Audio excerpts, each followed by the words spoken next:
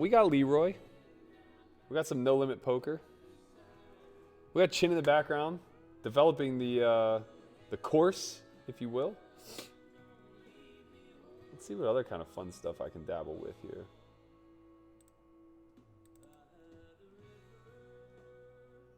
So I think you guys are going to get a little glimpse of the chat. I'm not sure. Looks like it's supposed to be up there. Maybe Caleb can help me out. It looks like the timer should be working. Maybe I got to press start. That might be a thing.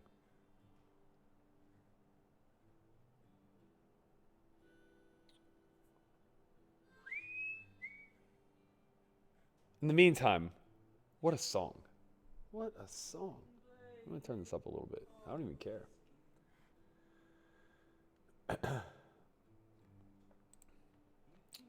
Harbs asked, have I been watching any candidates tournament coverage? I don't know what that is, man. I really don't. Unless it's Marbola, or whatever the hell it's called. I'm not watching anything. But I'm in for marble races. I saw Poker Shares today just launched the ability to bet on the marble races. I'm all in on Blue Comet. I saw enough. I've never seen the kind of heart that Blue Comet displayed in that viral video. It's incredible. We got ourselves a nice little spot here. 20 big blinds, ace-jack suited. We could rip. I think it's losing value if we do that, though. Let's just raise, get it in that way.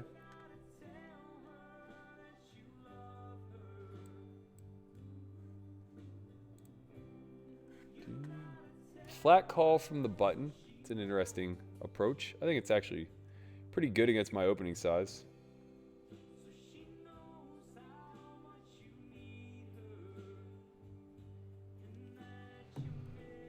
We flop pretty big advantage here, even against a flat call range. There's going to be some pocket pairs in his range. I could just go for the check rip. I think that's safe. But I imagine he has like a lot of king high, queen high, worse ace X. So we're just going to go small. Big blind, obviously. Pretty wide range here. Could have a 7. Could have a deuce. We block a lot of ace deuce at least. That's nice. Don't really want to get blown off our backdoor spades. So we would be calling a check raise, I imagine. Depends on what the size was.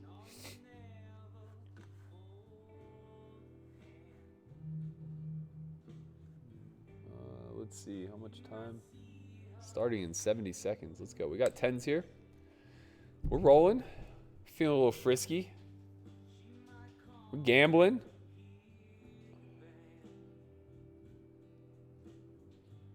Oh, man. Caleb left me a note, and I accidentally deleted it.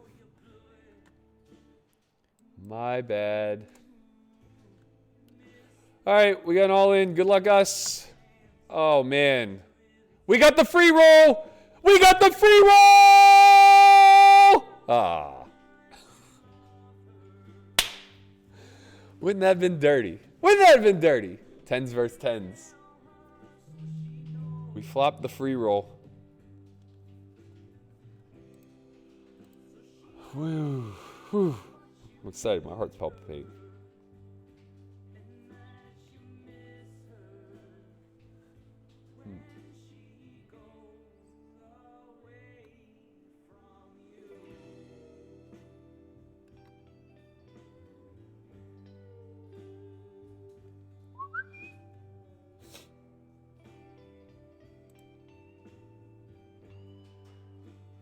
Still trying to iron out some kinks.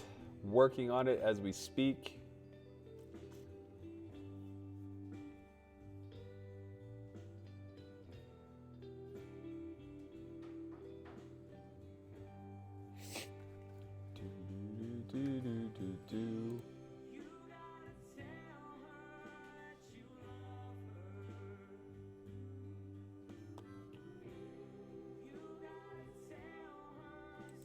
I found it. I found it. My man took care of us. Reset start. We did it. Oh my God, we got a clock. We got a clock and Corey just took a bad beat, I'm guessing, or else he's just punching the railing for fun. All right, we're official. We got titles on the tables. We got a clock. All I got left to do is the chat. Oh wait, I think we should be live now. Yep. My bad. We're going to have an extra few seconds of delay there. No sweat. Let's get it. Welcome. If this is your first time here, please consider a subscribe. Maybe even a like. If it's not your first time here, welcome back. As you know, shit gets real, man. We talk about stuff. We win tournaments. Well, we never win tournaments. Let's be clear. But we win some money sometimes. You know, we're out here in the streets. We do some weird shit. Maybe dabble with a limp here and there.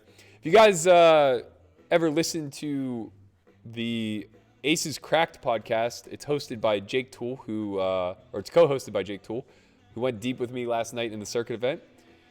He and Barstool Nate were kind enough to ask me to come on today. So that episode should be up this evening. If you want to give that a listen, I would highly recommend it. We talk a little bit about homeschool, the course that we have launching next Monday. We talk a little bit about the pain of tournament poker. We talk a little bit about WSOP, the payout structures, what COVID means to poker, and much, much more. Adam, I did not win last night. I never win. I made money, though. And that's all that really matters. What up, Gamballer21? Ready to learn and laugh as always. That's my job, man. I'm a teacher. I'm a comedian. I'm a goddamn poker player. What are these guys doing? They all have hands. All right, fine. I didn't have anything anyway. All right, let's check this one out. It's a fun spot. We are pretty deep. We have a cold call here from the small blind. That's a real hand. I don't think I get the call. All right, I'm gonna fold. Let's see what happens. We would have flopped middle pair. This is gonna go check a lot, I think. We'll come back. We got ace king up here. Whoops. What did I do? I messed up. Sorry. We got ace king. Oh, was I showing you the wrong screen the whole time? Just forget what I said. Canada's tournament is chess. Whoever wins gets to challenge Magnus for the World Championship. Man, that is awesome for them. I don't even know how the pieces move. I'm exaggerating a little bit, but I know very, very, very little about chess. It's definitely a game I never was taught. I never got into. I grew up in a blue-collar town, man. Chess was for rich people and smart people, and I was neither of those. Bro, marble racing is not cool. Marble racing is the future. If I could buy future stock on Marbella, I'm all in, man. I'm all in on it. Like, this is going to be what ESPN turns into in the next decade. Nobody wants to watch football and watch these guys get their brains bashed in. They can't even fade the flu. Marbella, though, we can just go find a remote beach somewhere and get after it. All right. Got Darren's Rabby open here. He's a reg. He's good. We're in a flat. You can 3-bet rip. It's a little aggressive. I don't love it. We can pretty much flat range in this spot, given stat depth and the juncture of the tournament we're in. We want to be taking on some risk, not too much. This is a good bet size on this texture. No shock. We don't have a backdoor, so we're going to let it go. Peter Mercial says, not trying to needle, but was that queen deuce shove where the stream cut out your bust hand? Yes, it was. It was probably a little bit of an out-of-line shove. I think I'm losing small there, especially against Gags, who's going to call correctly. Probably should have limped. It didn't really occur to me in real time, to be honest. When you get four-handed, the stack sizes get a little bit jumbled in the sense that like 20 big blinds doesn't feel like it means as much, but it still kind of does.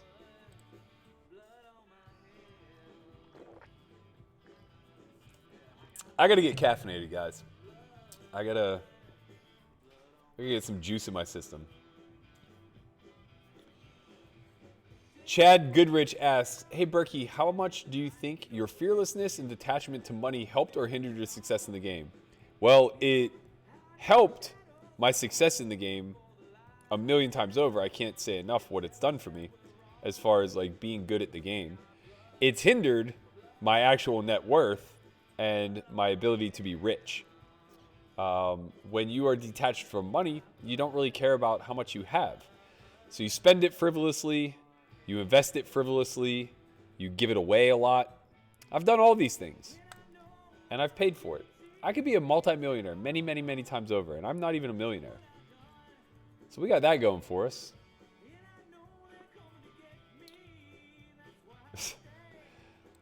Gotta start off a little weird, man. Gotta start off a little weird. This is a weird defend, but now I think we just have a check. That's close. I mean, we obviously have a check. It's just a matter of, do we check rip? Yeah, if he bombs, I don't think we have a choice. He's just very likely making too many mistakes at that size. He's going to show up with, you know, 9s plus here some of the time.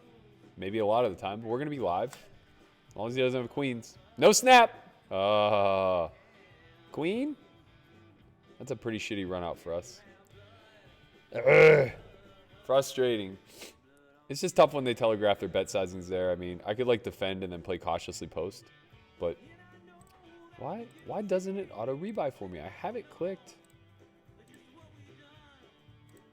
Oh, I have to click that. No, I have. Oh, I see. Double rebuying is not a thing in this event. That's why. All right, good luck us. We have 2 more bullets at it. Got it in pretty bad there. Top pair versus an over pair. I forgot to change the delay, Chad. I'm sorry. In the future, one of these days. Adam, I won 26,000, give or take a few $100. They still haven't put it in my account. That makes me nervous. I'm not really sure what to make of that, to be quite honest. I'm going to check my email right now because it's got me a little shook. What if the World Series went broke? They don't have an event to run. It's possible. We all got blood all over our hands. One of these streams, I'm just going to sing the entire time, and that's it. And I have an awful voice, so you're not going to like it.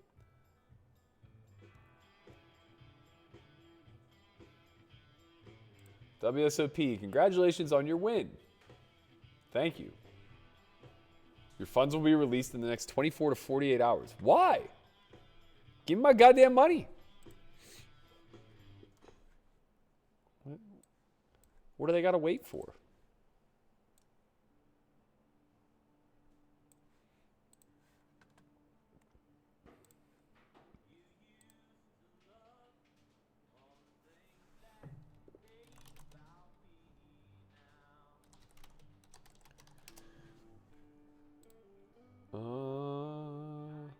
I'm going to try to get this moving. I need that money so we can fire in cash. Hit those cash game streets.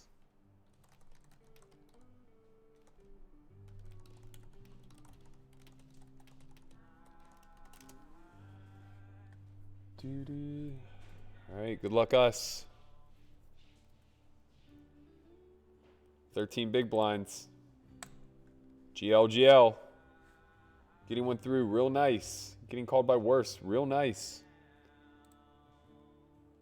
I like you too, Air. What up, my man? Starting to see some similar names every single night. I like that. We're building a following.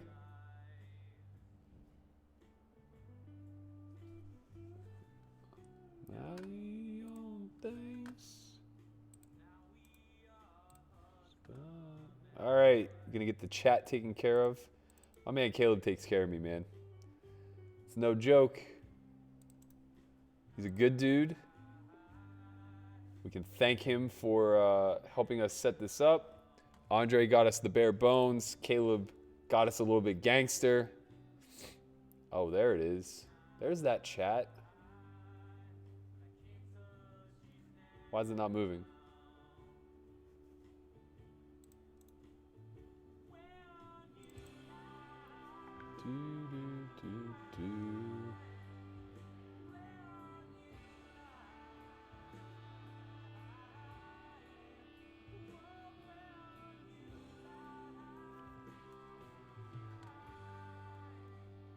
When you lie,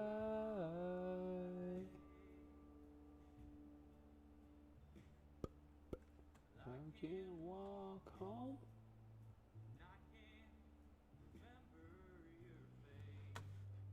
Queen 2 would have won in live poker. I agree with you, man. It's frustrating whenever people don't know the rules of what's supposed to win. All right, good luck, Gus. This is a premium for this spot. We're happy to have ace jack. 12 big blinds, 13 big blinds. Let's not sell it short.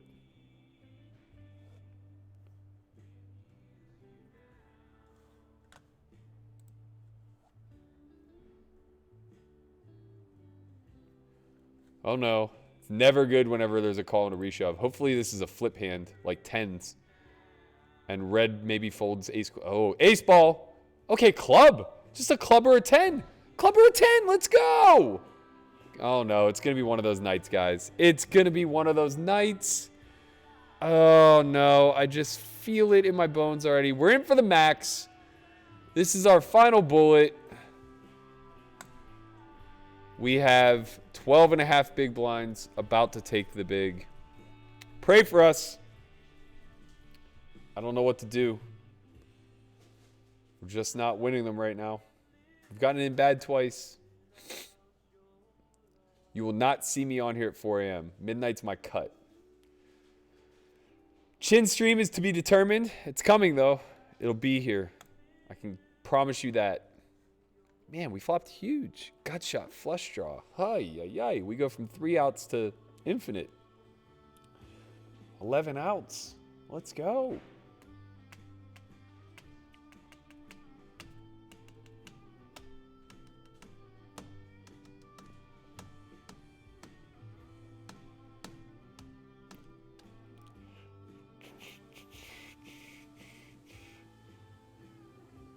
All right, Lily and Ace are back. He wants his shout out. What up, little man? Good to see you here. We're getting wrecked. You came just in time. I'll try to keep the language to a minimum while there are children watching.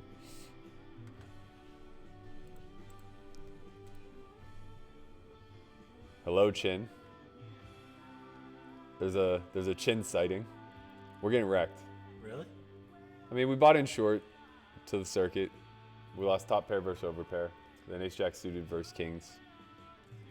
I'm working on homeschool. Yeah. Someone has to. Lord knows I don't have time to. Cash games? Gonna have to, man. Gonna have to. Alright. They're calling for you, Chin. They want you. You're a desirable man. That's what I've heard. It doesn't come straight into my account. I guess I have to wait 24 hours. I am working on homeschool. It's a really big project and it needs to be very good. What are you going to do here? Fold. This is the guy who got me with tens. He did the same thing. He opened 2.6. Wow, he opened 2.5x. Oh, okay. Good luck, Gus. Okay. 11 big blinds. This is our last bullet. Fem Kurtz opens. Oh man. Oh, 3x? Come on, bro.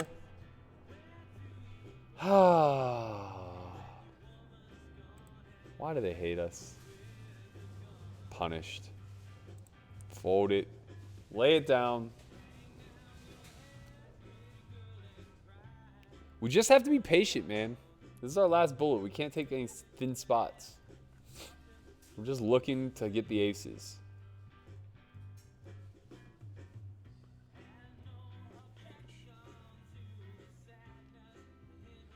All right, looks like I got you a frozen chat on the screen. It's better than no chat. Just got word that that podcast is live.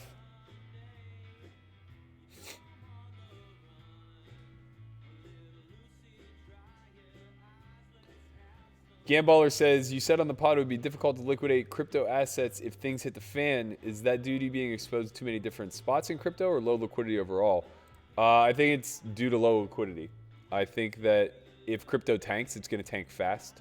And you're just not going to be able to unload it at a fast enough pace to not end up selling at the bottom. So I could do the prudent thing and sell now, but I believe in Bit. I think it's a good investment, and I'm a gambling man. So here we are. Greg Sullivan says, your thought on the game makes me think deeper, and I appreciate everything you do for the game. Thank you, Berkey. I appreciate you being here, man, and saying those kind words. You guys make me feel good. You know, I get 2 fourth-place finishes. I usually would have went home, sulked a little bit, told all my bad beats to my roommates, watched them roll their eyes. But instead, I went home with a smile on my face. I was like, you know what? Today was a good day. It was a good day. We got 2 fourth-place finishes. Now here we are back in these streets, grinding a 10 big blind stack, praying. This is literally the pray mode of tournaments. They don't teach that. You guys don't know about the pray portion. We are just praying. How did this guy lose all my chips? He had the kings. Wow. Does him dirty. Does him dirty. Let's go. Are you superstitious? And if so, how? As a former baseball player, it's strange that I'm not more superstitious. When I was younger, I used to wear the same shirt underneath my uniform every single game. It was my All-Star jersey from when I was 12. My granddad got a separate one with his name on the back. So we used to call him Big G. So he got Big G on the back. I used to wear that as my undershirt. Thought it would bring me luck after he passed. Judging by my career, it probably didn't work all that well. But, you know, I felt good about it at least.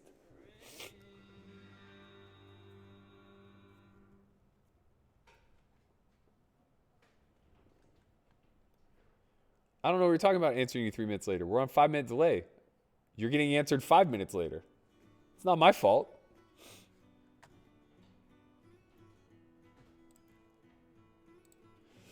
This is kind of a spot down here. It's kind of cool.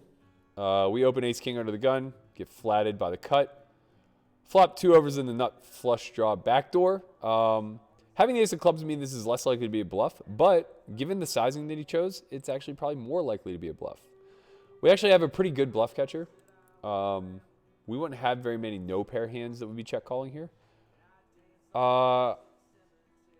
Yeah, I think I'm just going to keep following through with a call here. I imagine that we're doing pretty fine against this range.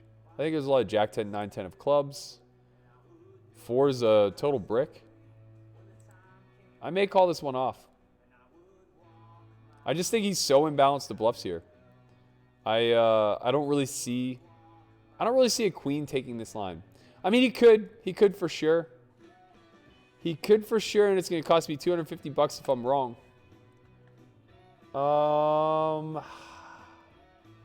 What do you think, guys? I don't know. This smells fishy, you know? Like, what does he think I'm check call? The thing is, though, like, if I have 10s or jacks, I'm just so obvious to have this line. But I also block ace queen and king queen.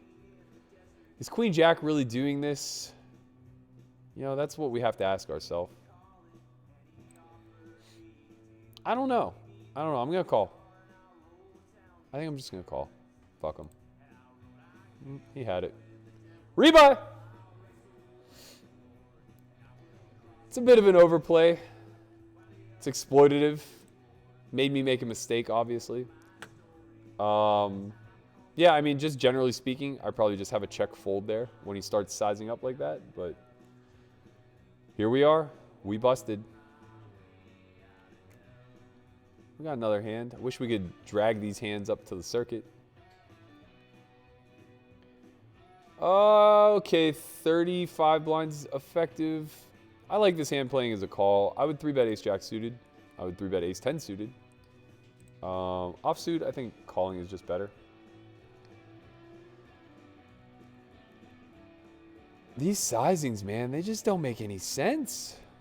There's no reason to bet this on this texture. It just doesn't make any sense. And it's going to keep costing me money because when people do things that don't make sense and I turn equity, I'm just not folding. This should go check, check.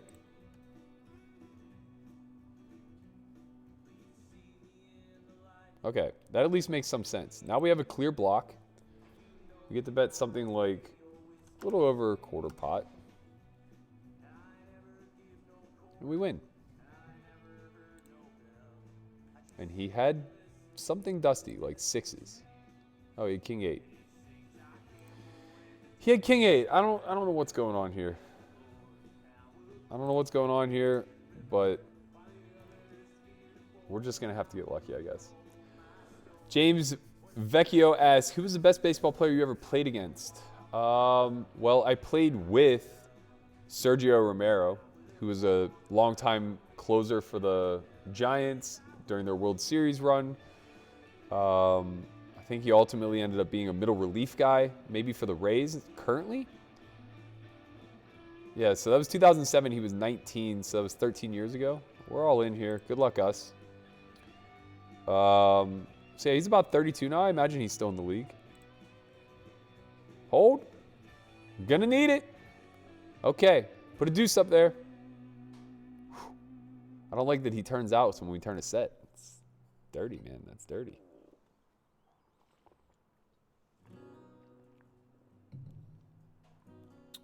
Interesting that Darren's choosing the 2.5x size. Doesn't make a lot of sense with these stack depths, I gotta tell you. But to each their own, I suppose.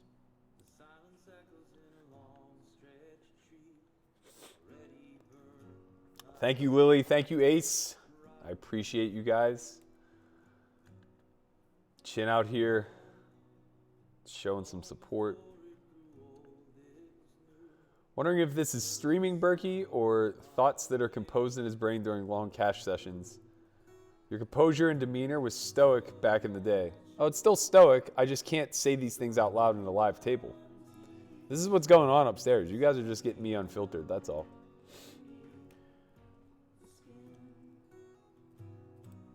Hey Berkey, being in finance myself and having exposure to this, have you thought of hedging your crypto portfolio with options or other derivative products? Yeah, I don't want to get too deep into it, but I have a friend who trades, and I'm basically investing in his fund, and he's been murdering it. So that's another reason why I don't want to liquidate. He's just printing for me at the moment. Printing coin, that is. But you know, he's basically timing the market. He's hedging where necessary, betting against crypto, betting on crypto, all that fun stuff that I don't really understand too well.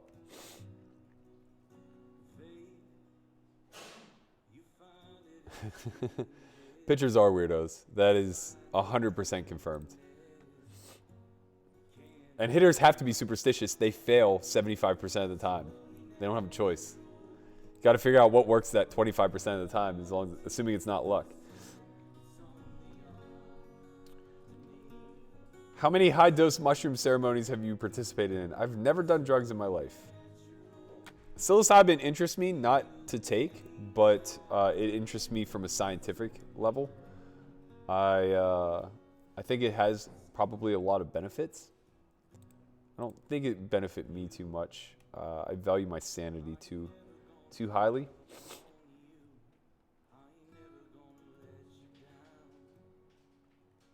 Again.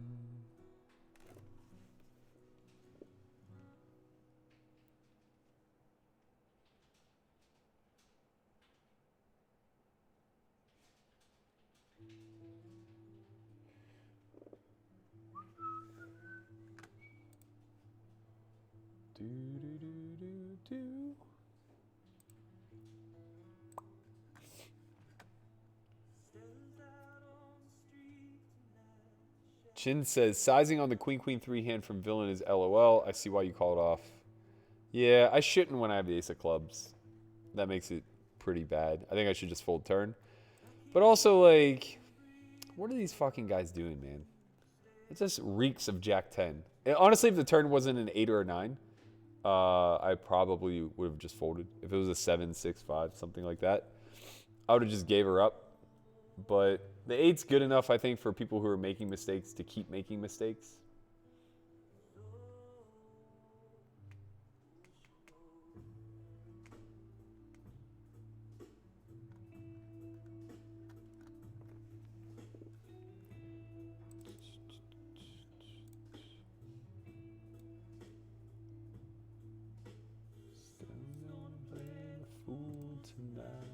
Chances are it's gonna be me.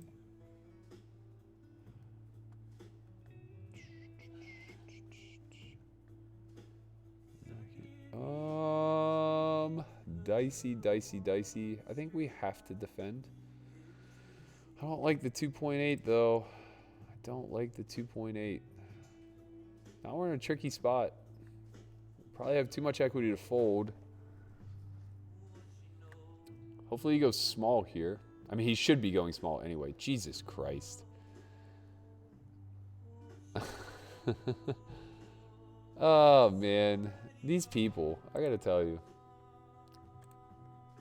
We're just gonna hang around long enough to catch these punts. That's all.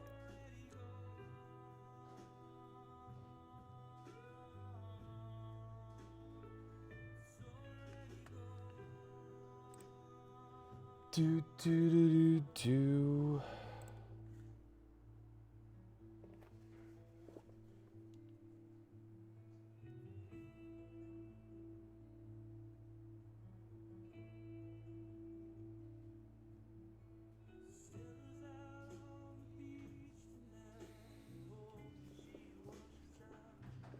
Wilson.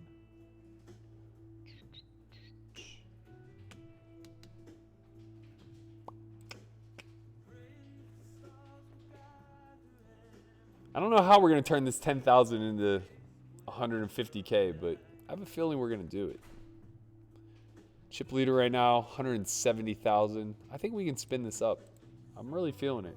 10 blinds last a long time. Oh, yeah, sorry, Sergio Romo. I don't know why I said Romero. You know why? It's because I pitched with a kid in college named, I can't remember his first name, but his last name is Romero.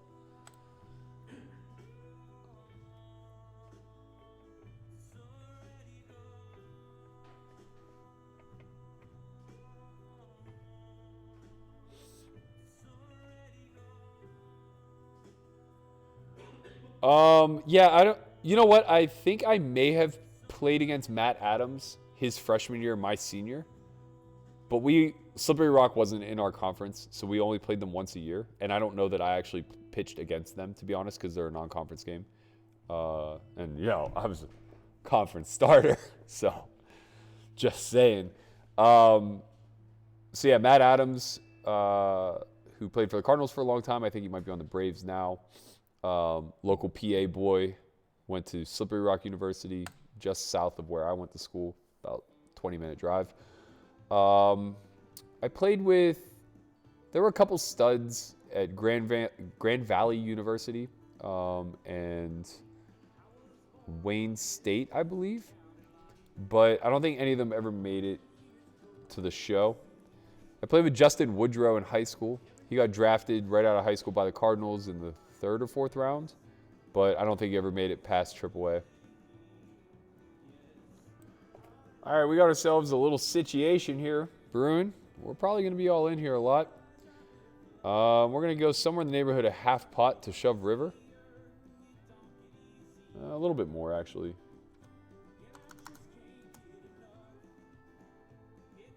So we're going to slightly overbet jam river. That's a pretty brutal card to do it on. But I don't think we have a choice. I think only Jack 10 or better calls us. I think he probably has a lot of Queen X with the Queen of Spades.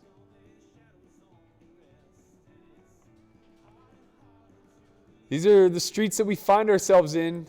Wide range versus wide range. Board texture. Wow. Went for it. The guy went for it, man.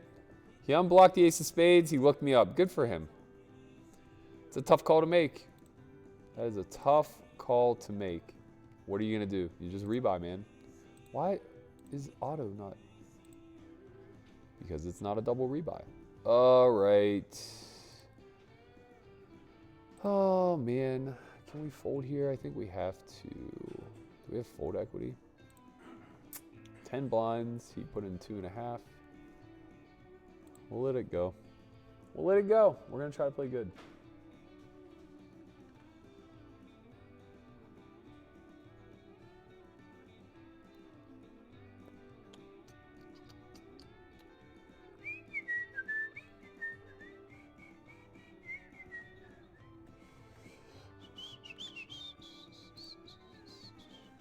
Many lives I feel for love.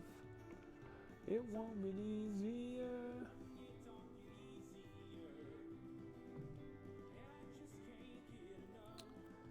Yeah, my mother definitely suffered from bipolar disorder, schizophrenia, things like that. So mind melding drugs have always been ones that I'd like to stay away from. We get a better spot the very next hand, so that's pretty nice.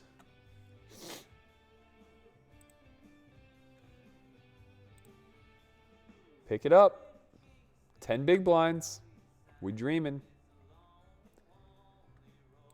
Favorite cooler hand? You know what? I remember a lot of hands where I got cooled off. Jonathan DeHummel cooled me off in the 2010 World Series with 41 left. He went on to win it. Chip lead pot, no big deal.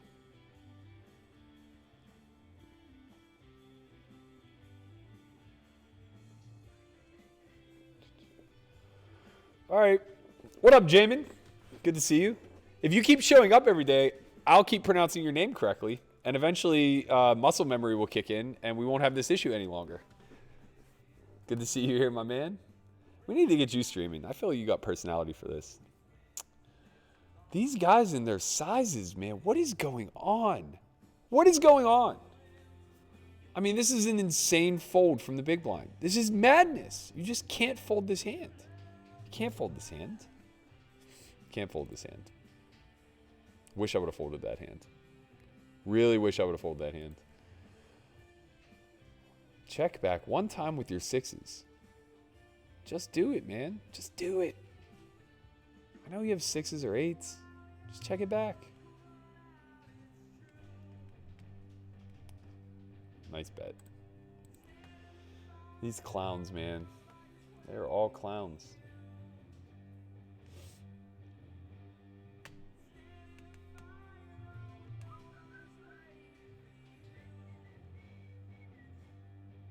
Oh, what's the best hand to cooler someone? Aces.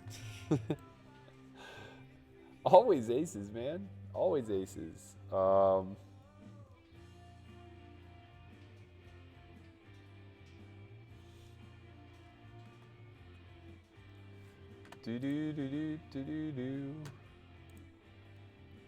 This is gonna be one of those nights. This is gonna be one of those nights. I think we're gonna have to rip if it folds to us. I'm kind of happy it didn't fold to us.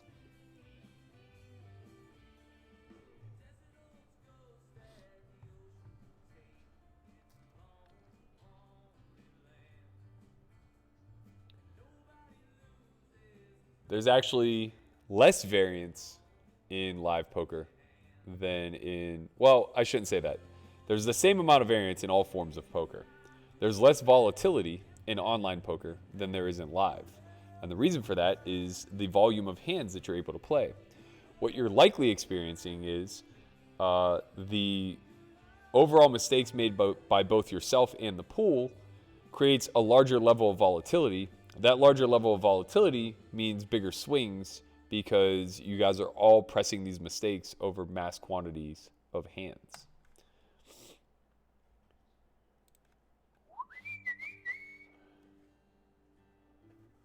All right, we have a fun one here. Just defended the big check, check, flop. We turned pretty big range advantage here, so we're going to start going pretty big. And when called, we can actually check a lot of rivers. Still have enough showdown value.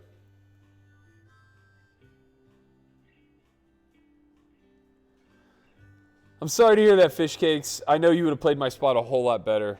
It's very sad that I'm not the player that you are. I wish you would run an academy, maybe. That'd be great. You could teach me how not to quote-unquote donk off my chip leads in both tournaments when I was the chip leader with 28 big blinds. In this bar till the sun goes down. What's going on here? Say you're due to make me want to stick around. It is Leroy all the time.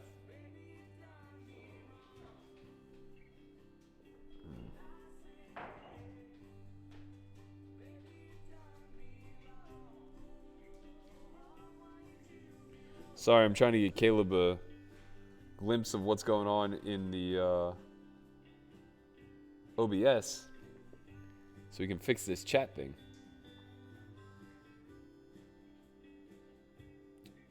But I'm terrible with technology, apparently.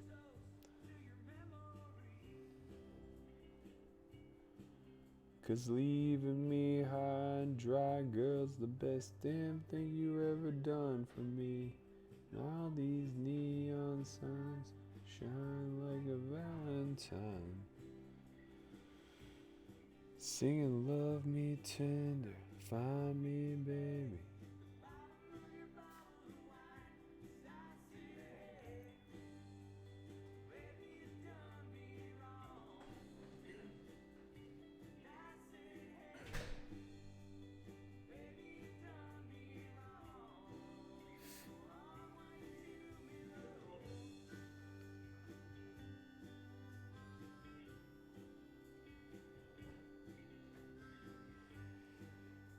Thank you, Jamin.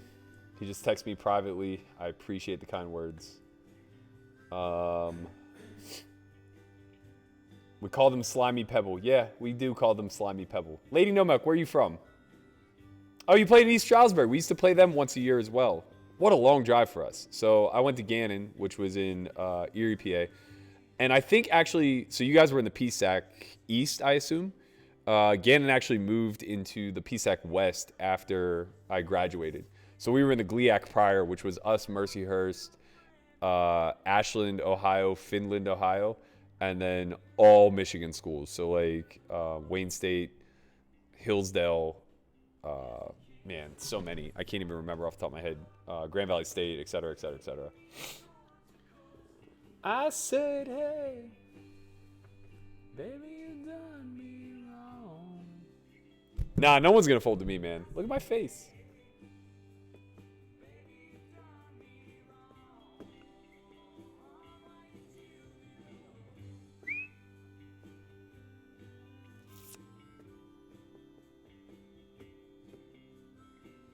Do we got mic issues again? What's going on? Do I sound all right?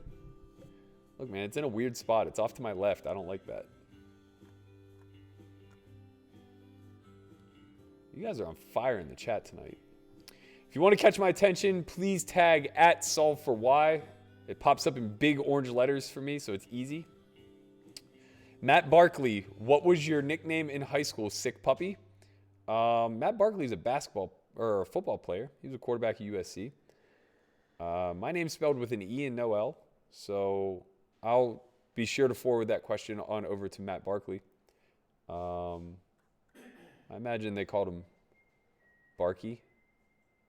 I mean, I get called Berkey and Burke. Maybe they called him Bark. I don't know. I don't know, man. I don't know.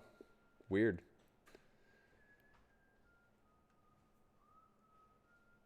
Scott Stone, what up, Berkey? If you all need free assistance, just let me know. Still looking to help out, especially during these times. Thanks, my man. I appreciate you. Thank you for tuning in.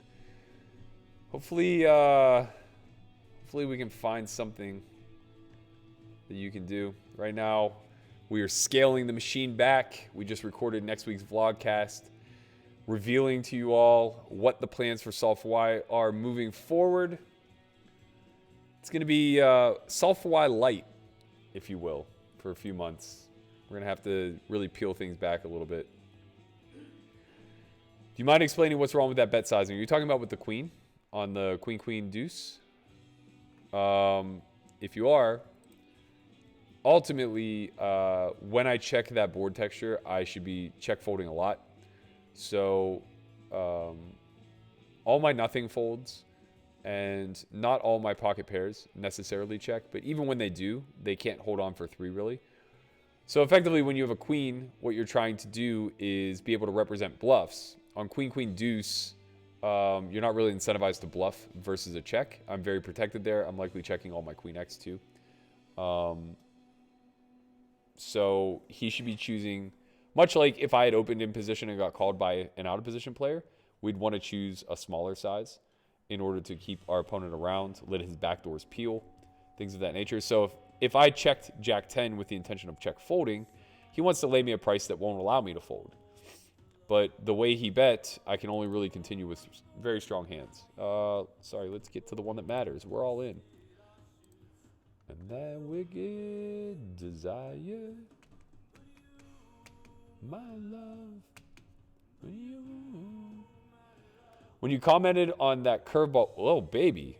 Okay. Yeah, pair the board. Wow, we did it. We got a real loose call there by 6-3 off. And held. This tournament's special, guys. This one is going to be very special. Just found out 2 fly to die that I tried running that 3-barrel bluff against, who called me with queen 6. Is a high roller extraordinaire. He likes to get after it. We're going to be looking him up here. No need to raise. He has all the 7-8. I don't have that much. I think that's a good enough card for us to be calling again. Even if he rips. My love. I mean, that's a more favorable bet than all in, I suppose.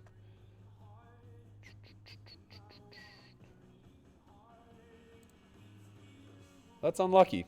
We're getting very unlucky against a good player. That's annoying.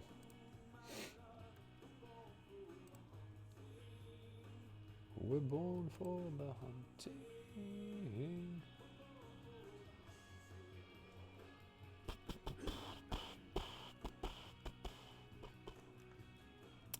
Live poker has a lot to do with you, but online has a lot to do with raising. I don't know what that means, so I can't agree or disagree.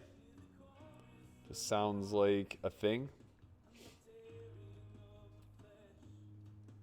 What's the maddest you've ever been at the poker table? That's a good question. I'm trying to think like if I've ever just been beside myself angry.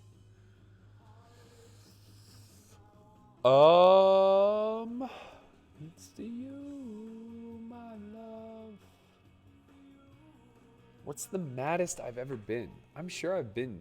I mean, there have been a lot of emotional moments in my career where like my ears were just red. But like for me to be justifiably mad, somebody would have had to have like really tried to scum me. So I'm trying to think of like what's the worst I've ever been angled, where like I would consider getting into a shouting match. Chid's busy working on the homeschool. He's building out his lesson plan. Didn't feel comfortable doing this whenever he had so much work on the table. Does the circuit event give rings? Are they every night? Yes and yes. I think they're every night until this Sunday, possibly. Not entirely sure. Ooh, we got a nice one down here.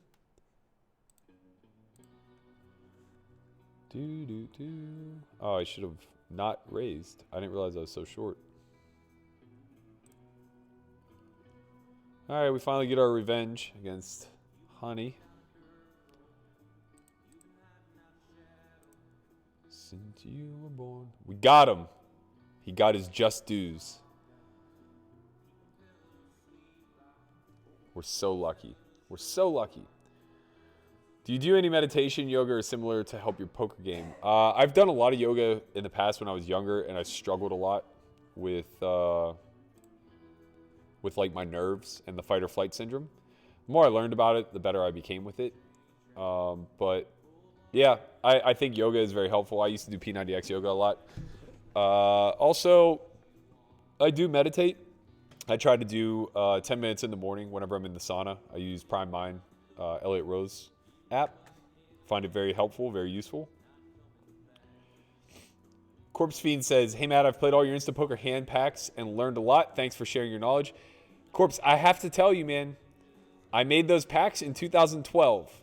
Proceed at your own risk. Strategy was very, very, very different 8 years ago. I'm just throwing that out there.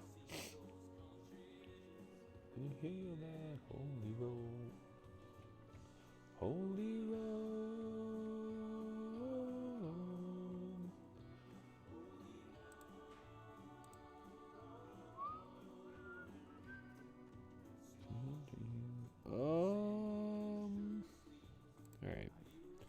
We'll pass.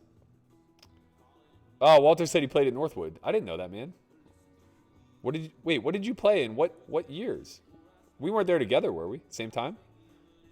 I was there 2001 to 2005 for what it's worth. Heyo. Look at this. Look at this. All right. Just shy of 10 blinds. Maybe we'll get called by 3-6 again. That'd be nice. This big blind is not playing very well. So, oh, should have limped.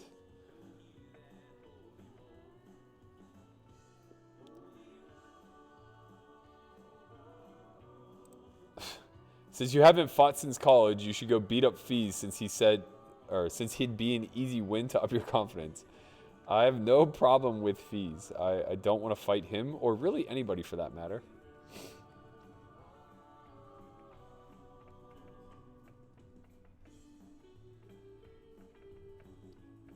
Hi Ernesto, welcome back. Good to see you, man. Please explain the Queen 2 all-in move late last night when the stream cut off. Small punt. I'm losing a little bit there. I wasn't really sure of the spot, to be honest. I think I am probably losing something in the neighborhood of like $10 or $15 with that shove. It's not good. Not trying to defend it. Don't really care. We all make mistakes.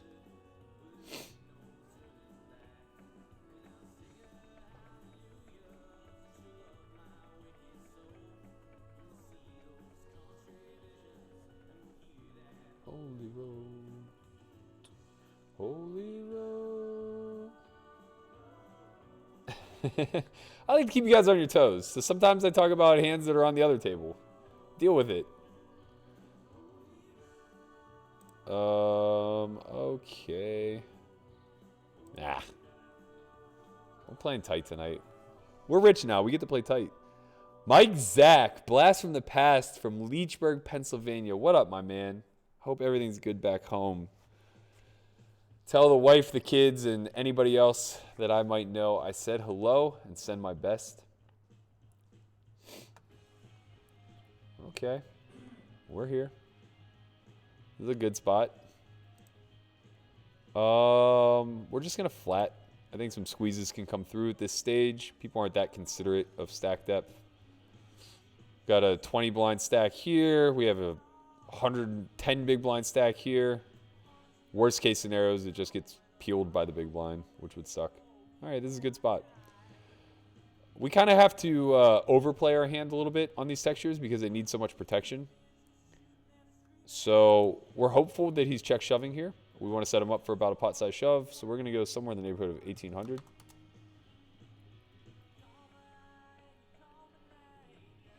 Garrett Buffington says, is there an easy way to clip a YouTube video without downloading software? I want to upload a clip for the homeschool contest, but I don't know how. You can use Camtasia. It's a screen recorder. You can use a screen recorder on your phone if you like. We're going to be all in. I don't think he has 2-pair plus playing the hand this way. I think he probably has... I mean, he could have Queen 10. That would suck. No snap. That's good. No snap. That is good. I think he's going to call with worse, though. I think he might call with, like, ace. Nope, he doesn't have that. Queen Jack. Queen Jack would have called by now, right? He has 10s. That's what he has. He has 2 10s. 2 10s or 2 7s. There it is. Yeah, same thing. 10s, 10 9. Same thing. Ship the money. So for everybody who doesn't know what Garrett is talking about, we opened up a contest last night. Get out there. Start clipping your favorite Solve for Why content. Get creative. We're giving away a seat to homeschool. This is a 60-hour course, 5 days a week, 4 weeks long. The most intensive training that we have ever done as a company. We are giving away a seat. We might give away multiple seats. I'm not sure yet. It depends on... We are not giving away multiple seats. It depends how good the entries are. I'm not sure. We'll see. But I'm just telling you, creativity goes a long, long, long way with me. We need you to send us clips, highlights, reels, whatever you want to come up with. Send them to our Instagram. Send them to our Twitter. That's at Solve for Why Academy. at Solve4Y TV. Those are our Instagram and Twitter handles. DM us, email us. I don't care how you get them to us. Just get us the clips. And if you have the most favorite one of the group, we're going to give you a seat to homeschool. And you're going to learn a lot of shit about poker. But I got to tell you right now, some of you are lazy. Some of you are just sending me a timestamp to an 18-hour long stream that I did, expecting me to like figure out if it's worth watching or not. We're all in. Good luck, us. 10 big blinds. We need some folds. Maybe just a hold. Ship it. Do I have schizophrenia? Not that I'm aware of. But then again, isn't that part of being crazy? I don't know, man. You want to diagnose me? I'm all for it. Tony Torres says, how pissed were you on the angle at TCH in that call scenario? We have to fold here. That's annoying.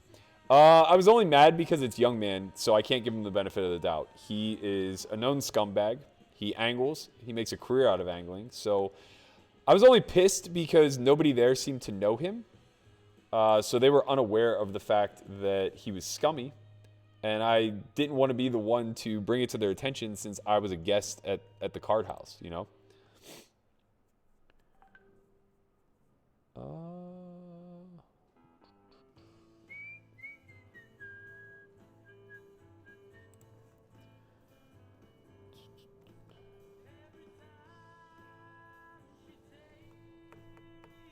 What kind of similarities and differences do you see between online and live poker, both low and high stakes? I would say the similarities are the good players understand the technical element of the game. They do a good job of stack management. They do a good job of choosing proper betting strategies. Their ranges are relatively intact. I would say the big differences is the percentage of ranges. I think live you get away with playing much, much wider, which makes games looser, more fun, more active, et cetera, et cetera. Whereas live, you get very punished for stepping out of bounds. So the games play very tight, very small. Sizings online tend to just be smaller by default. Okay. So Walter says he was a left-handed pitcher as well, 90 to 94. I'm sure you enjoyed beating up on Gannon. We were notoriously bad. Though Northwood wasn't very good whenever I was in school also. Wow, what is going on here? Do you find Ryan DePaulo entertaining? I don't know. I've never watched his videos. I played with him in the Colossus whenever he made that deep run. I was also deep in the event. Let's get lucky. Let's get lucky. Ooh, we were like a tenth of the way there. But yeah, I haven't really gotten to see his vlogs. I hear he's entertaining. I saw Negreanu tweeting about him. It seems like pretty reasonable, I guess, person to trust on what's entertaining. It's very unfortunate to have to flop a deuce there and fold, but I think it's fine. We're playing exploitatively. When talking to famous poker pros about training sites, they said most of them prey on 90% of losing players since only 10% really win. What are your thoughts? I don't know that as a coach you're preying on people who are losing. That would be like saying that a gym trainer is preying on fat people. You're offering a service that can make them better and increase the number of winners from 10% to a larger percentage, be it 12% or 20%. I don't really think that's up to the training site to decide. I think if you offer something of value, then you're a good actor in the industry, and you don't really have to concern yourself with who takes on your services. I don't think that there is, some sort of minimum requirement at that point. We're gonna have to fold here. Very annoying. Can the chat screen work on the overlay so I can watch full screen and still see the chat? It's frozen, man. We're working on it. But yeah, you can use the pop-out chat. That'll work well for you.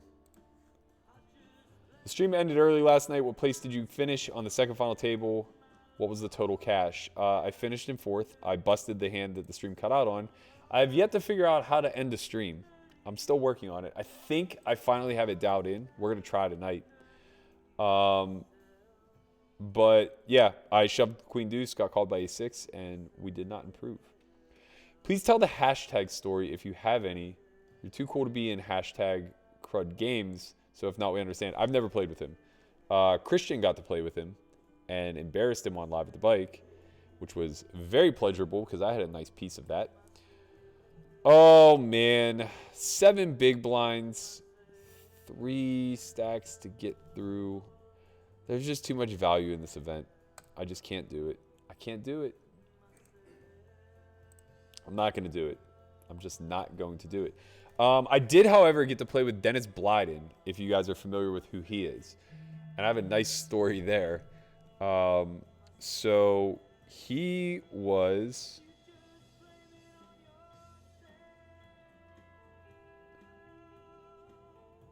hold on one sec.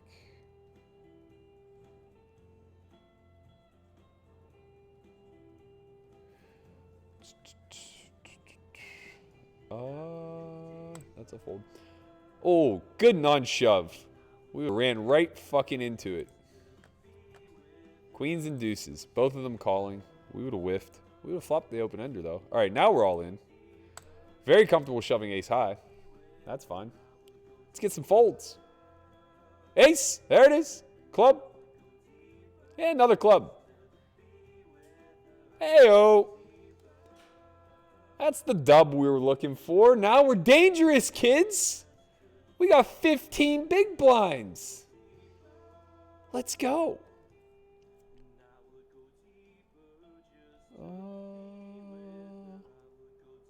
I think we get an open here.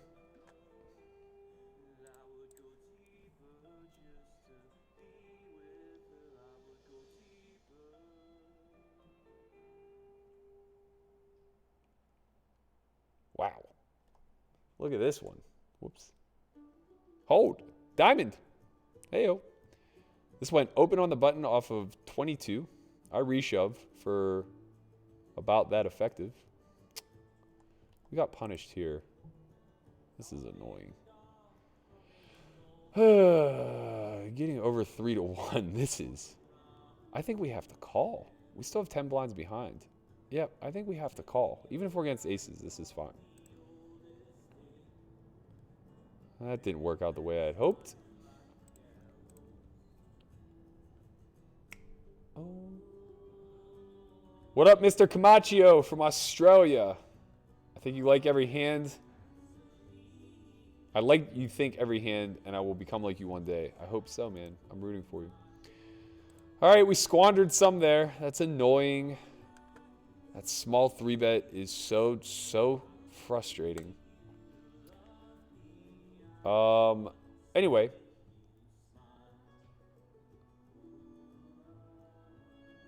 Reynold Johnson says, hey, Berkey, I'm a college... Do we think that's basketball or baseball? Either way, B-ball official in the PSAC conference. One of the toughest conferences on the East Coast by far. Completely agree. Very challenging. The GLIAC was actually very premier when we were in it. Ashland, Grand Valley State, national powerhouses in pretty much everything every single year. Wayne State also very good. Mercier's competed. But I think the PSAC is very tough. It's been all right, we're all in. Good luck, us.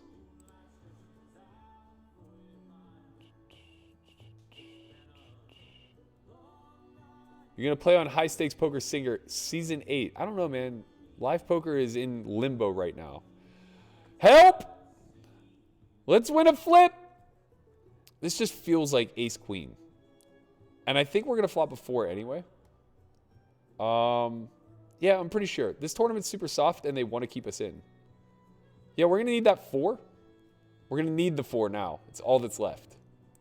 Nope. Good game. Good game, team. We are out of the circuit. We didn't last very long. Wow. Yeah, we did. There's only 164 left. This thing goes so fast. Oh, man. All right. We are one tabling now. Oh, God. You didn't even see it, did you? I had the wrong screen up. I shoved 4s. Got called by 9s.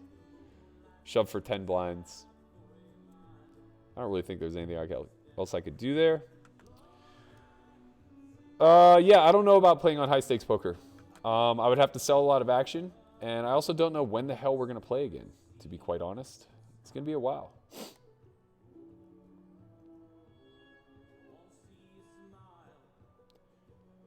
Alex Duke says, seen the last 3 sessions and great content, but I've noticed that when you have gotten to the later stages, you have lost every time under the gun.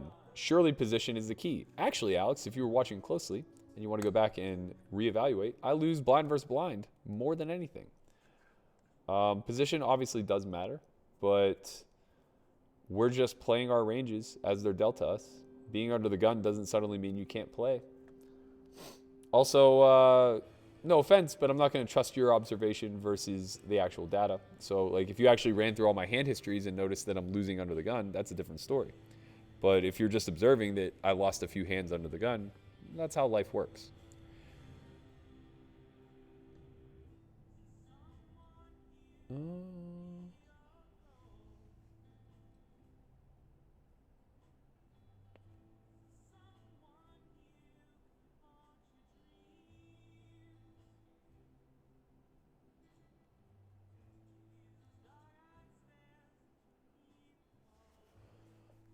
Okay. We got a limp and a limp from 2 shortish stacks. I'm trying to get into the mind of the limper, since I'm a limper. I'm just going to complete. I'm just going to go play along. Have you ever had to give up on someone you were coaching? If so, why? Yeah, Chin. I had to shower his ass, teach him a little bit of grit. No.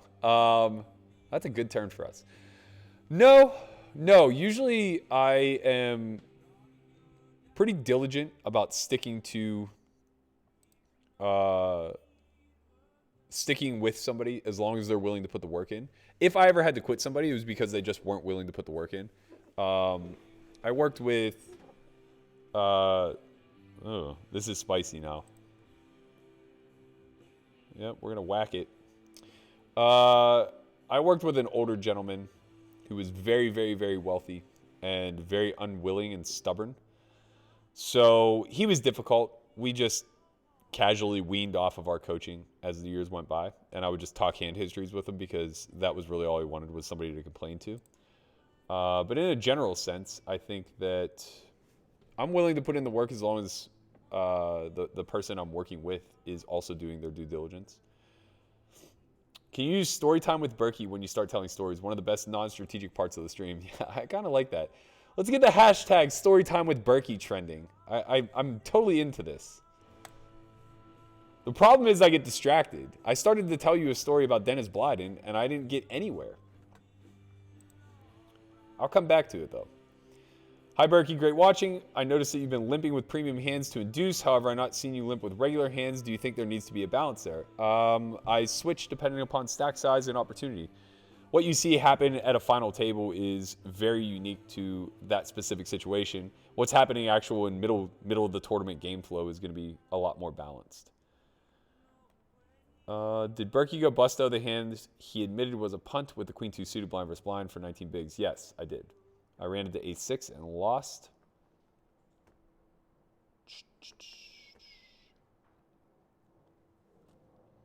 Which do you prefer, playing tournaments or cash, even though I know cash is probably more profitable for you? Online, I probably prefer tournaments. In general, I greatly prefer cash, and it's not even remotely close.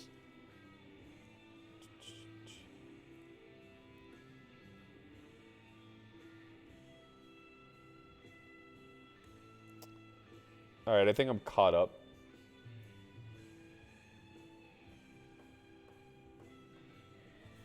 Wait, you did give me the answer? Oh, shit. I didn't notice you texted me. Sorry, Caleb. Oh, shit.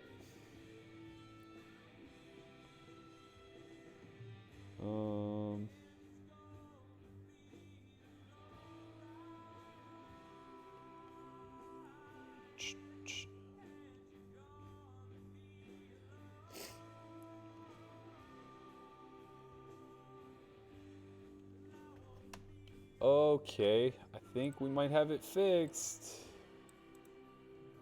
Let's see.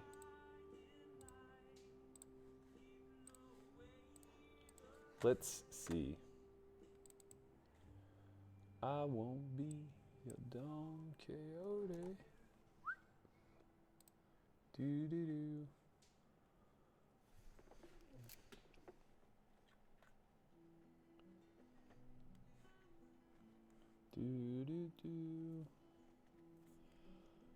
We'll see. We'll see if it starts scrolling. There it is. Oh my God, the chat's fixed. Caleb, you're the best. My man. That's a real mod. He gets in here and he takes care of shit. Let's go. All right. So the Dennis Blyden story goes as such. I met him in LA February or March, I guess, of 2000. Was that 2017 he won it? Or 18? 18. Okay, so 2018. And he ends up winning the whole tournament. It's insane. He's playing like a madman. He bubbles me in the event. This is so stupid. So he's at my table. I have like 15 big blinds on the bubble. I should just be folding every hand. But the guy's a lunatic and just punting as hard as he possibly can. So I mix it up. I end up like playing, I chip up a little bit. I end up playing like a 40 big blind pot with him where I get in with 2 overs and a flush draw, and he has bottom 2 on like 8, or sorry, it was like 7-3 deuce, and I had 9-8 of clubs. It was 7-3 deuce 2 clubs, and he has 3 deuce off, where he just like limped the button. This guy's a real psychopath. So he bubbles me. He is friends with like Chance and Foxen, who back Christian in tournaments. So he goes up to Christian on break, who's still in and made the money, and goes, hey, I feel bad for bubbling your boy. I'm going to give you 1% free roll of the event. And then he goes on to fucking win the whole thing, which is insane. So Chin just gets $10K. First place is $1 million. They just hand Chin $10,000. Like, fuck me, I guess. I get nothing. Chin cashes the event for like $25,000 also. This is just glorious. I get my revenge though. So like March of 2019,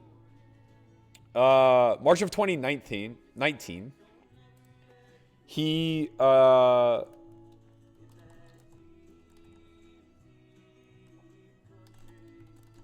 getting the hashtag trending. So March of 2019, the Poker Masters is going on in Las Vegas. And what happened? I fucked up. We got the birds. So he's in town. I'm playing the big game at Aria. It's a good game. Nothing great, but like Evan Mathis is there, former Philadelphia Eagle lineman. He's pretty spicy. He mixes it up. And there's one other guy who is in the mix and battling. I got to figure out what we're going to do here. Oh. Well, we're Rip City now. We are Rip City. Hopefully, Deh has a call off. Blonde obviously does. Wow, what is going on here? What are these guys doing? He just called off of a 9 big blind stack. Get out of here. I should have just called and trapped them both. I am new to streaming Sisyphus. This is my 4th stream ever. But I'm not new to talking or to being in front of the mic. Okay, so he's in town for the Poker Masters. He's playing literally everything. And I mean, like, this guy is as amateurish as it comes. So it's like, where the fuck is he getting all this money? And he just keeps telling everybody he's a crypto wizard.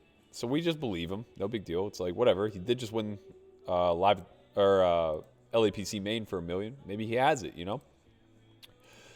I guess he's like backing a bunch of the guys in the Masters. He comes rolling into Ivy's room, and the final table of the Masters is going on. It's like Chris Hutchison's at the final table. He says he has a big chunk of him. He says he's a big chunk of Ali Islamic. So we're like, all right, cool. Like, you know, whatever. And he wants to sit. We're like, great. Pull up a chair. So I've never played cash with him before, but I just remember him from the tournament being a wild man. So he sits down, and it's me, Evan Mathis, JRB, Roble, and Dennis. Yeah, 5-handed. And I'm sitting like 500,000 deep maybe, and we're playing 200, 400. Within an hour, Dennis has $1 million on the table, and it's only him that are playing. The other three are just like folding and watching. So no matter what action I take, he's sitting immediately to my left. No matter what action I take, he puts the next aggressive action in. So if I limp, he raises me. If I raise, he 3-bets me. Period. No matter what. We get into this hand where I wish I remember the details better. It's pretty insane that I don't, because it ends up being like a 700K pot where I have one pair. But the long and short of it is I have Queen Jack on a Jack High 2 heart board. I have Queen Jack of hearts. And I bomb the flop, and he raises me. I just call. Turn is like a brick. Actually, the flop might have been rainbow, and then I turned the backdoor hearts. I check call huge again. And then on the river, he's like all in for 2x pot, where I think maybe 10-9 might have been a straight. So it might have been like Jack 7, 3, 8, deuce. And he's just like all in on the river for like, I don't know, 300,000, 250,000, something in that nature, right? I'm just like, what the fuck is going on here? But I just know this guy sucks. And like, it's just like, if he has it, he has it. So I just like look at him, and I pick up on some live cues, and I'm like, this guy doesn't fucking have it, man. There's no way this guy has it. Like, he just doesn't. So I just look at him, and I go, I guess if you got it, you got it, man. And I just slam home $250,000. And he tables 3-4 offsuit for bottom pair or middle pair or something like that. And goes, how do you call? I'm like, oh my God, let's fucking go. So I get him. I'm up like, I don't know, 700,000 now. Evan got a little bit of it. He's stuck $1 million. Dennis is stuck $1 million. And he just leaves, right? We're like, oh God. And I was like, guys, please. First of all, I like the lineup as it was. Like, Evan's nice. And honestly, like, I enjoy the company of all those guys too. So it's like, it's not a game I want to quit despite being up piles. And I'm like, guys, we gotta give him a minute for sure. I'm like, yeah, all right. And like, Evan was a little bit stuck too, so like he was like, fine, let's keep playing, you know. So we keep playing, and I'm winning small while they're there. Dennis comes back, and he just piles like 650,000 worth of cranberries on the table. And what had happened was Chris Hutchison had just gotten like second in the Poker Masters, and he had a piece of the guy who won it too. So he ran over to the cage to collect off of them, and then came back and just threw it right on the table. It's like, all right, guys, we're going to hold. Okay. So he just grabs those winnings, brings them to the table. We end up playing this hand where this is wild. I have to remember exactly how it went. So it was blind versus blind. He now sat to my right. He limps for, I think we're playing 2-4-8 at this point. The 200 folds, which was Roble. And he limps for 400. So there's there's $1,800 in the pot. I check with 6-5 offsuit. He then, the flop comes out, and it's 9-7-3. Yeah, that makes a lot of sense. 9-7-3. Hold on. Sorry. I'm in two hands at once. Okay, so the flop is 9-7-3. So I flop a double gut shot with 6-5. No, that can't be right. Because I land on the river with a one-liner. So I must have had 5-4. Yeah, okay. That makes way more sense. So it was 9-7, I got to get out of these hands. 5-4, double gutter, 9-6 deuce. Nope, that's just a gut shot. 9-3 deuce must have been what it was. Yeah, okay. So the flop is 9-3 deuce. That's exactly what it was. It was 9-3 deuce rainbow. There's 1,800 in the pot. He bets 3,500. Well, I'm open-ended with 5-4. I call. Turn, offsuit 5. So I make middle pair now. He bets, now there's like 10K in the pot. He bets 25,000. Keep in mind, we're 800,000 effective. It's like, okay. No, sorry, he didn't bet 25K. He bets 15,000. I was like, okay, I call. River is a 6. So it gives me a one-liner straight. So it's 9, 6. No. I'm so sorry, guys. I'm fucking up this board texture. Moral of the story was, there was a straight that could beat me, but I had a straight. Okay? So maybe the turn in river was like 7-6, something like that. So like 9, 7, 6, 3 deuce. So I have 5-4, but like 8-10 beats me, right? He bets 100,000 on the river into like, I don't know, 35K, something like that. And I just remember thinking to myself, like, well, what the fuck do I do now? He just bet 3x pot where I have effectively the second nuts, but we are still like 6 or 7 pots behind. It's like I can't shove. I can make it like 250K, but if he shoves, I'm going to be sick. And this lunatic might just shove with like a naked 8. If he has like ace 8 that he was trying to bluff and I raise and open up the betting again, he might just rip it. So I make this crying call. Not that I wanted to just call, but I make a crying call, and he tables 9 deuce confidently, like it's the fucking nuts for top and bottom. I roll over the 5-4, and he goes, Jesus, how big of a nit are you? You just called there? I'm like, sorry, Dennis, I didn't know what to do facing a 3.5x pot bet. I mean, like, we're 1 million effective, man. I'm not going to just stick it all in with the non-nuts. I'm sorry. Moral of the story was I won 1.2 million that night. And Dennis Blyden went to jail for what the hell was he doing? He was money laundering. I don't know. He was stealing from his company basically. So he had like embezzled like, I don't know, 14 million or something like that from his company. And he gambled it all away, lost a lot of it in crypto. Now he is locked up, but luckily we got a nice chunk of that change. I actually didn't get any of it. It just went to my backer, but it was nice to book a win. It was a lot of fucking fun too. If you haven't heard of Dennis Blyden, Google him. His story is very wild.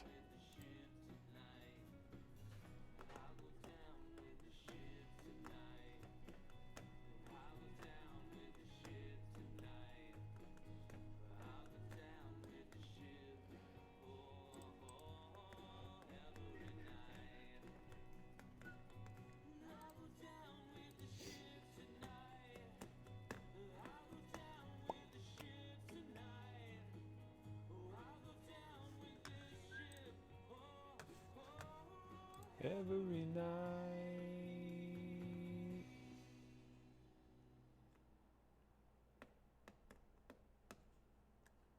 Oh, I messed up. Oh,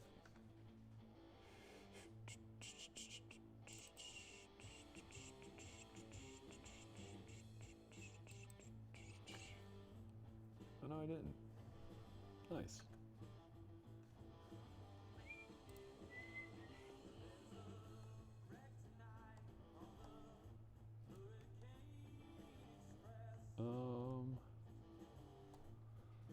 Sorry, I gotta set this up. There we go.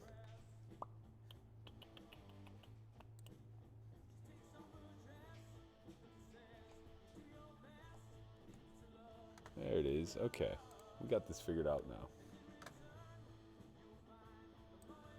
So the $100 tournament started. We hopped in. We're up 555 chips. We might jump in a little cash. I'm not sure. I'm not sure yet. I don't know, man. It's been a long week. It's been a long week.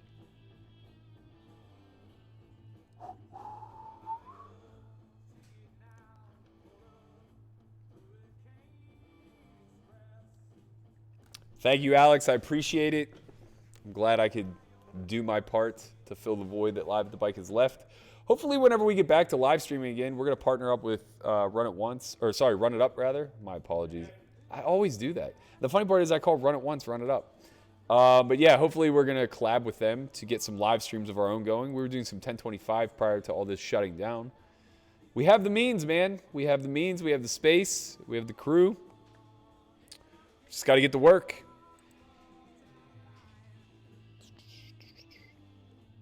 It's a bit of an awkward defend versus a button open off of 15, but I think we have to. I imagine a lot of his ace-x open rips. We could be up against a dominated queen, or dominating queen. We have a call here, though. Spade is no bueno. Can't call a shove.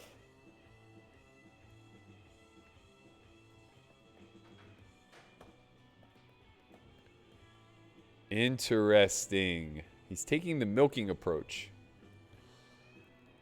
I feel like this isn't bluffs, but he has a lot available. I'm just trying to think if I hit a queen or a six, if it's good. I'm gonna fold. That's a weird line. It's gonna work. How much do you think 650K in cranberries weigh? Not very much, man, to be honest. Unless you're talking about, like, actual cranberries. Like the fruit. You can buy a lot of cranberries for $650,000. Whoa, yeah. Is that all you're doing, Chin? Just playing online, building a business, trying to be a better person? That's it? You don't got time for the people? Yo, how do you guys just live in the dark? I wish you guys could see this office right now. I have two spotlights beaming on me, and I look out into the abyss, and there's just a computer screen in front of me that's lit up, and then, like, shadows of Christian and Corey. Maybe Conrad's in here. I don't know. It's too damn dark. I can't tell. The bright lights are on you today, man. Yeah, shocking. Shocking. What's going on here? You guys? Your boy Coy is fucking squeezing. I should have 3-bet him, man. And then just call it off first koi. Yeah. I mean, you're supposed to 3-bet there with hands that you want to call off first koi. Yeah, I have one of those hands. Nah. What are you talking about? Well, he's dead. Oh. Uh-oh. Uh-oh. Uh-oh. Uh-oh. Holds. Always holds. Nice. Way too many outs, man. Way too many outs. So in that spot, I think you're supposed to 3-bet like a linear range that if he shoves, like, you don't mind calling. Right, so, like, starting with 6-5 suited. Yeah, working up. And working down. Working up. No, I trap with the rest. Oh, I see. So start with 6-5 suited, and then it's pocket sixes and below. But like king jack suited, you would 3-bet there, right? Yeah. Honestly, I just don't do much 3-betting online, to be completely honest. I heard you say that yesterday. The tournaments are so fast that people don't notice that you just trap through your flats. And you don't get that many opportunities to flat otherwise anyway. So it's just like, I just splash, man. I just want to look splashy to them because they just look at me and they go, that's Berkey. Yeah. He's at bottom. He's always at fucking bottom. So we can just move on. Let's get some more stories, man. Tell the people about Berto, how we met. Bro, when Berto watches one of my streams, I'll tell the Berto story. If you guys haven't watched it yet, please check out our Origin series on YouTube. It's fantastic. It'll save me the time of telling a lot of these fucking stories, that's for sure. That is for sure. I'm going to do, I guess I'll do it in 10 minutes. Some quick IG.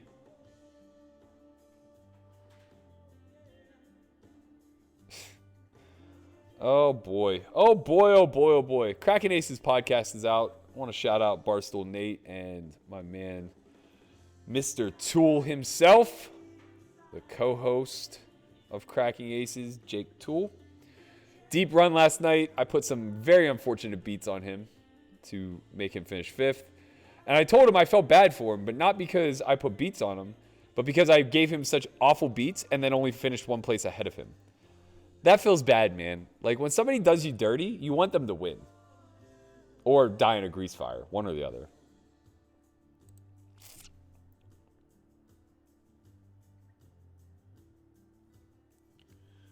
Let me check the Twitter streets real quick. Get some retweets out here for this podcast.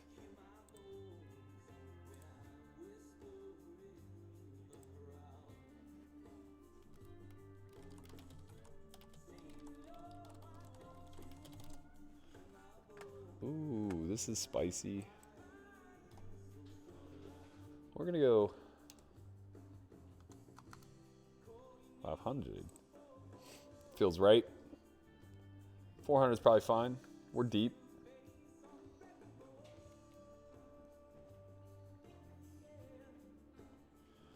We flop top pair. No diamond in hand. We're deep enough. This is a pretty clear c-bet spot. We're gonna go a little on the large size. I think I would check back hands like king queen with a diamond as far as like my queen x goes. Queen 10 is kind of nice. We do block 9 10 jack 10, which is helpful.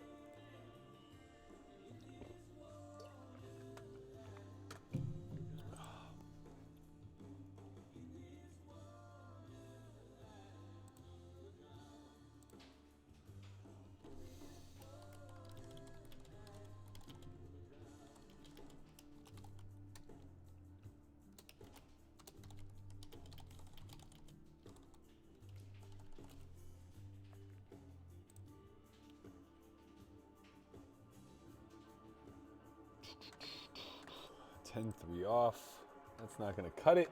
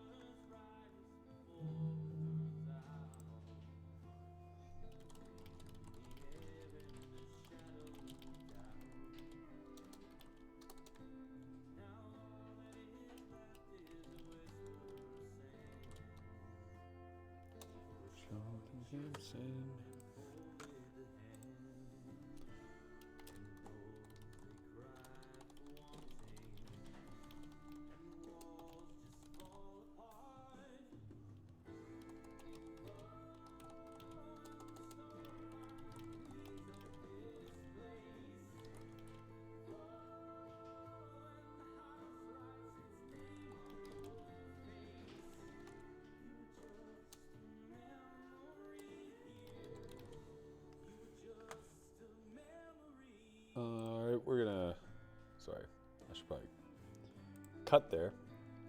We're gonna work in a flat here. We just 3-bet him with queen 10 suited. Earlier positions, I think this is better. Be flatting most of our range here. It's a good flop for us.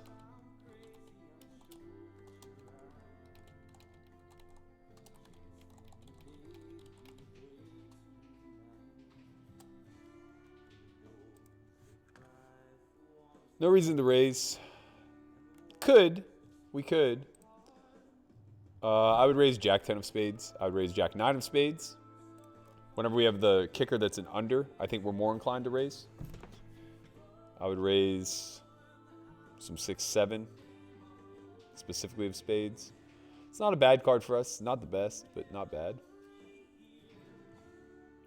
Just have a call again if we face barrels. Overbet here is nice by him.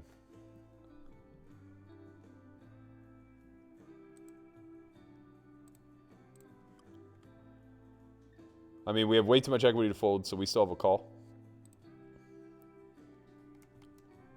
Hold the baby. We did it. We whiffed here, though. We block a lot of his bluffs. We block king 10 of spades. We block 9. I guess we don't block 9 10 of spades. Whoops, cancel. Sorry. Okay, overbet is weird. There aren't really any club hands that start overbetting the turn except exactly 9 10 of clubs. which is now not the nuts. So he should have the ace of clubs in hand to make this play, or he should have top set of queens for queens full. That hand is the only hand that really makes logical sense. We block jacks. Blocking jacks is a big deal.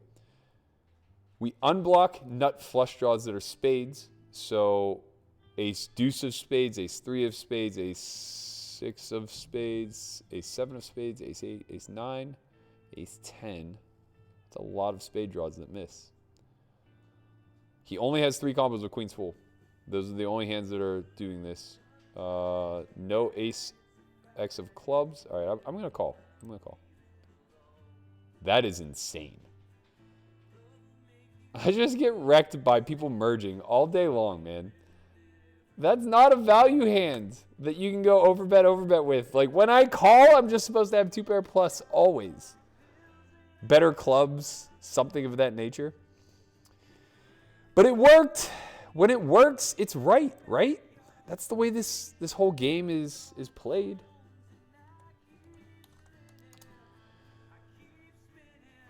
I guess during the re-entry period, people play pretty sloppy. And I should be mindful of that because I also play a little bit sloppy. That's a long call. But I don't know if it really is, though, to be honest. I'm not so sure. Man. I'm not so sure. Even including queen 10 of clubs, he still only has like 4 value hands. I guess he would have king queen of clubs, ace queen of clubs, so that's 6 value hands. But if he's doing this with busted nut flush draws, there's at least 6 combos of those, and I only need to find 3. So with that said, it's kind of a call. Let's see. We're in a bit of a predicament here. This is weird. Very weird. I think we're deep enough to peel. And just whiff miserably. Well, we got to give up now. Nothing we can do.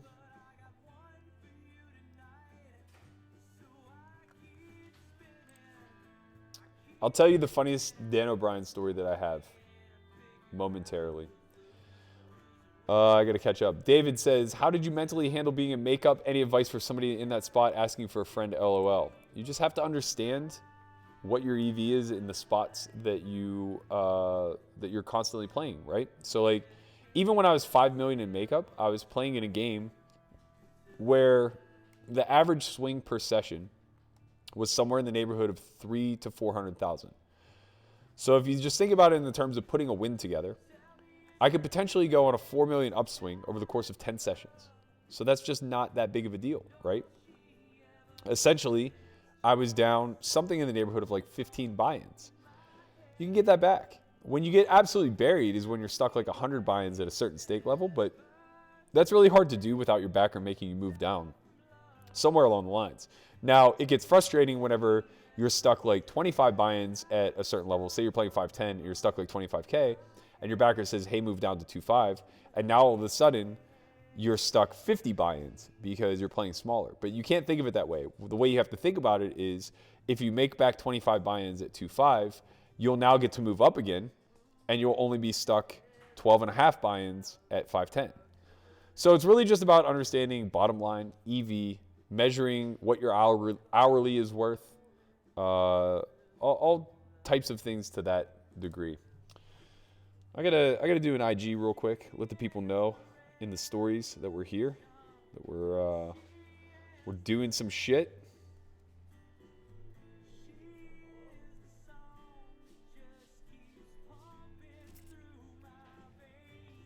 I keep spinning. Oh, I can't take a lot.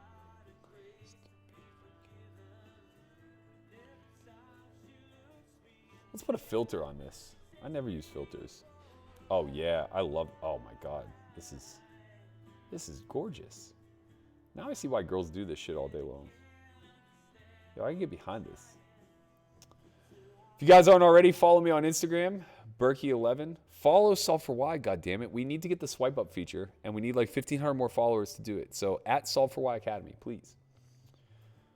What's up, everybody? We are live streaming from the S4Y headquarters. Head over to YouTube, search for S4Y, and you're going to see me getting a little weird out in these streets.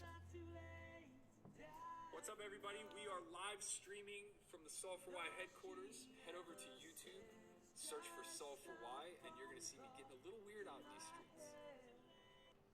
Oh, yeah. I love that Leroy in the background.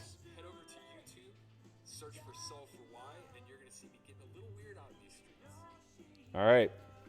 You guys want a Dan O'Brien story? All right, we're gonna give you what you want.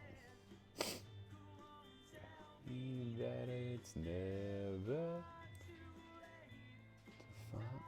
I'm gonna answer this one first because it's topical and it's recent. Sid says, Berk, what's your worldview when it comes to finding purpose and motivation? Do you think you were more motivated because you came from a worse situation than most people? I don't know, man. I don't know if it's born out of my environment or if it was something that was inherent in my DNA or if maybe it was just the people I was surrounded by, like my grandparents who were very graceful. But I think that our purpose on earth and the motivation behind why I do what I do is for us to continually advance and propel the human race or the human species forward and leave it better for the next generation than what we had it for ourselves. And I think that's a really easy mindset to get behind. It makes it very simple to consider your fellow man anytime you're making some sort of what feels like selfish decision. I think that it gives you the dedication necessary to be the best version of yourself.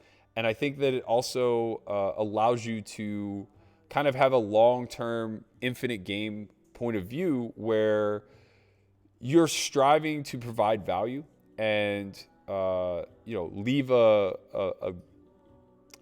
cleaner footprint behind so that your life had some sort of meaning. Ideally, I guess the way I look at it is I think we all should strive to be somebody who's written about in a history book. And of course, that's not going to be feasible for everybody. There are going to be a lot of forgotten folks who made big impact. But nevertheless, I think that's something to strive for and push the narrative for moving forward. Chad says, awesome book on grit. Angela Duckworth, professor at Penn, Grit, Power, Passion, and Perseverance. Yeah, I watched her TED Talk. I really enjoyed it. I think she's a pretty good speaker. It didn't really make me feel inclined to buy the book or listen to the book, but maybe I'll check it out.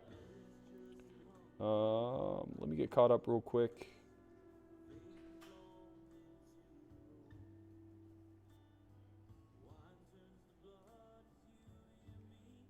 Let's see. What are we in for today?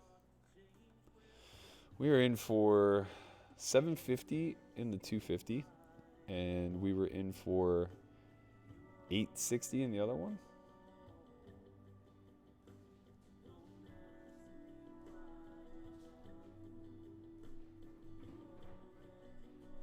That's an expensive day. For 3 small tournaments, we fired.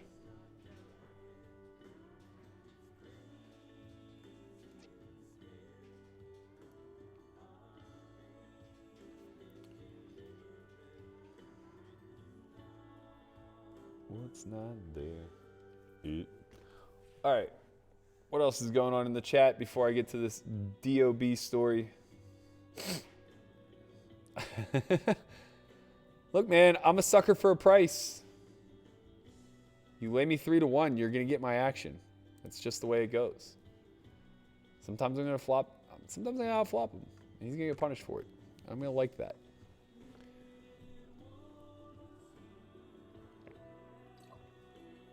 That's how you emerge as a 100K stack at the 350, 700 level, you know? We're not in stack preservation mode. We're in accumulation mode. Our gambles matter very, very little right now. How do you balance poker life with health? It's a lot easier now. I don't have to play as much poker. When I was younger, I would basically wait for a downswing in order to put a lot of effort into my health.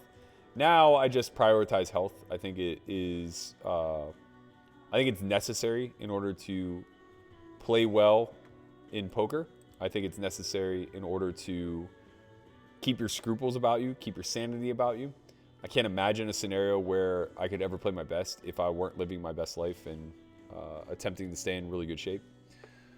So yeah, I mean, I think like for those reasons, you just have to be mindful of what matters most to you. And for me, it's being in good shape. It's being cognitively all there, disciplined, and everything in between.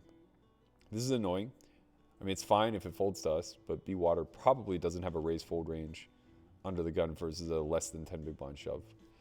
He's being laid a price. He just has a weird spot whether or not he shoves against me. That's crazy. I could definitely just be trapping. You don't need to rip for 60 bigs. Just call. That's nuts. That is nuts. I'm glad I was at bottom. Then I drown. Oh, he got wrecked. Wrecked. I keep on moving. My mind don't even know if my... Oh, yeah. I forgot to finish that story. My bad, guys. I'm a little distracted.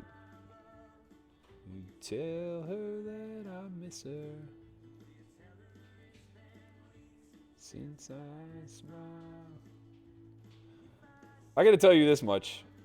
I definitely can't do this every single day. There's no way. It's exhausting. It's absolutely exhausting.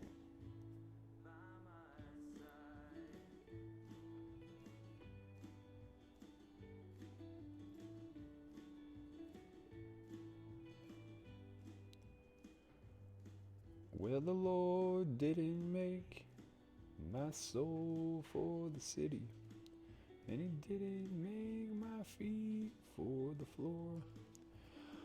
All right, so you guys want to hear Dan O'Brien's story? That's what I'm hearing from everybody. I think he'd be okay with me telling this one, since I've told it many, many, many times in many, many, many different places. I gotta turn the music down a little bit for this one.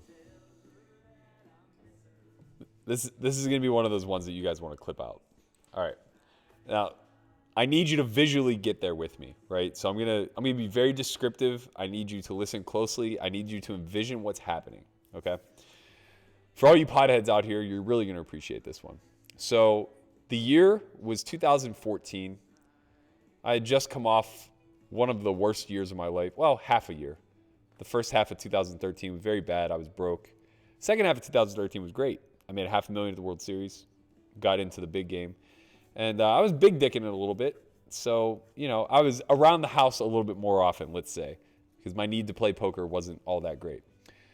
So here we are. I'm hanging out with the roomies one night, just chilling, kind of enjoying things. Let myself go a little bit. I was in the middle of what I called a clean bulk, but really it was just an excuse to eat cereal, if you will. And I did. I ate a lot of cereal. So here I was one night. We had a gallon. Okay, so the way the house worked was, generally speaking, we had our own individual food. But some things that like everybody would partake in, we would just try to buy as a group. Now, am I ripping it on Young Koi here? Probably. He opens off 25. I don't really think I have another option. I don't think I can induce here. If he has 10s or 9s, he's not going to fold. So we're just going to stuff it in there. We're going to hold. Nope. No, we're not. We're going to lose a very, very, very small pot, which is fine. Actually, we made side money, I think. Okay, anyway. So this particular night, I'm in the process of getting fat. And I am having and enjoying a bowl of Cinnamon Life cereal. For whatever reason, the texture, when it gets a little bit soggy, not super soggy, it's disgusting when it's super soggy, but like right as the crispiness is about to fade into the milk, that's when it's right to eat. You know what I mean? That's Cinnamon Life in a nutshell. So I'm having multiple bowls of Cinnamon Life, and I have a gallon of whole milk out on the counter.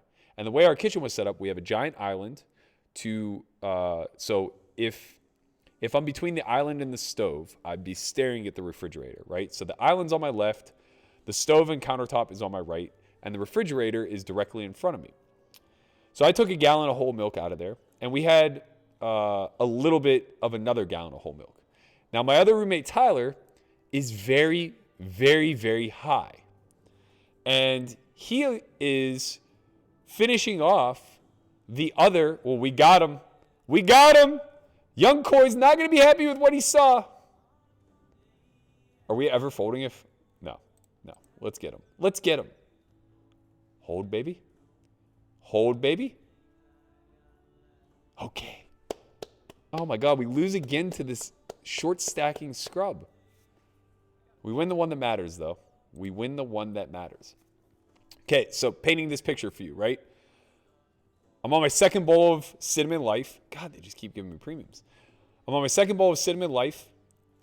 Wow, Young Koi didn't rebuy? What's going on here?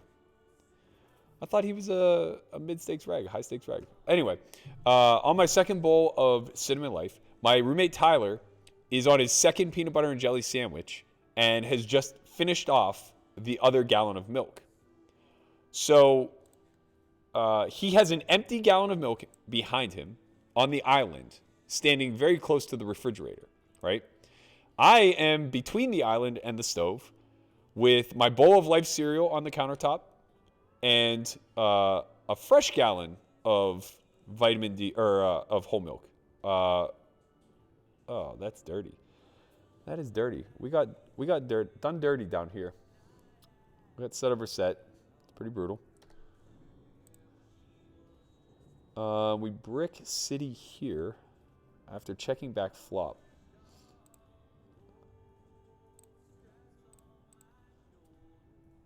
This line work is wonky, but we're going to have to give it up. Okay, so I'm between the island and the countertop. I need you to envision this. I have a full gallon of whole milk on the countertop next to my bowl of Life cereal, right? Tyler is snacking on his second peanut butter and jelly sandwich, trying to grow his titties, and has a glass of milk and an empty gallon of milk beside him on the island, right? So I pick up my bowl of Life cereal, and I have my back to the countertop, and I begin eating it. The milk is behind me, unbeknownst to anybody else. Dan walks in the room, and however high Tyler is, Dan is at least 10 times as high. And when Dan's this high, he needs to eat. So he takes a look at Tyler, sees that he's eating a peanut butter and jelly sandwich, goes, "Oh, Tyler, that looks amazing." Makes himself 2 peanut butter and jelly sandwiches and does not skimp one bit on the peanut butter nor the jelly. So he just piles on peanut. I mean, like one of those PB&Js where like there's a solid chance of you choking on your first bite because it is so dense with peanut butter, right? So he finishes making these 2 sandwiches, and he takes a bite of the first one, and is mouth full of nut butter. I know what I just said. And he then proceeds to go for the milk, right? He has to wash this down. It's unbearable. We're in a fun spot down here. Blind versus blind, we limp. Hank the tank checks back, flop the nuts. We bet 2/3 pot, he calls. Turns to 10 of spades, we overbet. It's a good spot for us to be bluffing. Oh, it wasn't even blind versus blind. He opened under the gun and I led into him. Well, that makes the hand way different. Oh, that's unfortunate. Okay. Anyway, so he needs to wash this peanut butter and jelly sandwich down, right? So he has a full sandwich on the plate. He has another sandwich in his hand. He has a giant mouthful of peanut butter and jelly. And he goes to open the fridge to look for the milk, only to discover that there's no milk in there. He then looks and sees the empty gallon of milk next to Tyler. And he goes, "I thought we had 2 gallons of milk." And Tyler is so high that he can't even begin to explain to him, or maybe he doesn't even know, that there's a gallon of milk behind me that is completely full. And I'm just enjoying my cereal, watching this whole thing unfold, right? So I have no intentions of explaining to him what is going on, and the fact that like I have a gallon of milk behind me that he can very much enjoy. I'm just like literally taking a bite, watching it all enjoy, right? And he looks at Tyler and he goes, What the fuck? Takes his plate that now has 2 peanut butter and jelly sandwiches that probably used a half a jar of Jif, smashes it on the ground because he's so pissed. And I'm just dying laughing. I casually move away from the countertop to expose the full gallon of milk that is behind me. And he just loses his mind in laughter. Our dog at the time, Gatsby, was a pup. So he was like maybe a year old. He just sees an opportunity to wolf down 2 peanut butter and jelly sandwiches, but he would have died. There was so much peanut butter on these sandwiches that he 100% would have choked himself out trying to eat it, especially eating it quickly. So he has like half of an entire sandwich in his mouth, and Dan is trying to pry it from his jaws so that he doesn't choke on the bread and the peanut butter. Finally, he successfully gets most of it back, only to realize the mess that he's made, all by acting too quickly, not realizing that we had another gallon of milk right there for him to enjoy. So that's my Dan O'Brien story. It's one of my favorites. I think it rivals the poop story that I told the other night. We played some big pots while that took place. 17-77. It's a good event. We had to re-enter the hundo. Got it in with deuces versus kings versus ace king on king x deuce. Not fun. Not fun for anyone.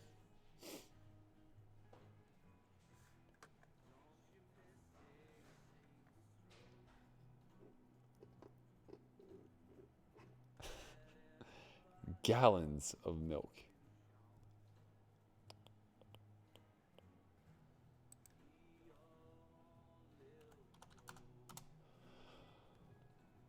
This could go either way. With Katie Lindsay having 12 blinds in the big, I like 3-betting over calling, denying that equity. Not a great flop in a 3-bet spot. Neither of us really have a lot of coverage here. If there weren't a diamond, I'd be more inclined to bet.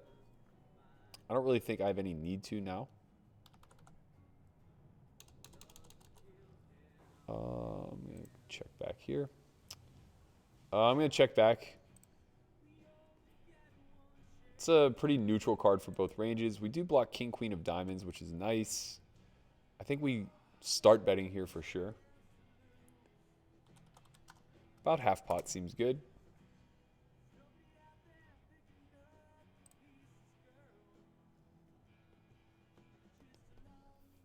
I expect he'll have some queen jack suited, some king queen suited. Not much in the way of check raising. His bluffs that will want to check raise will be like 8-9 suited. Pretty tough though with one to come. Well, check ripping is a whole nother story. I didn't really anticipate that being a thing. It's a shove for 1.5x pot. I think I would call if I had a queen here, to be honest. I haven't saved a fold. I'm just in a hand down below. So this hand went open under the gun. I flat. Small blind call. Oh, no, sorry. I open. Small blind and big blind both call. Checks through flop. Turn, he bets 2/3 pot. I call. River gives us a very good hand. He checks. I bet. He calls. He had the top 2. We played it very, very nicely. He had king jack.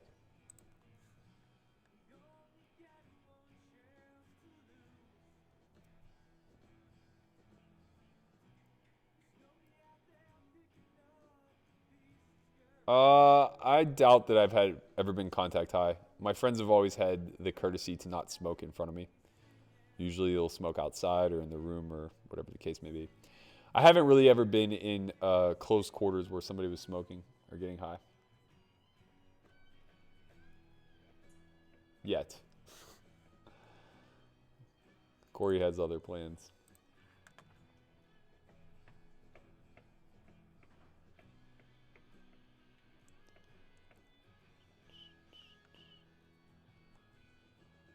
Okay, so we open here. This is definitely not a layup C bet. At 3x SPR, I think we check shove, to be honest.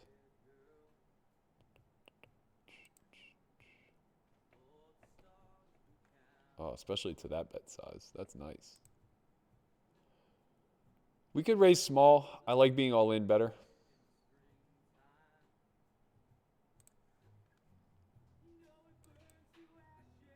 We need a 3 or an 8. That'll do it. Let's go.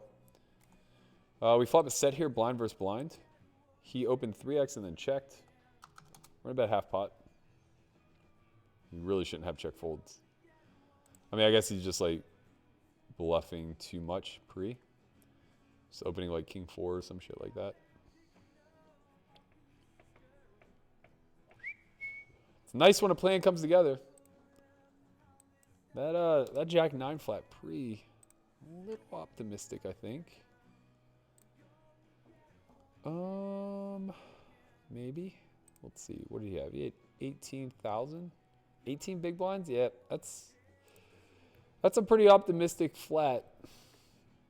Not a fan, and I like to play all the hands.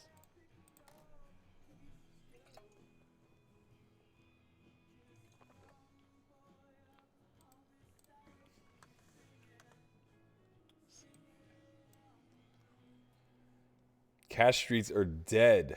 There's a 9-person wait list on the 510. That's funny. There's a 9-person wait list. There's a 9-person wait list, but not a second game running. Who is this game built around? Has to be Apple 14. I've never heard of the name. It's the only name I don't know.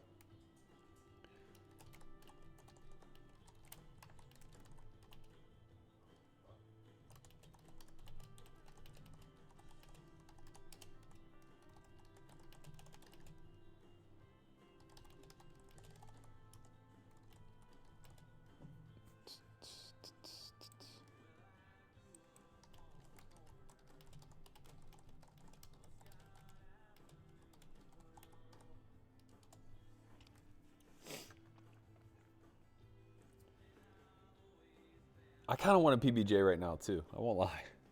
I don't miss the cereal, though. I really don't. Man, I got fat back then, too. I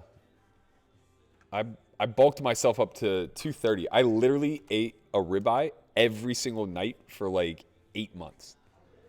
It was strong. Oh, I was super rich, man. It was first year of the big game.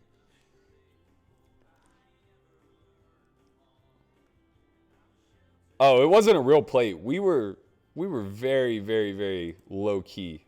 We had paper plates and plastic cups.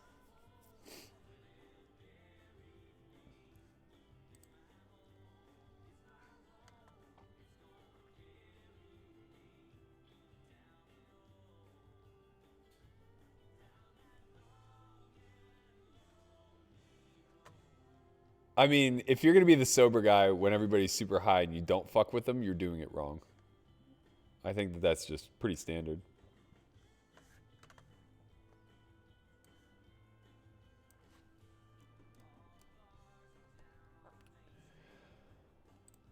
So I'm checking these cash streets. I don't see much action, man. No 510 deep. I mean, if I sit, it'll fill. I know that. I just, I'm still waiting on a wire, you know? That's literally true. I'm still waiting for them to put the money in my account.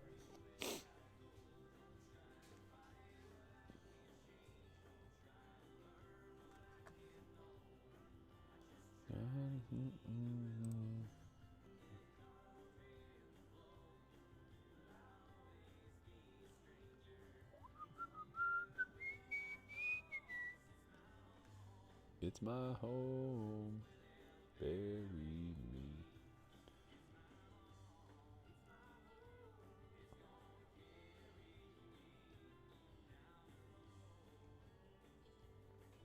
Other players can watch the stream while they play with me. They're welcome to. I'm on a 5-minute delay. It won't bother me one bit.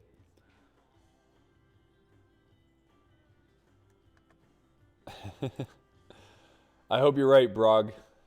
I hope you're right.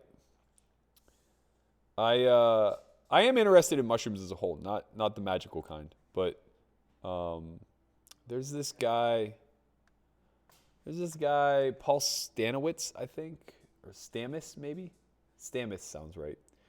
He's been on the Rogan podcast a couple times. He knows all things mushrooms, And there are a lot of like neurotropics through the non-hallucinogen mushrooms that seem very interesting to me. I'd like to know more. My man Maoli.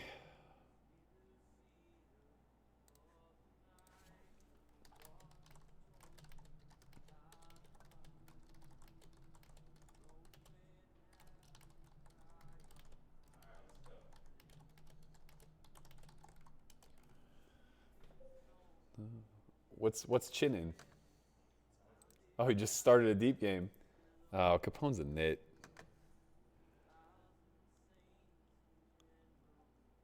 All right, I think we have a check back here. He has a lot of check shoves, even though I block kings and queens. That's a nice turn for us. Good night, Harbs. Appreciate you being here, as always. Can't wait for your submission. If he checks, I'm going to check one more time. We're still dominated by some of his range. Still has aces and kings some of the time. Still has jacks some of the time. We don't have a lot of bluffs. We'd probably start betting 9-10 on flop. Maybe we start bluffing ace-10 on turn. Clear call here. If he shoves river, it's going to be close. Not on that card. That's a very easy fold for us. Very easy fold. Very nice bluff card for him. Really the only logical bluffs, though, would be... I don't even know if there are any. Jack 10. Did he check flop somehow with? King 10 completes. 9-10 would have definitely bet flop. He should size down there.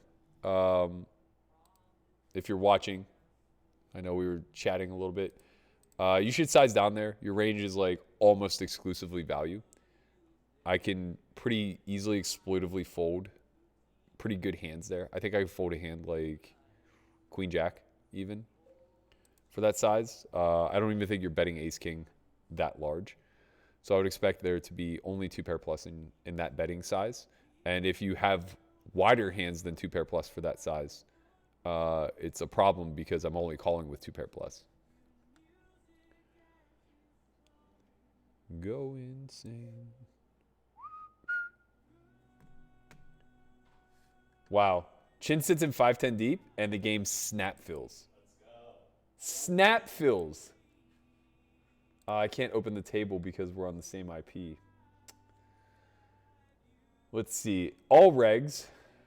Jefferino, Capone, Stewie, Yol, and then somebody that I didn't know sat for 1 second and quit. Which makes sense.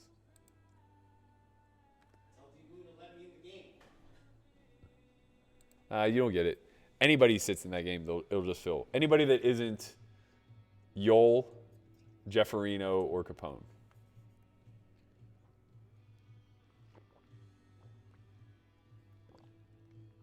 These regs just want volume, man.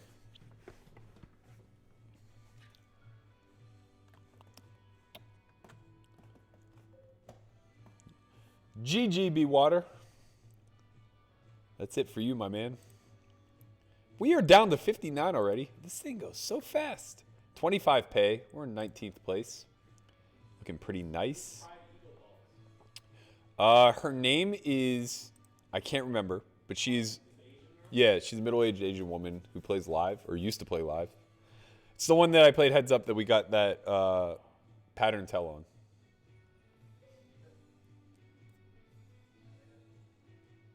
He knows. He watched.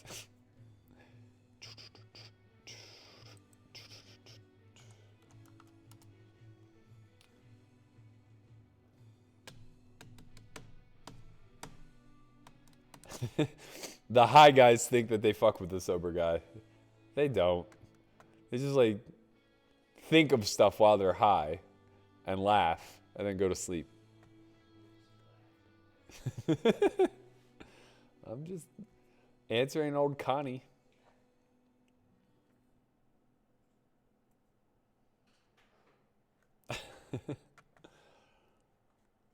Stream's chilled out a little bit. Oh my God. No, I don't ever want to relive that again. That was the angriest I've ever been. Somebody asked earlier, like, what the angriest I ever was at the poker table. it probably didn't happen at the poker table. The most angry I've ever been was me tearing my ACL playing fucking beer league softball with a bunch of old men. So annoying. The long and short of it was I hit a ball to the second baseman. The first baseman went after it, realized he wasn't going to get it, and started doubling back by backpedaling towards the base, which is already poor form. That's not what you do as a first baseman. But it's okay because in men's softball, there are two bases. There's the base that the position player is entitled to, and then next to it is a safety base that the runner runs to that is 3 feet into foul territory. Well, this fucking goon just doesn't have any sense of spatial awareness and just keeps backpedaling further and further. So I realize as I'm going to hit the bag, he's going to hit me. And the idiot that I am, I think that I can like pirouette out of the way instead of just lowering my fucking shoulder and making this guy regret ever stepping on the field. That should have been what I did. That literally should have been what I did, right? Like, I'm mid-stride. I know my next step is going to be contact. I should be in there, head down, shoulder armed, right in the middle of this guy's rib cage, making him wish he wouldn't have got out of bed in the morning. Instead, I try to do this, like, pirouette move where I twist my body and he smacks right into the side of my knee, shredding my fucking ACL. I got up ready to fist fight this guy. I couldn't believe somebody could be that stupid that they found themselves 6 feet away from where they were supposed to be while somebody was bearing down on them at however fast I could run. Long and short of it, I go to the doctors after the swelling ceases like 2 weeks later. I go, pretty sure I tore my ACL. He runs me through a bunch of tests. Goes, I don't know, man. You feel pretty sturdy. I think there's like an 80% chance you didn't tear it. And it's like, I heard the pop. I know exactly like how I feel right now. I'm friends with enough people that have torn their ACL. Like, it's torn. He's like, no, I'm like 80% confident. It's like, okay, man. Like, now you're making me feel hopeful. Like, I believe you. Maybe I didn't tear it. Get my MRI later that day. Go back for the results the following day. He's like, oh, it's shredded. This thing is just shredded. I'm just like, I thought you said it was 80% likely I didn't tear it. Do you know what 80% means? I play poker for a living. These numbers mean something to me. They're not just arbitrary. So we had the surgery. He goes, oh, well, you're so strong. I don't even think you need the surgery. I'm like, what are you talking about? I'm 31 years old. I'm not interested in... This is a weird spot, by the way. This shove makes no goddamn sense. Oh, man. Okay. I mean... I'm going to fold. I don't want to, though. But it could just be a protection shove. It doesn't make any sense. It smells like ace-5 of hearts, jack-9 of hearts, queen-jack of hearts, something in that nature.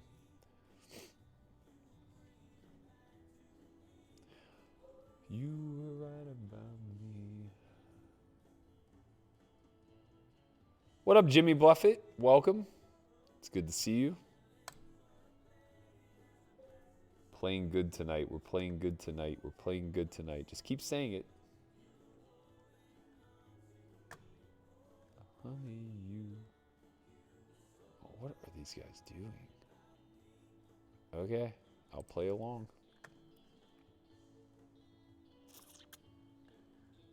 Oh, man. Yeah, I wonder if they have a script for Chin when he sits. No, the other game broke. Wow. That's because that Apple guy probably quit. Now we're only four-handed.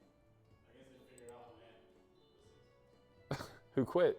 All of them. There's been like a rotation of people. Oh, it still says the same for me. It says you're five-handed with the same people.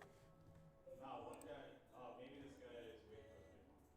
No, it's a couple people quit. Your Nightmare sat. Yeah. Yeah. Who I don't know who that is. All right, good luck us. If he limped better than King 10, good for him. I can't imagine how he's bluffing. Oh, same hand. That's how. The old same hand trick. King 10 off, under the gun. Limp.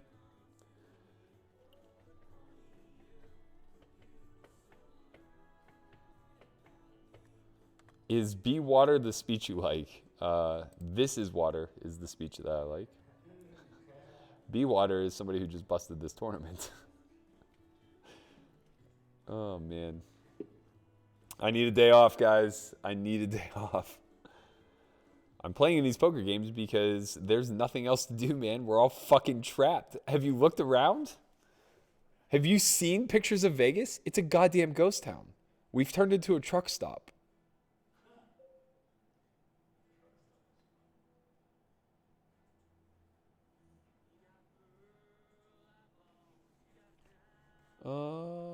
That's a fold.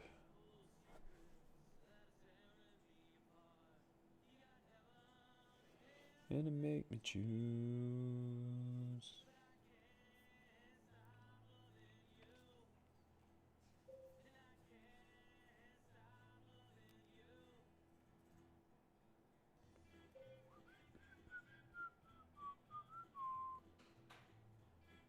Maybe if I hit a different internet, then you can go on my page. Maybe, but I don't care.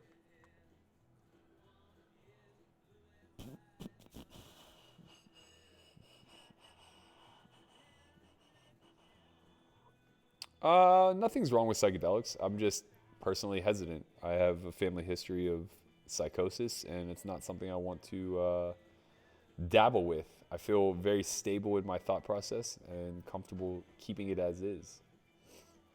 Protecting it, if you will.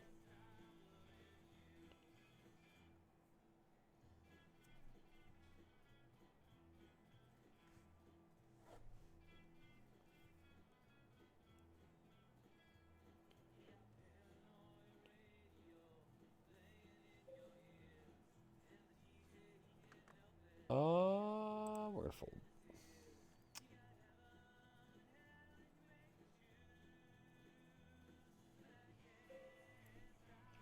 Absolute life regret. I wish I would have just buried that guy, Jason. Do you know what it's like to tear an ACL? What that recovery is like?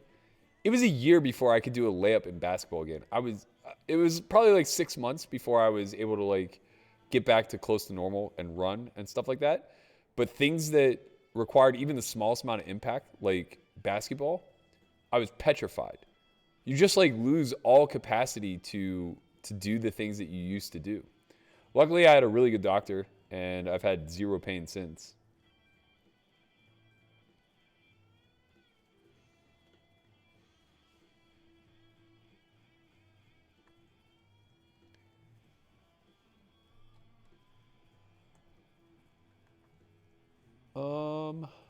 We're gonna have a kind of cool spot here.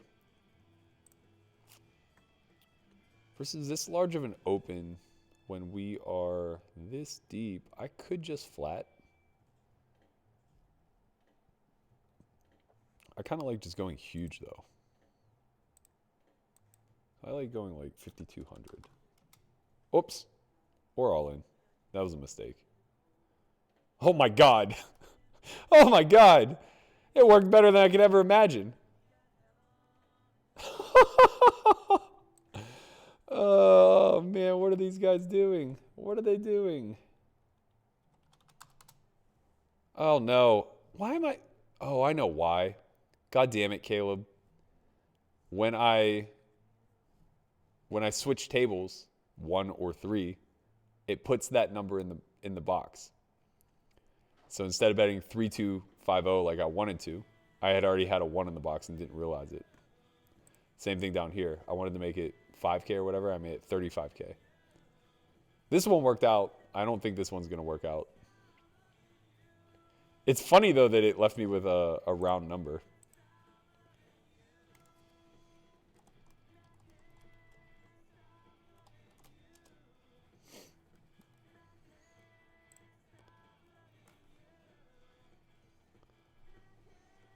I can fix that, though. I guess I can take... Oh, I should have fixed that anyway. My settings should be set to go to the chat box, not the bet box. for that reason. For that exact reason. Table screen is it is set for that. Why is this happening? Maybe I gotta take chat off. That would make sense.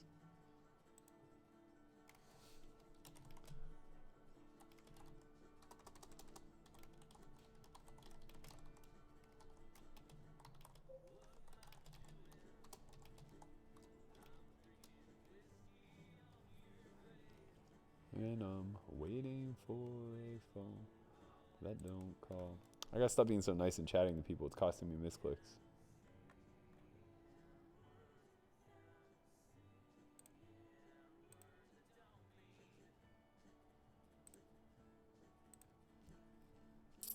All right. We are 6 of 115 in the hundo, 20 of 47 in the 250. We're doing work. We're trying. We're trying really hard. Whoops. Had you on the full screen. You guys are seeing my chat and everything. That's trouble.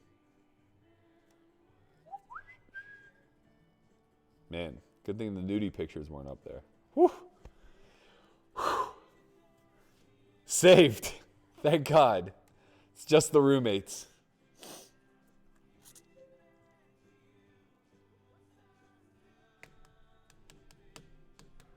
A 1K giveaway. Who approved this?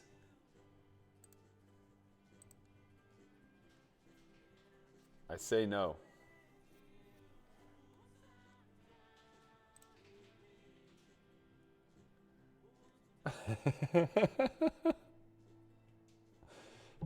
Somebody tweeted at Dan and said, currently listening to Berkey tell the 2 PB&J stories. And Dan replies, fuck him. I'm still upset about that. Oh, man. It's just so good. It's so good.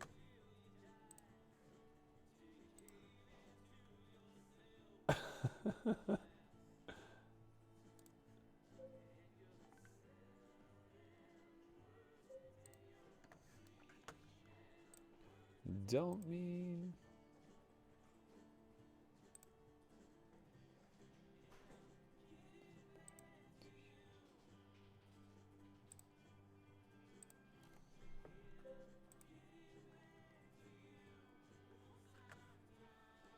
with me.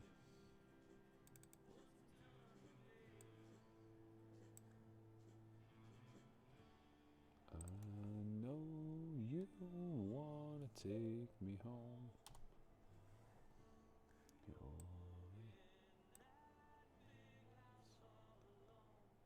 Does it frighten you?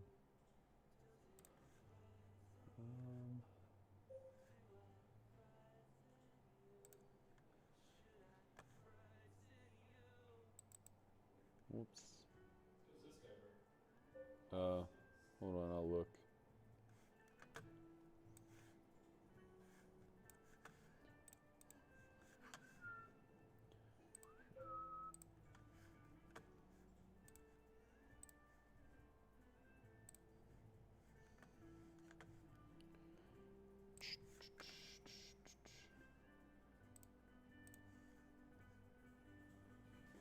QAZWSX? Never heard of him.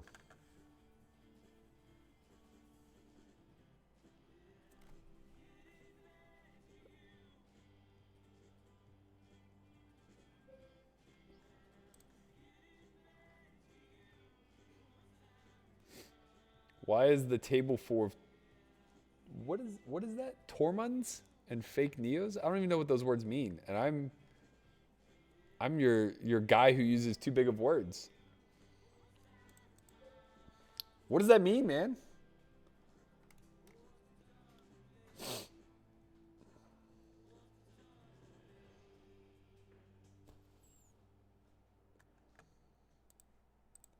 Yeah, I've heard a lot of bad stories. I think there's enough bad stories that I feel comfortable staying away. Ink says, my little brother developed psychotic bipolar disorder after microdosing LSD for a few weeks. I'm not saying that they're bad things. I personally just don't want to gamble with my mind. Seems like there's better ways for me to gamble, like with my money, which sometimes works out. Only sometimes, though. Gotta tell you. Pray for Bitcoin, everybody. Pray for Bitcoin. Let's go. Oh, man. What a beat. What a beat.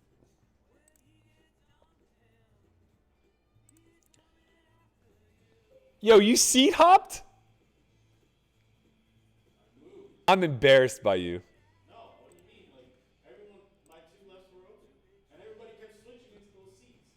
I didn't know who the hell anybody was, so I moved. Oh, man. Out here giving us a bad rep. All right, I think this is a call. This is close. This is close. Yeah, it's a call, though. Okay, good. Spade, we got that free roll. Nope.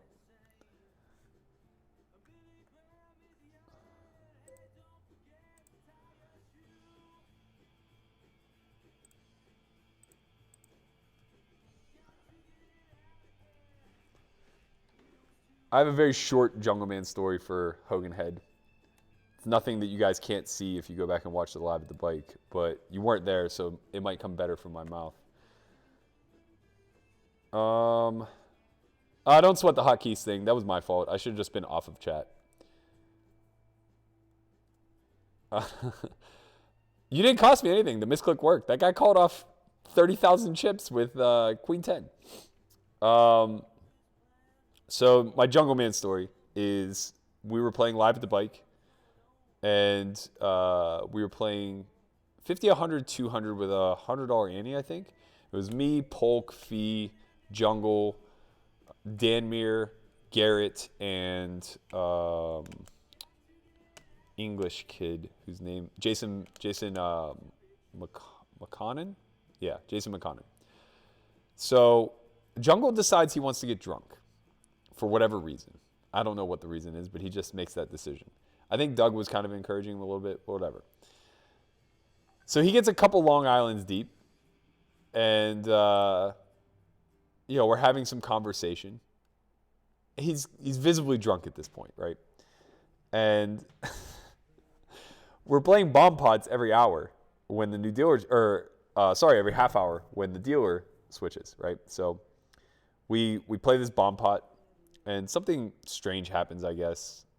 Maybe somebody called down lightly. I don't really recall. And Doug, in Doug fashion, makes a joke where he goes, "Hey, Jungle, have you done the math on any bomb pots lately?" And Jungle, with his Long Island iced tea straw in his mouth, takes another sip and goes, "I am the math." It's just like the most priceless Jungle awkward moment you could ever imagine, but like he just didn't skip a beat. He wittingly nailed it. It was one of my favorite moments of being around Jungle Man. Don't get shot. You won? All I see is that you have Ace King on an Ace King high board. Oh, he has 10-8 high. Whoops. Jin doubled. He's out there. He didn't want to stream because he wasn't going to play today because he was working, but instead he's now playing 510 and up 2K. Oh, man. Sometimes you just can't keep these horses in the stable, you know? They got to get out and roam. They got to be free. All right. We're going to defend here against our Stanister. He's going to take a stick of dynamite to get us off this one. Top pair, backdoor flush draw. I kind of like check raising small here. Yeah, I think that works well. I think like going 2,500 is pretty good. We could just call. Queen Jack might be slightly better check raise. I think when this brick comes off where he could have picked up equity, we could either be all in or we could check.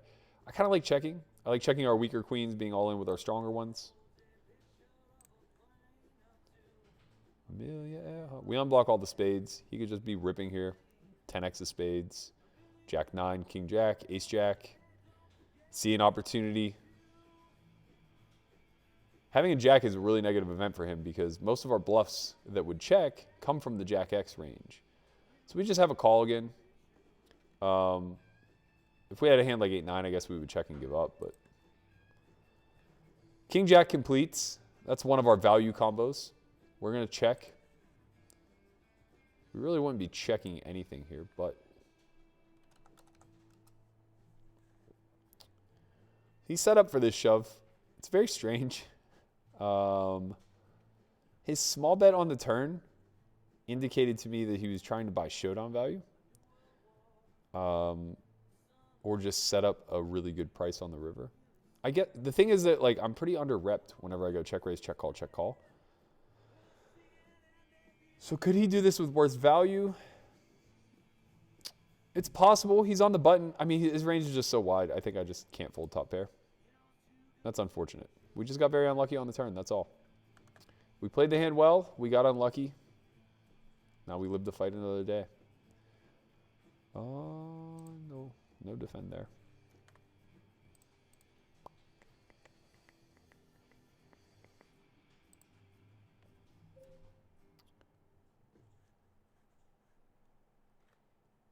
$20 of 34 in the 250 with 25 cashing. So we're nearing the bubble. Okay, my man Stanster seems to be opening a little bit too much. We're fine playing a big one here. I think we go 3,500.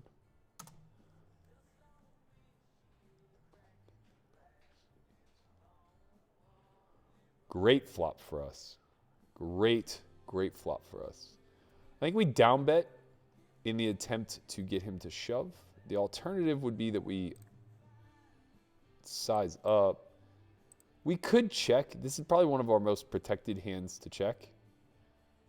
He just typed in I'm on tilt, which makes me think that like he has a good hand and he's trying to get me to make mistakes. But it doesn't matter. We're just going with our hand. Yeah. And he does us dirty. What a joke. What a joke. Playing great. He's playing great. Good news is those chips aren't going anywhere. The bad news is we're now going to be rebuying for 15 bigs, and that's annoying. The worst thing that could happen is we double up here.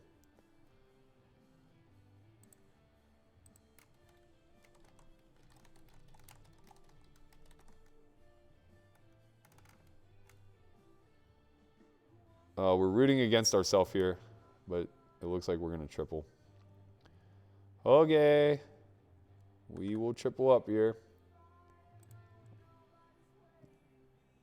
That's fine. We have plenty of time to re-enter. To re-enter.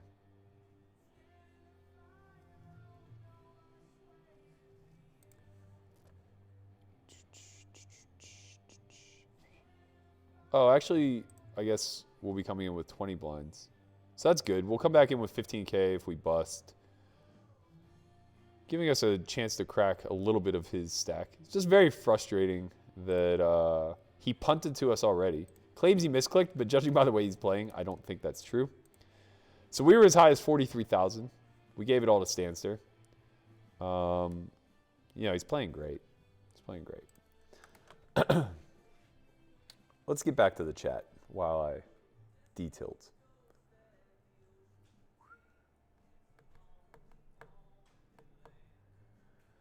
What up, Andre? Good to see you here, man. We were just talking about possibly getting back to the live streaming realm and how you'll be involved in that. I don't have any Doyle Brunson stories. I've never met the man. I've never played with the man. He's not much of a no-limit player, and I'm a bit of a specialist.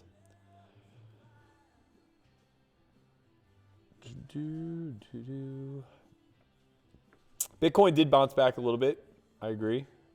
Let's hope it shoots to the moon. How do I feel about DMT? I have no feelings towards DMT. Good luck. I don't know what to tell you, man. It's not something I'm heavily researching. I'm not into it. But I feel like anything that makes you throw up and shit yourself, probably not high on my list of things to do. It's just kind of my thing. I don't know. Psychedelics have not been proven to cause long-term psychosis or any mental illness. They definitely do change the way you look and think about things, though. I think that if your previous statement is true, your latter statement is untrue. I don't think we have anything proven about psychedelics at all. I think there are a lot of working theories that lend themselves to psychedelics being rather safe. But it's people are not all built the same, so there will be exceptions to the rules. And until we figure out what those exceptions are, there's still some level of danger. And, I'm not trying to toot my own horn. If I were of average intelligence or below, I would be a lot more risky with things like drugs because I'm not gambling that much, right? But if I value my mind the way that I do and I play a mind sport, the last thing I want to do is potentially deteriorate it.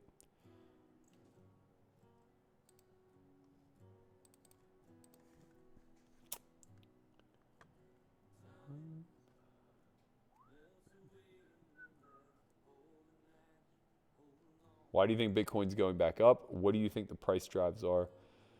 I think it's a store of value right now. I think people are desperate for an investment that feels safe since there really are none. Right now, I think liquidity is king. I would be hesitant to put my dollars in anything other than a mattress at the moment.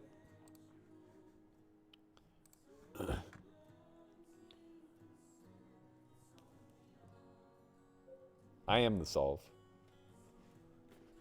I'm the broad strokes of the solve.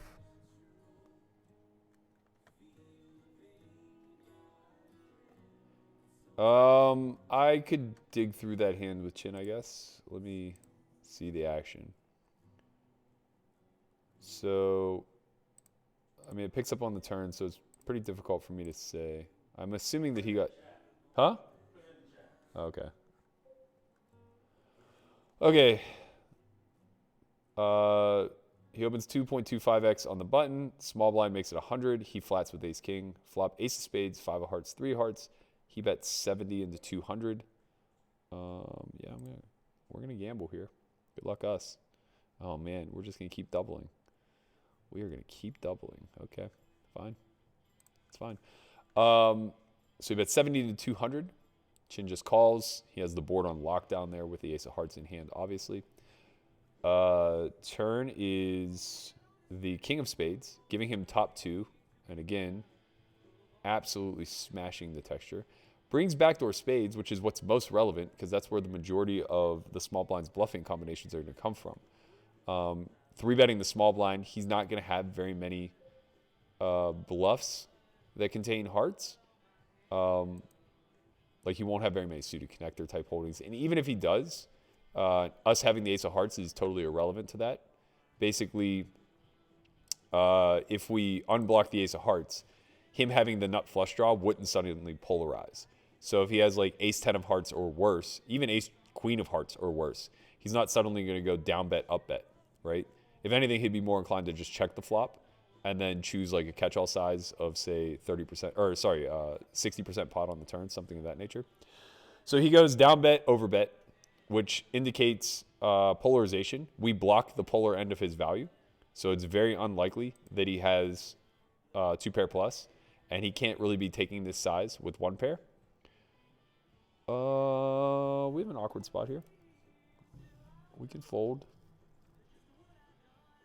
We can fold facing under the gun. We can call. Blinds go up in 55 seconds. I think we should try to accumulate. We could be all in, but I think that's a little loose. 6 would have been nice. River. So Chin just calls again. His hand looks like ace X of hearts, possibly a combo draw, queen X of hearts, king X of hearts, things of that nature. Do I want to realize here? I think I can stab and win some of the time.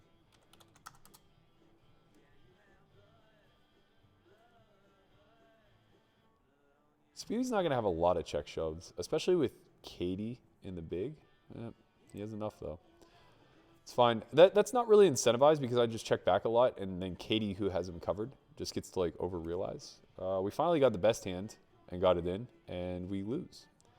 Shocking. Shocking stuff. Shocking stuff there. Oh, my God. The re-entry period ended. What the fuck? When did that happen? Did that just happen? Oh my God, it was the last hand before break. What a goddamn joke. We finally get it in good. That was worth a starting stack. It would have got us right back to where we were supposed to be. What a miserable tournament that was. Good luck to whatever that idiot is who got it in with ace-6. I'm sure he's playing fucking phenomenally.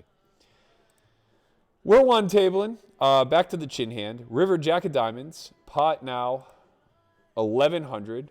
Stacks are 1,500 effective. Jefferino chooses to rip it in there. Chin beats him in with the ace-king.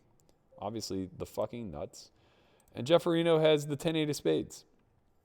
So he turned a backdoor flush draw and then rivered a blocker to the queen-10.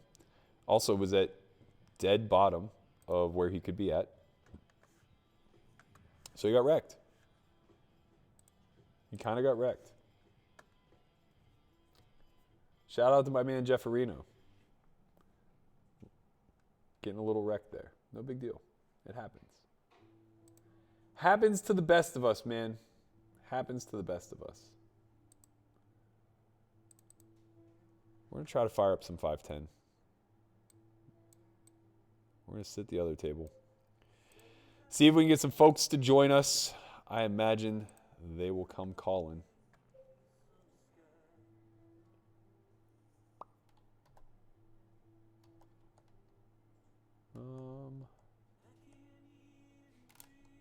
There we go. Name. We got to change the name. How do we change? Oh, there it is.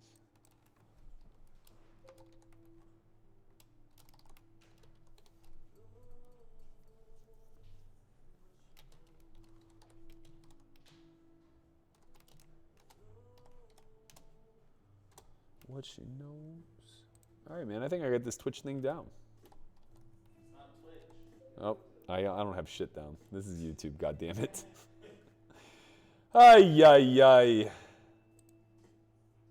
We on break? We're just waiting.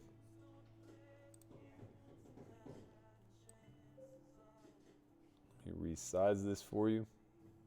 Wait, that's the wrong table. I gotta change this. I got to change this, man. There we go. Okay.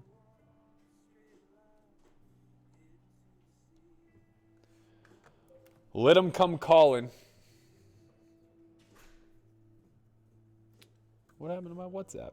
Shit closed.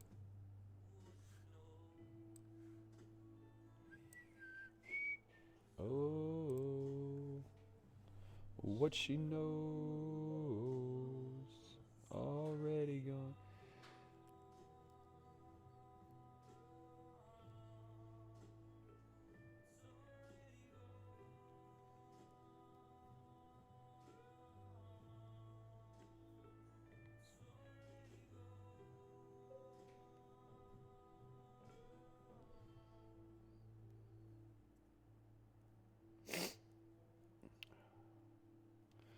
All right, I'm back. I'm going to try to get hyped for the bubble. We got no chips. We're going to have 12 blinds, 22 of 26. 20 will cash. Oh, sorry. We're on the dead bubble. I'm such an idiot. I should have never bet those sixes. I didn't realize we were on the stone fucking bubble. Ay, ay, ay, ay, ay.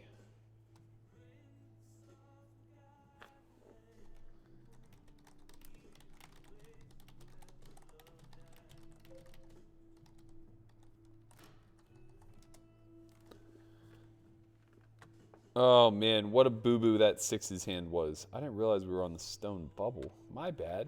All right, whatever. Here we are. We're going to try a little bit harder.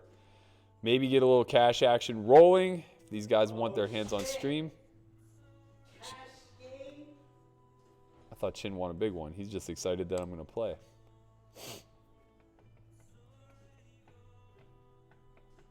Here we go. Yoel Romero.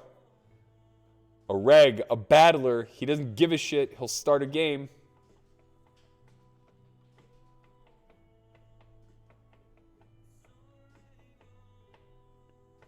Hand for hand.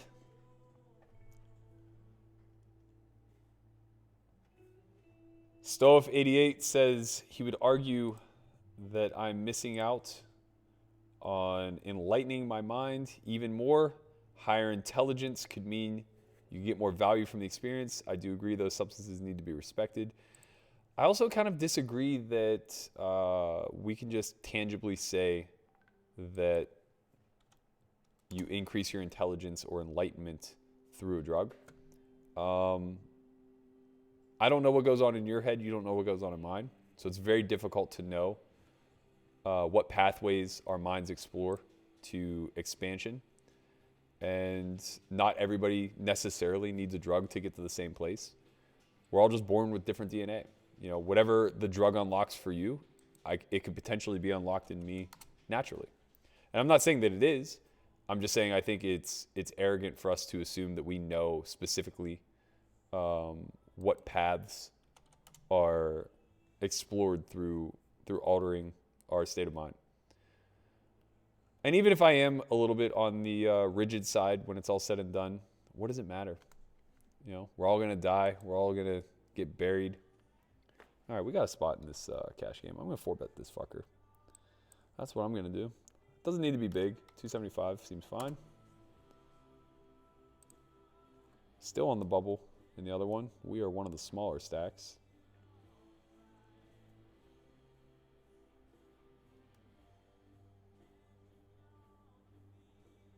And we win.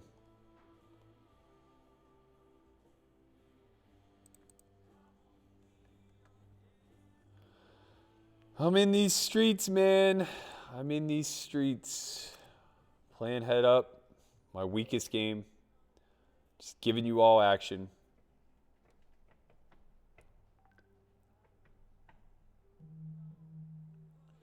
Sid said, I think it's okay not to participate in psychedelics, but I think it's a little irresponsible to disparage them as something that could cause psychosis. I think over time people will come around. When the fuck did I say that? That's quite a leap you just took. I would suggest you go back and re-listen to what I was saying. I was simply saying that we don't know what the long-term effects are or the short-term effects. We don't know how each individual will react to a chemical change in their brain. What we do know is what chemical balance looks and feels like, and I feel like my mind is fairly balanced, and I don't want to risk the chance of it becoming imbalanced. We still have a check back here with no club. We could still be getting trapped. We have a lot of equity to realize we don't want to get check raised. The club river doesn't really frighten me that much. Most of his hands that contain a club are going to be pocket pairs. So only hand that we're going to find here that has a club, in my opinion, is ace 10 with the ace of clubs and jacks with the jack of clubs. Otherwise, we're going to win some small amount, but he's probably just going to have a dusty queen x, king x. Okay, or eights with the eight of clubs, obviously. That makes sense. Weird bubble spot. I wish it had burst. This would be a shove post-bubble. We have to fold, unfortunately. Very unfortunate.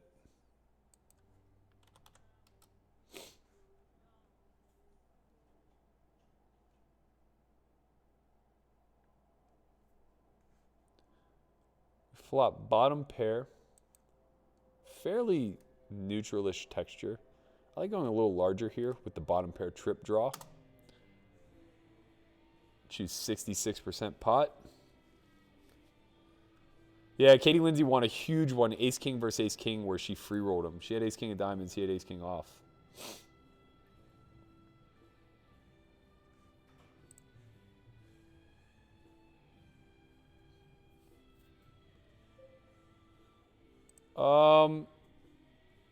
But you're not creating a logical argument, right? You're saying that you work in the healthcare system and done quite a bit of study with peer-reviewed literature on psychedelics, and we have very low, almost non-existent toxicity. No proof they cause mental illness. First of all, the toxicity thing isn't entirely true. Like, if you take DMT, you're going to vomit. That is a low level of toxicity, yes, but it's toxic nonetheless.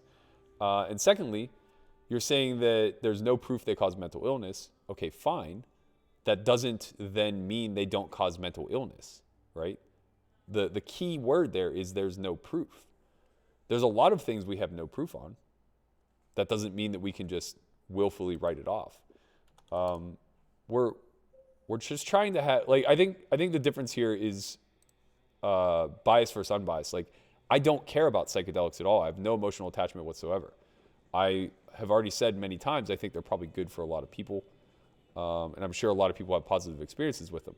That said, I think that for us to make claims that we have, a wealth of knowledge on such things when we don't, is unfair. Now, I do agree that they've largely gotten mislabeled and have a bit of a bad rep throughout the course of history, particularly mushrooms. My whole point is just that we don't know enough, specifically about the brain, about psychedelics as a whole.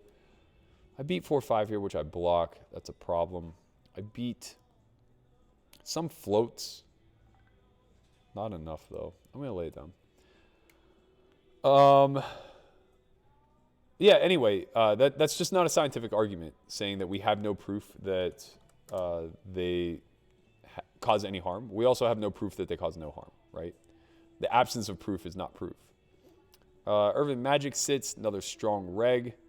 We are still on the bubble in this tournament. Very frustrating.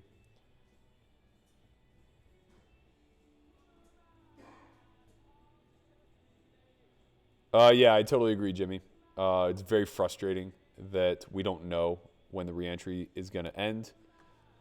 I've spoken about this a lot with the people at WSOP. They're pretty restricted by the software, unfortunately.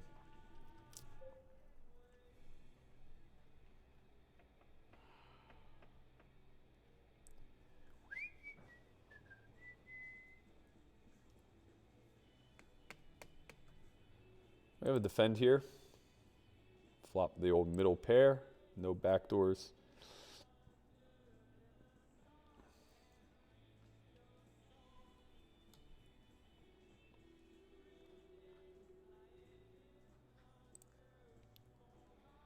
Easy call.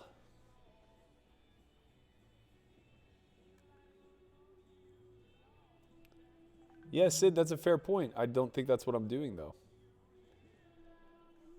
We could block bet this river. I think it's reasonable. My hand's probably a little bit too weak, but...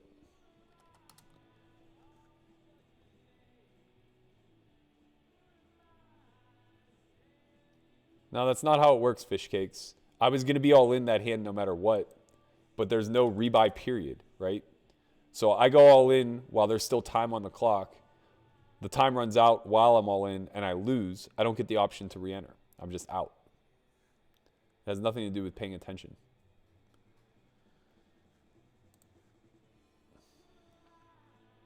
On Judgment Day, who am I to stand in the way?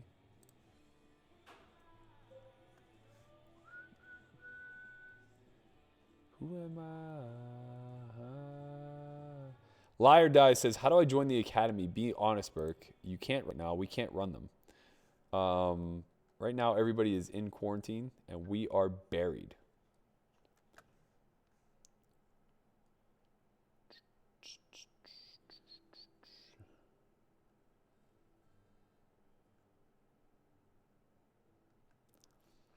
Yeah, I've heard this about Wim Hof yoga, or not Wim Hof yoga, Wim Hof breathing as well, where it's possible to get yourself into a euphoric state by depraving your brain of oxygen. Seems reasonable. Also seems on the dangerous side of things. I don't think oxygen-starved brain is an angle that I'm looking to achieve, but to each their own, man. I'm not here judging. You do you. Just don't die. If you do die, thoughts and prayers. Okay, so we land here on the river. We have an above-average hand. We're going to block. That's going to induce a lot from spades, so we are going to block call here, I think. We want to go something in the neighborhood of 60. We have all the queen-jack. It's good. We just get called by worse. I'm guessing he has a hand like 6-5.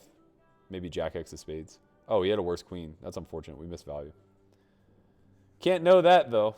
We can't know that. Sid says, I was talking to the people in the chat. That's fair. Tough for me to know. Just at somebody, man. 24 of 26 now. We are sub 10 big blinds. Getting wrecked by this bubble. We had a couple shove spots, but unfortunately couldn't take them from our position being on the bubble. That's a little bit too big. So we have a lot of backdoor equity here. This texture I would tend to size up a little bit, but button versus big blind, I don't really think you need to. I'm not going to face a check raise at a really high frequency. When I do, I just have a clear fold.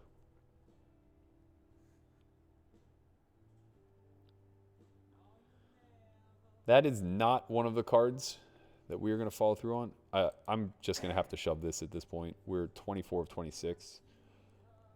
So if folded to, I don't really have much choice. Chin would disagree. It got opened. All right, so we're checking back in this spot. The 9 now does open us up to potentially bluffing. We have all the king-queen as played. We have some of the 7-8, and we have removals to both.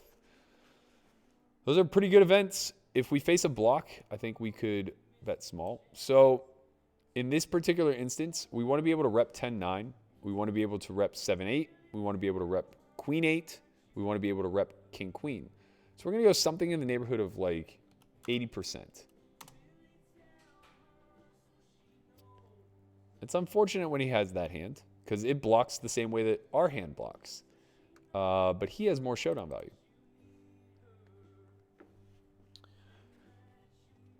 Let's see. Boozy Boo says, what's up, Berkey? Longtime fan. What's your thoughts of the future of live poker? Live poker will be here to stay. Just in the near term, it's going to suffer. It's going to suffer a lot. I think the next year is going to be rough times. We're going to see a lot of the... Honestly, I hope what happens is a lot of the tours are forced to coordinate with one another and start creating like massive events where...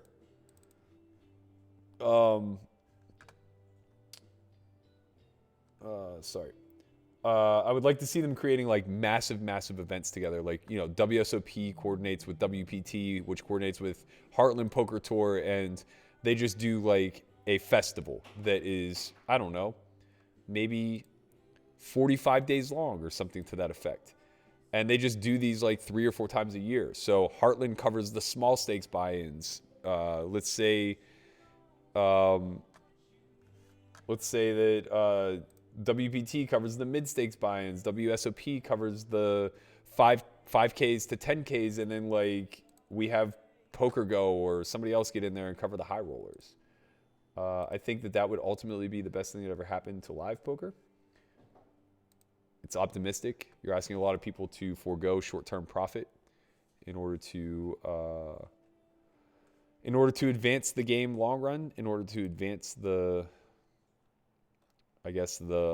health of the economy. But I don't know, man. I don't know.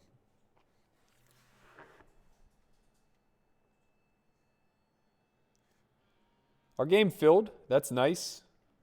We got OTB back. Shout out to my man playing from the other night. Jefferino sat, but he's sitting out right now. Maybe he's waiting for the big blind. What happened to that queen jack hand? Would we have won? We prop up the economy, man. We just get these 5-10 deep games running, man. Alex says, I really enjoy listening to Berkey talk about psychedelics. Believe it or not, I've thought a lot about it. And I do have, family history with all types of drugs. My mother did them all, I promise you. Very much a 70s baby. Or I guess a 60s baby? I don't know. She was born in the 50s. I don't know what the fuck I'm talking about.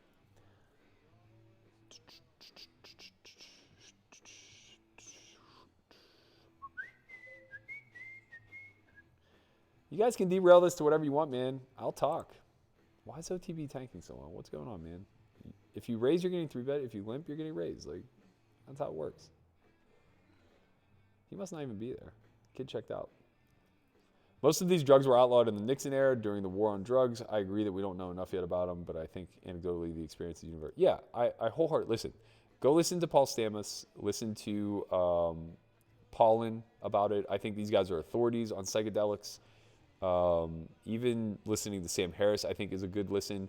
He speaks very, very well to both sides, both the high risk as well, or not the high risk, but the risk, as well as the high benefits. I think Tim Ferriss can speak to that as well. But, you know, these guys, like, fall in the realm of, like, tortured genius also, which is a difficult life to live. I don't feel that way. I'm just dumb enough where I don't care. Okay, we have very few big blinds. We are very likely to bubble this thing. We're going to defend, try to flop a pair, and go. That was so close to being nice. We have to open rip because we don't want her to commit with, like, a hand like king-queen. Deuce? Okay, that worked out well. God damn it. Oh, you guys didn't see any of that. And I end up sitting out the sevens, which is fine. It worked out. Going from chat to bubble to... So what ended up happening is Katie Lindsay opened under the gun, as she should. She's a massive chip leader. She has 9-10 off. Folds to me in the big blind. I call off of... What did I have? I had 20K, so 6.5 big blinds. I defend. When you are that short, there's more value to fighting for the pot. Oh, Chewy, you came just in time for the psychedelic talk, man. Finally, an authority. All right, Chewy, let's get in these streets, man. What do you want to talk about? Let's get Nick in here, too, so we can have the tortured genius discuss psychedelics as well. Anyway, I defended off 6-8 off the big blind. I know it feels loose, but it sets up for 1-to-1 SPR spot, and we're just going to realize our equity at a really high frequency, which is great. She also doesn't have a tight range opening under the gun since she's chip leader. Flop is ace-7-6. We flop bottom pair and a gut shot, or sorry, bottom pair and a backdoor. We open rip for pot because we don't want her committing with a hand like king-queen where she has to bet call off. So we want to protect our equity as best as possible. She does end up calling with 2 overs and a gutty, and we fade. Now we are 15 of 26 and unlikely to bubble, which is great. Well, I shouldn't say that. We're less likely to bubble. We really let Baron off the hook last hand. He had queen jack off. We would have beat him with the sevens.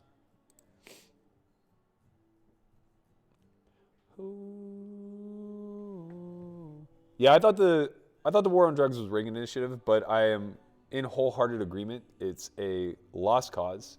It's created way more problems than good. And honestly, it's hard to not think that it was a plan to over-incarcerate and privatize prisons to the point where they would become one of the biggest industries in the country.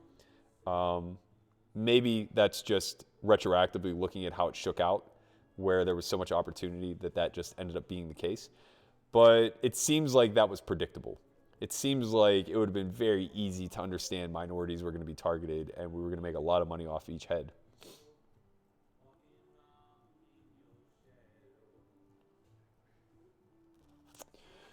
So can you explain that a little bit more, Chewy? You're saying it's more so being hyper-oxygenate. I tried pronouncing this word earlier today and I can't. Oxygenating. But... So I guess I don't understand it very well because I thought the big thing with Wim Hof was kind of the opposite. Isn't it a lot of hyperventilation where effectively you're just continually increasing your breathing pattern to the point where like you're actually starving the brain of oxygen? Maybe I'm misunderstanding this a little bit. I haven't, to be fair, I haven't done a lot of study on it. But I don't think the brain passes out from too much oxygen, where I'm pretty sure it does from lack thereof. And I know that a lot of people studying Wim Hof ultimately find themselves in situations where they sometimes pass out. We're in a weird spot here. This is not a shove when you're 15 of 26. God damn it. I'm just going to play good. Chin's watching. I had to fold. I was going to do something sketchy. I was going to limp. I was thinking about it. I was thinking about open ripping. I think king jack off is a weak fold there. We're caring way too much about the money, man. I can't breathe. Oh, man, we would have ran into it. Wow. Wow. Oh, wow, we would have won, though. Nope. Lucky Spewy ships the whole goddamn thing. Nines, ace, king, queens, all behind us. See, this is why you play good. This is why you listen to Chin. This is why Chin is a good coach. We now just made the money. 2 people busted. We're now 15 of 24. God, this kid's so smart. You need somebody in your life who's more risk averse than you. That is rule number 1 to life, for sure. Tell you the funniest Nick Howard story. The funniest Nick Howard story? Okay. All right. The funniest Nick Howard story. First of all, I'll tell you a funny Nick Howard story to warm you up.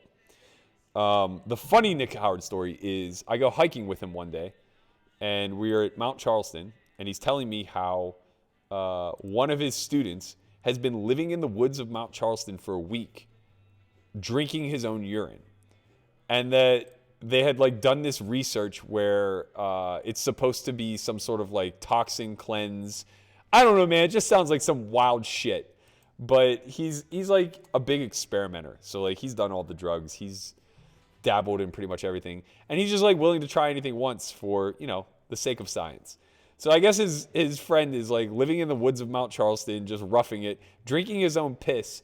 And something happened where like he fell down a hill. So he's pissing into a gallon jug, right? And then just consuming it. And I guess something happened where like the kid slipped and fell down a hill. And as he was rolling, the gallon jug burst open and piss just like flew all over him. I don't know if I got that fully accurate, but if I recall, that was what I took away from the story anyway. The funniest Nick Howard story. Let me play this hand for you guys first. Whoops. All right, so we fought gut shot, flush draw. We can definitely check raise here. I kind of like this. So we would check raise some 10x here. I think 240 is good. Should be a pretty wide 3-bet range on the button. He 3-bet relatively small. I went 25, he went 85. That's a nice card. We can check because we're going to have a lot of trip 10s, and we should expect it to go check, check. This is a good event because we don't get stacked now when we're flush over flush. We also don't run the risk of getting stacked whenever he has like 9s full. Even with 9s full at this point, he's incentivized to either bet small or check back. This is a fucking tragedy. A lot of his floats are going to be the naked ace of spades. I think we get the block bet here. I think a block bet serves us pretty well. He's going to have trip 10s himself, and he's not going to shove the ace of spades, I don't believe. Over here, we're all in. Yeah. So that was a good event. We ran into queen jack of spades. Lost the minimum. We bet 275 on the end. He just called. Nothing we can really do there. It's unfortunate for us. He pretty much flopped us dead to a 7. We had one out still on the turn. 7 of spades on the river. Fireworks, baby. Not really. We just bet and he calls. Okay, so the funniest Nick Howard story. And this is more of like a you had to be there kind of funny. But it was funny nevertheless. We were camping at Mount Charleston. It was me, him, my nephew, and a person to be named later. And we were all in this tent. Oh, and my pup was there, Gatsby. And it was fucking cold, man. I think it was like end of September, early October. It got frigid at night, right? So we all have these like super thermal sleeping bags that like literally zip up to our head. And for whatever reason, my nephew was sleeping between Nick and myself. Was he? I can't remember. Anyway, in some way, shape, or form, my nephew was either sleeping to the left or right of Nick. And at the time, he was like, I don't know, 17, 18 years old. And somewhere along the lines at like 4 o'clock in the morning, I guess Nick woke up and just like started holding my nephew's hand. So obviously I'm passed out. I have no idea. But the next day we're like sitting around the fire, just hanging out, and like they're just like awkwardly not saying anything. And then out of nowhere, my nephew Eric is just like, "Are you gonna tell him what happened?" Nick's like, "What?" He's like, "You were holding my hand last night." So that was a laughable moment. No, it's not the real OTB. Do you really think he's sitting in Vegas grinding 510 on WSOP? Come on. If it is, he's lost his skill.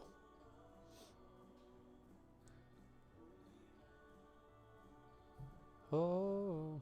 No offense to the faux OTB. It's just we all pale in comparison to the real OTB.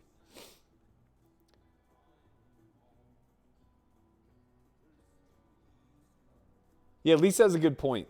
If I'm this fucked up sober, what do you think I'm gonna be like if I actually were on something? I don't think we need to go down that rabbit hole, you know? I think my time bank is auto engaged, no? Let me check. Let's find out. Table options, settings. Where do we do this at?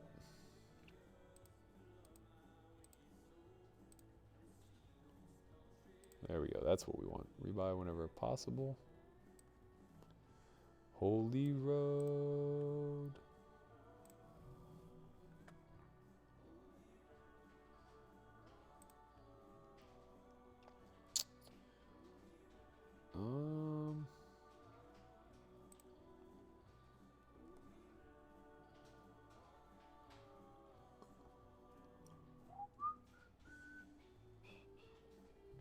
Someone's gonna win a big one. It's gonna be, I guess not. Too deep to shove there. I feel like, what am I missing here?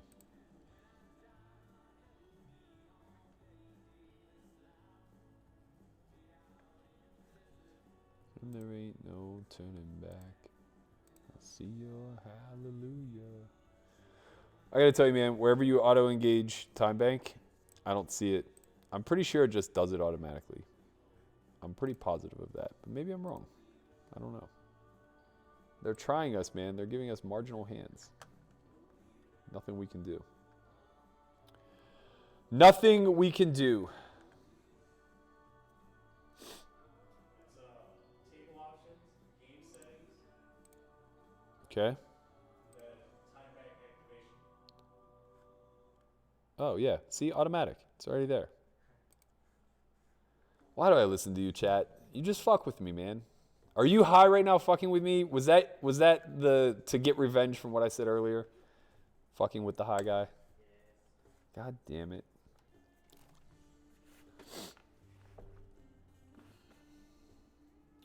Yes, I still think folding my 9-9 full house was correct. Just because he showed up with one combination of hands that he shouldn't have doesn't suddenly alter the math that much. And also, it didn't matter to me. I still had 45 blinds afterwards, and I was chip leader shortly thereafter. Tournaments don't really work that way. If it were a cash game, I would never fold.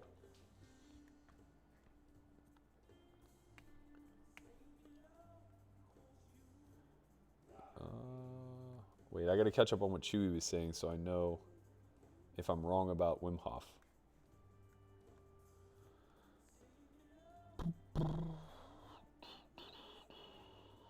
Have you ever put a bad beat on Hellmuth? If so, did it bring you joy? Abso-fucking-lutely, man. Both. I put a bad beat on him, and it brought me so much joy. It was 2017. We had both just busted the super high roller bowl. He did so after showing up 9 hours late. I busted it on day 2. And the following day was a 10K tag team event. My tag team was... Oh, I see.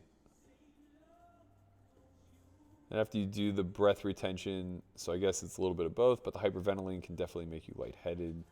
Okay, that's interesting. Yeah, I'd like to know more on the science of it, to be honest. People sing the praises of Wim Hof, so I don't really know. I don't know, man. I'm into exploring these types of things. Maybe not necessarily experimenting with them, but I'm all for learning more. Anyway, Helmuth and I get seated at the same table in the 10K tag team, and I'm stacked up. I may have already doubled, something to that nature.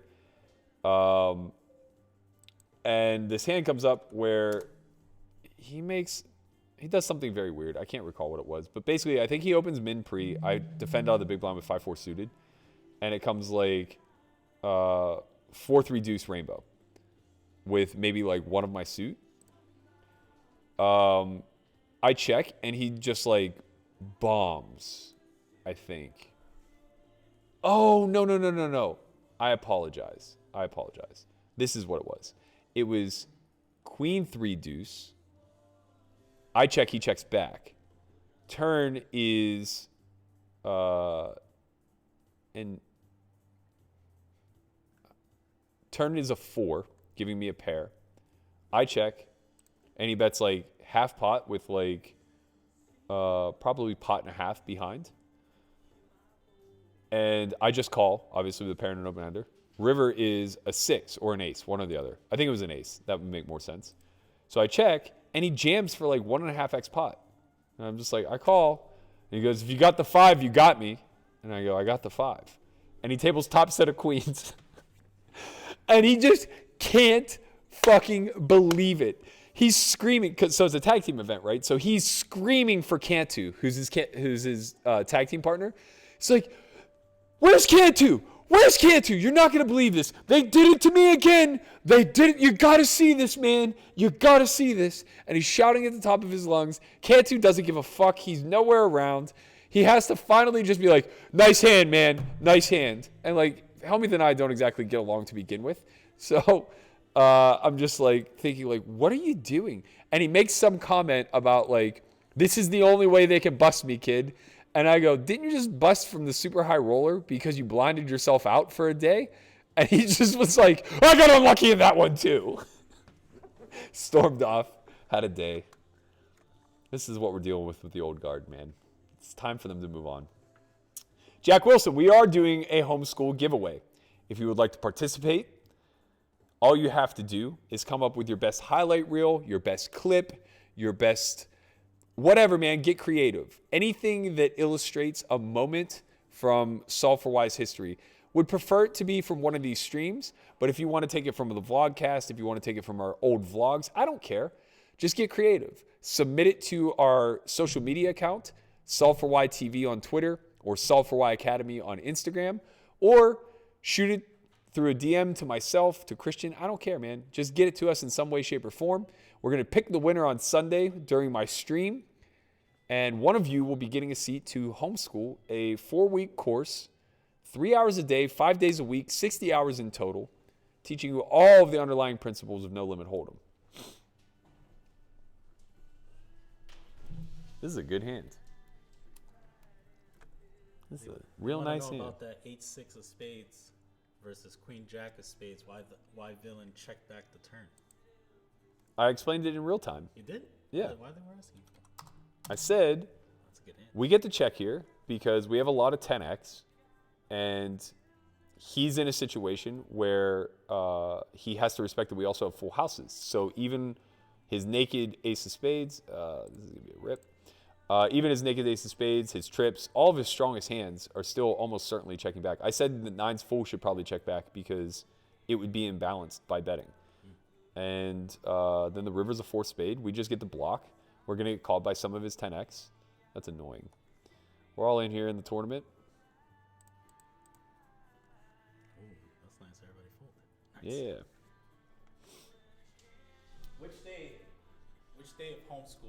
Which day of homeschool do we go over the range versus range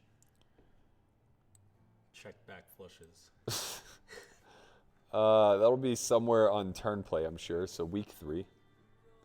We'll be talking about how ranges interact with one another, what the minimum equity threshold is to bet, what protecting your frequencies look like.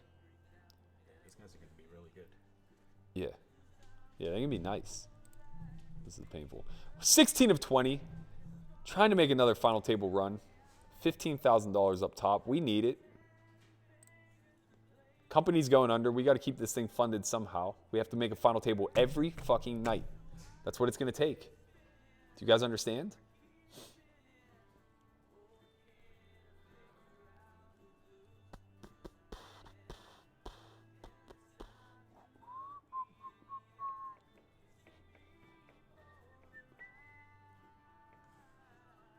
Ooh. Hit us with the limp.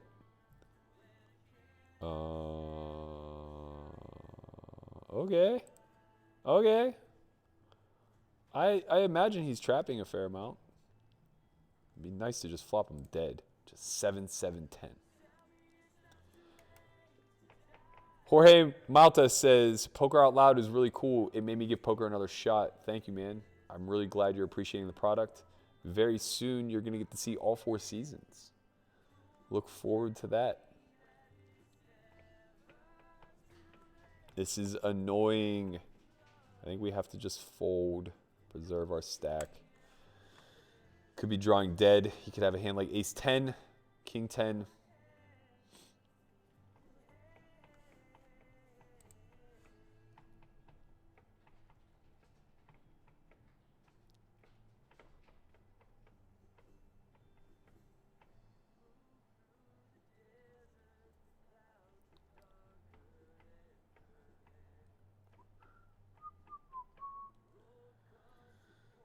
I thought you were a Wim Hof guy because he's heavy into cold therapy as well. No.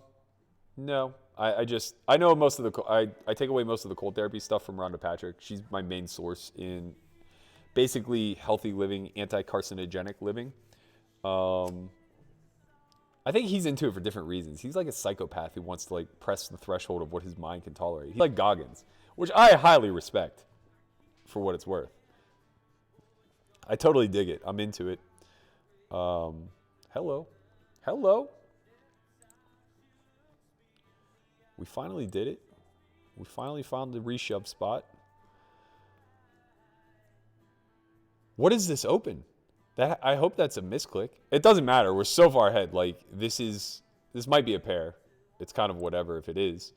We just need to win this fucking pot, guys, because he's not folding. We need to win.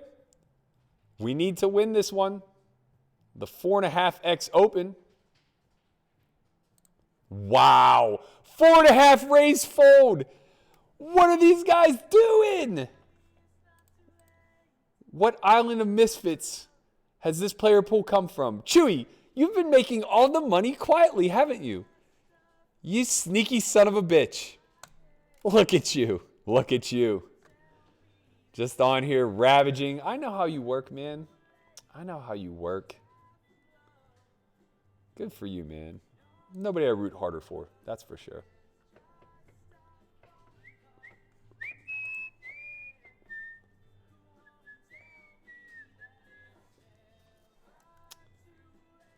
You had a podcast where you were talking about risk management, which spoke to my soul. I had over 50K in online winnings last year in my first year of poker. I need to figure out how to act like a pro.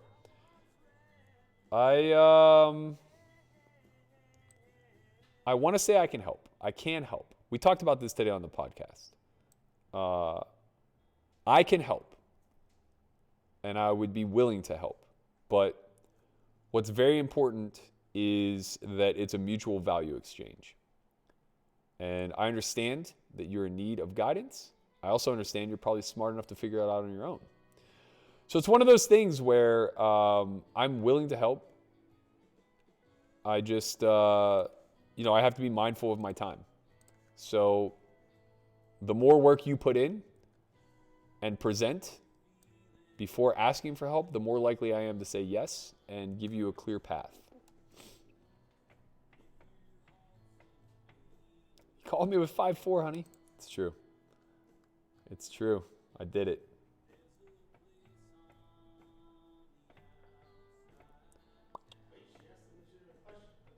Who? Who? Who? I don't know, like one of the bots, but like one of the bots asked a legitimate question. It's weird. What did she say? She said, Christian, is the footage from the home Oh, yeah. on S4Y TV? Maybe she's not a bot. Why did we mute her? I don't know. Oh, man. That's unfortunate. Cherry, we apologize if you're not actually a bot. The footage for homeschool will not be available on S4Y TV. It is a separate product, a separate course. It is only for those who have enrolled.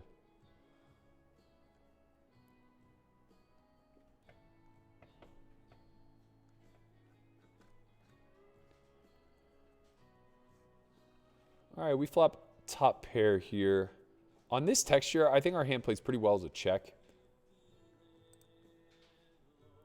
We need some ace-x to check. I like choosing hands that unblock his potential barreling candidates. We need a little bit of protection now, though the 9's not great. He could easily be checking back queen-jack. I think it's really only queen-jack of clubs that he checks back, though. So we're going to go 35. He'll have a lot of equity to continue here. A lot of jack-x. Hey, Berkey, if you have 10K to put towards poker, what cash game stake should you play? I've been playing 2-5 a lot, but I don't know if I should increase it or if I'm just getting lucky right now. Listen, man, you're insane playing 2-5. You don't have enough money. If you're playing online, you should be playing like 50 cents a dollar and trying to work up to multiple tables. If you're playing live, rake matters a lot. Rake matters a lot. Rake is going to break you in a big way. So, firing in 2-5 isn't that awful. But you should stay in 2-5 until you have like 50,000 plus to play a 1K 5-10 game. Maybe even more. Maybe like 75K if the 5-10 game is bigger, like 1,500 plus. Just depends. I live in Vegas. Wow, man. Help me with this name. Alias Gar? Aliasgar. I like that. That's what we're going to roll with. Aliasgar. I live in Vegas. Where do you live?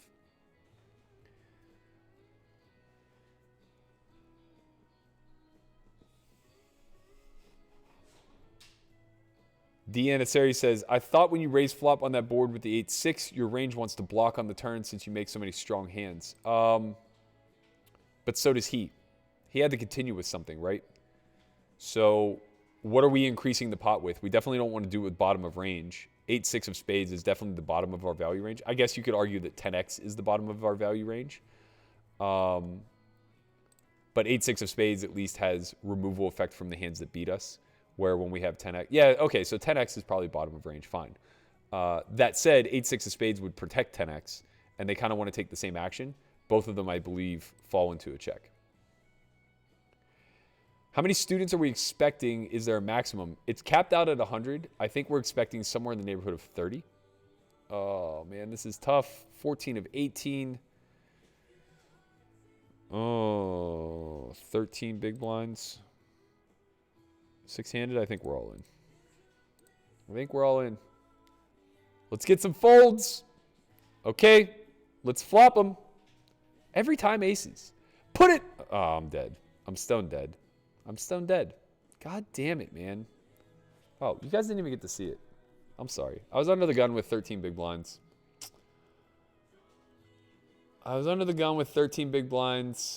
Below average stack. I think it's a shove. I feel pretty comfortable that it's a shove. I feel like I run into aces an awful fucking lot. I should only shove hands that have an ace in them. Actually, I've run into aces a lot with a hand that has an ace in them.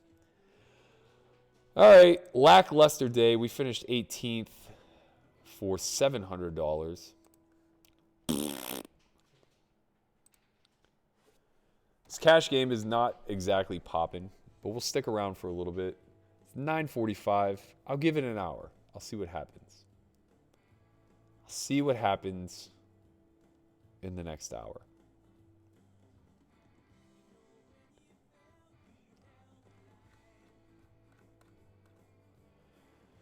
I think Chris K has lost his mind. I don't think he's actually, I think he's gone AWOL. We're just not going to see him online until these scary times are over.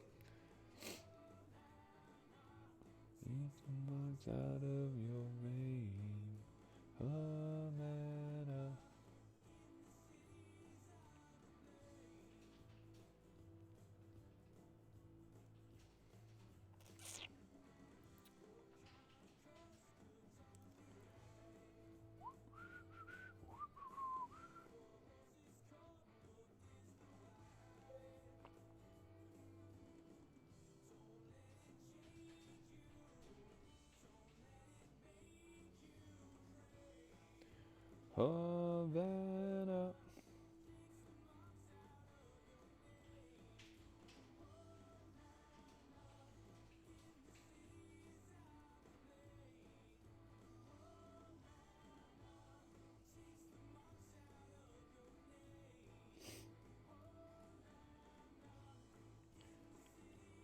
All right.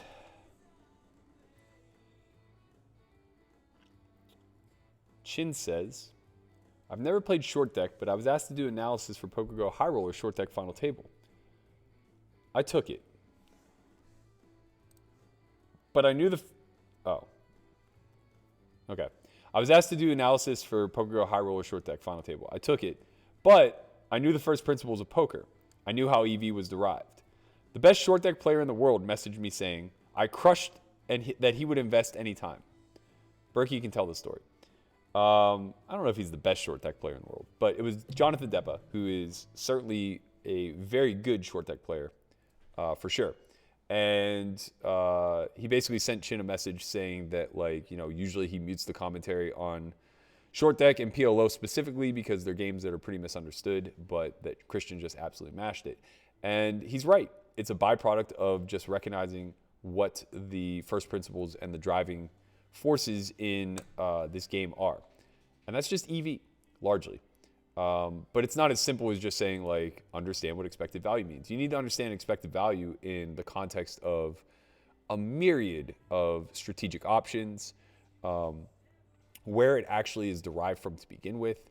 So, you know, the suitedness of hands, the connectedness of hands, the showdown value of hands. I think we have a very clear check raise here.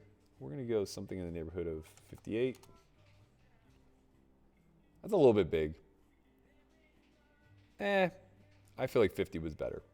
Splitting hairs. Doesn't really matter. I said, hey. So we really get to go hard on a 3 or an 8. A 9 or a 5. We're going to be betting something more representative. Okay. I guess I'll leave that thought for when it happens. Uh-oh. Andre's calling some people out. He's in these streets.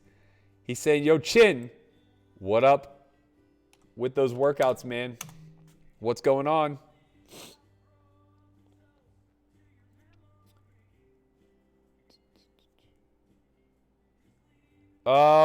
Yeah, maybe it isn't the best or the most prudent business decision not to reuse that footage in the future, but I think it's disrespectful to the people paying a premium, even though they get the benefit of...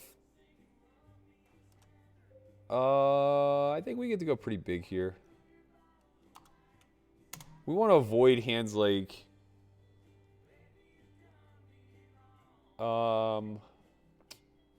That's not the card we wanted to see.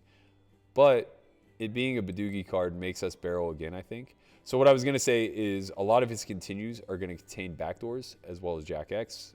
We do block a lot of the Jack X. So we're going to want to go something in the neighborhood of like 333 to shut down you know, his backdoor hands like King Queen of Diamonds, King Queen of Spades, King Queen of Clubs. He's going to have all of those in full. He might even have some King Queen off that can't call twice. That's just a very unfortunate run out for us. We're left with King High. We're up against top pair, almost certainly. He could have a hand. I'm trying to think like why his Jack X would be very inclined to call twice. Just a non-believer, I guess. In any event, we don't get to be all in on that river. We just start checking.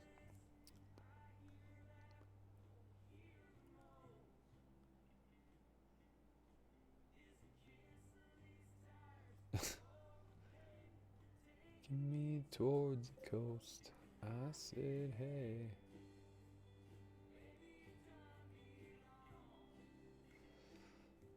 I guess he lands here with some Queen 10 for sure. I didn't really consider that. Queen 10's a double gutter on the turn, can't really fold, kind of has to be all in here. And he's going to have those in minimum 3 combos. He could have the offsuit varieties as well. That's the only hand that I beat. I don't think King Queen takes this line. Weird to be all in, though. Very, very weird to be all in. He does have 3 combos of 9-10 though, also, which gets there. If this is a 6, I would very strongly consider calling. But as played, we got to layer down. We got to layer down. We beat 3 bluff combos. He probably had 3 value combos that were 9-10, and then I guess jacks exactly.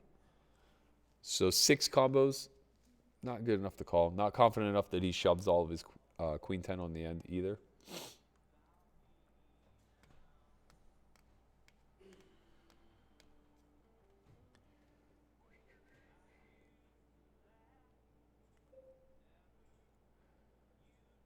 How to get the free seat in the month-long class, Matt Berkey. I've mentioned it a few times. If you just clip your favorite highlight from anything S4Y, most specifically these streams, but it could be an old vlog, it could be an old vlogcast, whatever.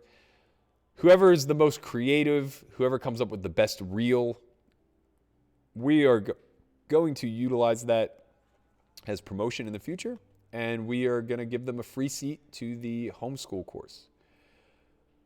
Peter asks, what computer science stuff were you doing before poker? Nothing. I studied it in school. I never even interned. I never programmed for anyone a day in my life. I haven't written a single line of code since graduating college. I don't remember anything. I was fairly good at it in college, though. But I was better at the algorithms than I was the actual execution. I'm not a very detail-oriented person. So I made a lot of sloppy errors that would lead to, thousands of syntax errors whenever you're compiling.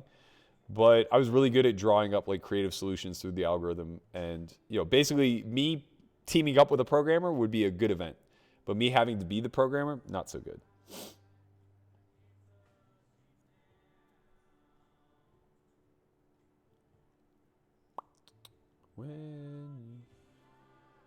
Have I ever slow rolled Sean Deeb?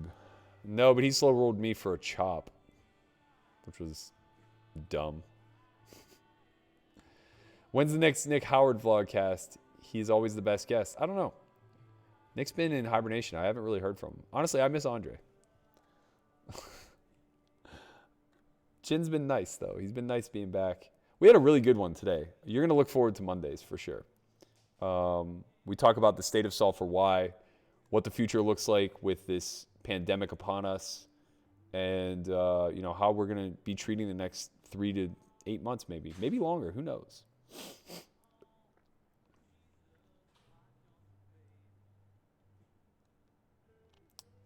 Well, it's not just flush over flush.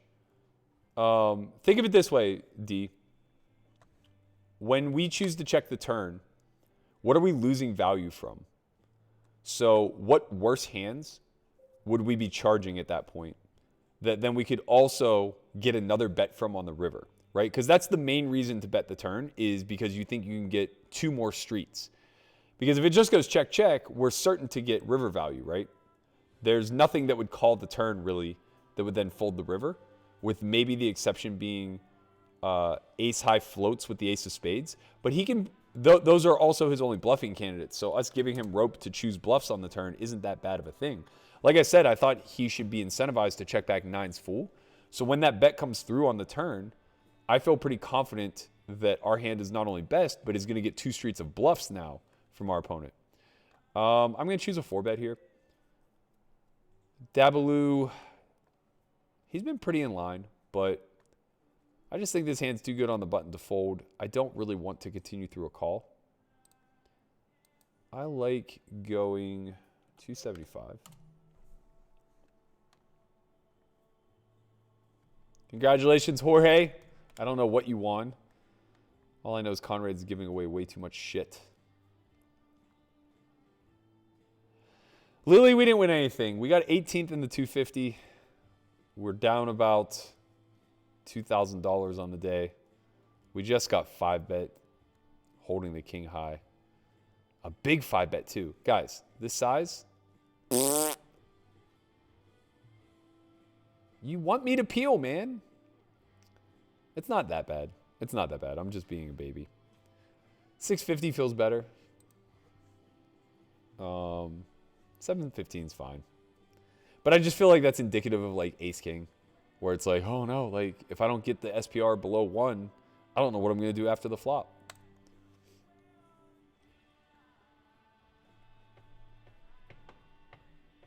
Oh, when it's big though, right? Like he's 5-betting to 715. That's well over. I think I had 2K to start the hand, maybe 2100. So it's about a third of my stack. It's about as big as you can make it.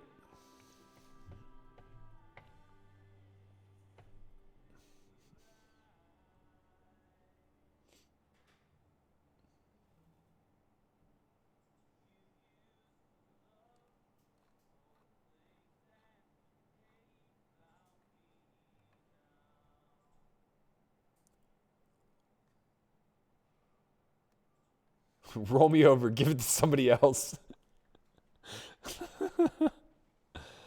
Oh, man. Michael Lukic in the house. One of the shining stars of the academy. Former member. Has a really great blog out. If you haven't checked it out already, everybody go to his site. I think it's michaellukic.com. I got to check. Oh, it's michaellukic.io.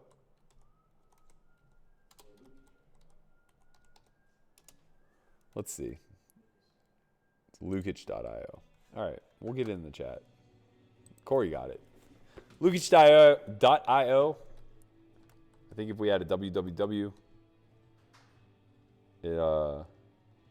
and then I don't know. Maybe it'll become a link. I don't know. I can't tell. We got a call here. Flop middle pair. It's okay.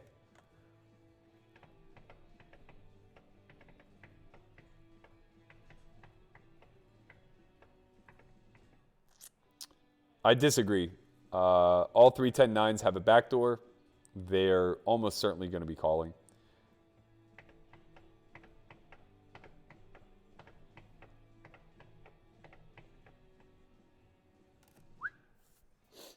Thank you for teaching me internet. This is a bad turn card for us. We are going to be forced to fold a lot. We block his natural bluffs, which are queen jack, queen 9. What?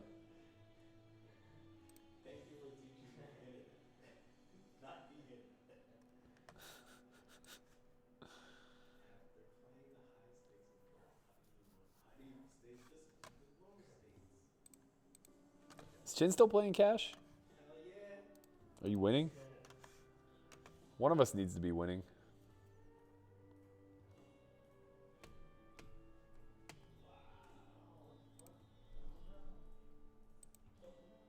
Wow, suddenly 5-10's popping. Chin's up 2K. EMD for Life says, after playing the high stakes in the world, how do you stay disciplined in the lower stakes? Poker's poker, man. The decisions are all the same. I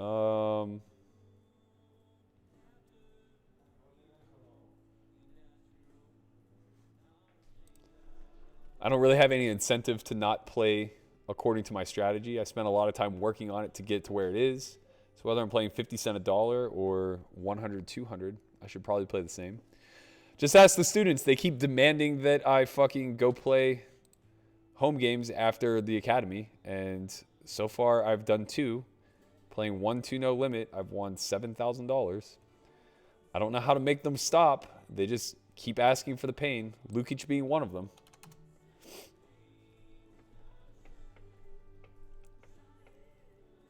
I agree, Aaron. Chin and I are the best match of all the combinations. Nick and I are too similar. Andre's a nice balance. I think Andre and Chin are too similar. So I think me and Andre can do pods. Maybe Chin and Nick can do pods. That'd be interesting. Do I have a girl that got away / regrets? I have regrets. I don't have a girl that got away, though. There are definitely past relationships I would have done differently that I didn't necessarily treat them the best or give them a fair shake. But no lost loves. I'm pretty dead inside, man. Poker kind of ruined me that way.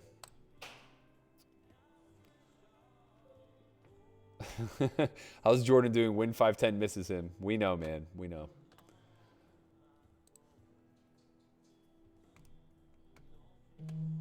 Patrick, it's important to differentiate. Not everybody's going to notice that I block king, queen of hearts. And it's very critical because king, queen of hearts would fold that flop most likely to a large bet. Whereas the other three would not because they have a gut shot with a backdoor. Make sense? Not everyone's as smart as you, man. Sometimes you got to lay the details out there for the crowd. We kind of just have a you win kind of situation, man.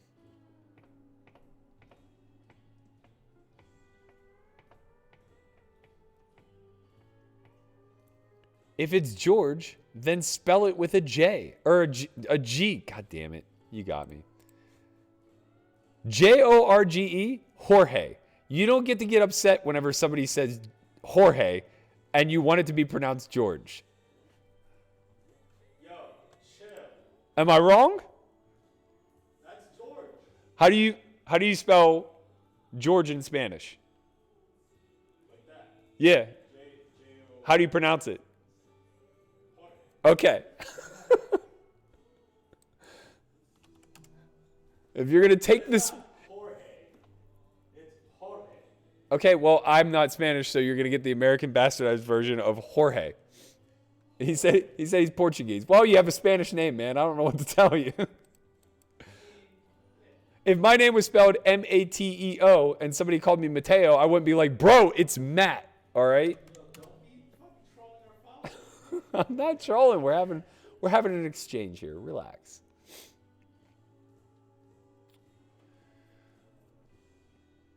What about my size? What does that have to do with equity? He's still going to call his best drawing hands, right?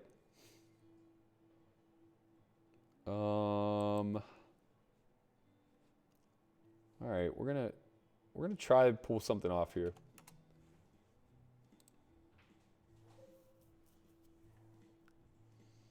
Jeffrino's buried. He's probably in no mood to fold. I may be getting a little bit too thin here. My hand kind of blocks some auto folds too, like Jack 10, Queen 10, 10-9 of hearts. Spades come through. I could really go for a zero equity bluff here.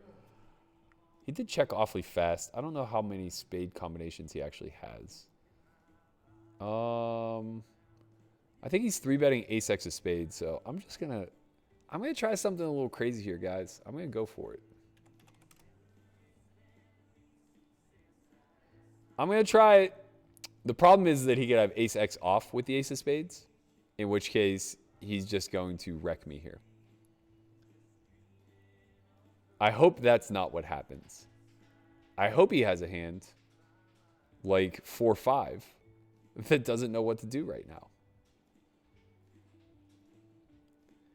It should just fold. Whew! We did it, guys. We pulled off the zero equity bluff. I never run those. Man, feels good. Feels fucking good. All right, I'm back. You got me. I'm in these streets. They're going to give me jacks. They're going to give me 10 high. We're going for it. What up, Mr. Ingram? Poppy in the house. Appreciate the support, my man. Good to see you here. Oh, no, he's steaming. Steaming Willie Beeman. I don't think this is a bad spot to induce. I feel pretty okay about it. Small blind has a pretty linear 3-bet range. We block some of that with jacks, but I think that's all right. I think something in the neighborhood of 315 seems fine. We have shown a propensity to 4-bet fold. Difficult for him to put in less than third of stacks with a 5. If he were to choose to make it something like 650, I guess I would just peel. I don't think that's really too bluff heavy. Oh, the discipline. Young Jeff. My man. You're supposed to think I'm coming after you. Now my 4-bet gets worse.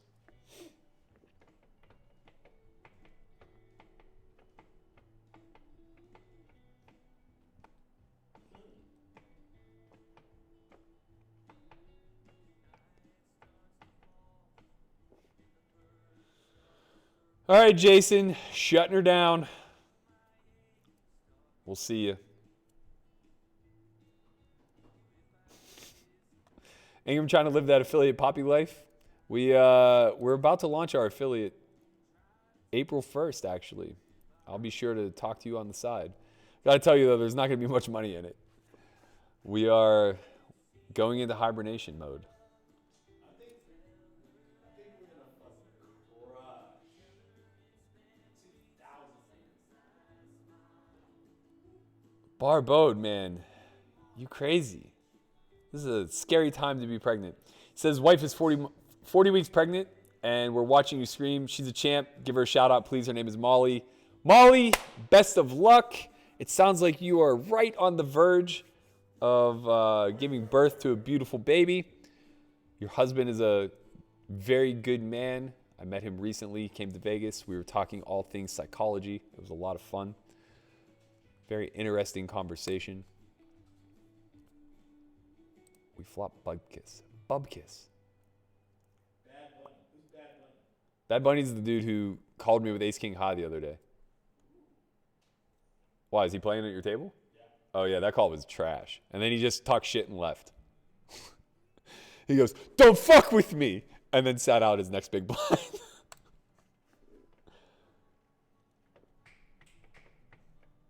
Okay.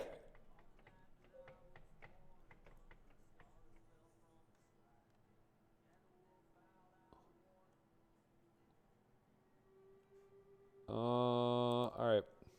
Pretty easy spot to raise. God, that's so annoying.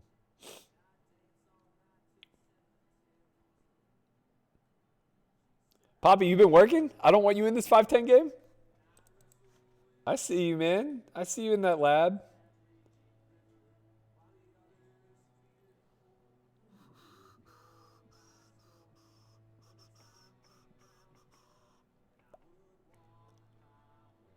Chris, what are you confused by? 40 weeks is the length of a 9-month pregnancy. I got to tell you, man. Nothing gets by you guys. Nothing gets by you guys. Hi. Ingram, man, how have you done it for so long? Got guys out here asking if his wife is an elephant because she's been pregnant for 40 weeks, not realizing that that's the length of a pregnancy. What's going on here? Matt Ryan says, just joined. Do we know any of our opponents at this table? This is not the real OTB Red. No, but I think he actually might be in the chat. So the real person who's here may be able to speak with you. We know that BB is sick, is a reg who does well. We know Jeff Areno personally. We've met and played with him a couple of times.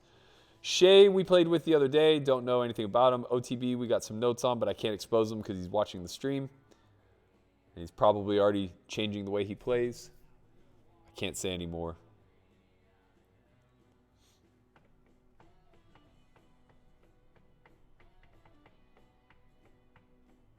We have it at the same table. Yeah, except you got Bad Bunny. Do.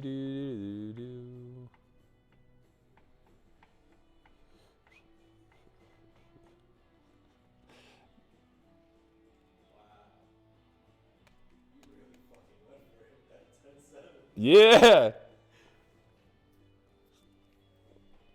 Caleb, I would never disrespect you by spelling your name with a K. That's just weird.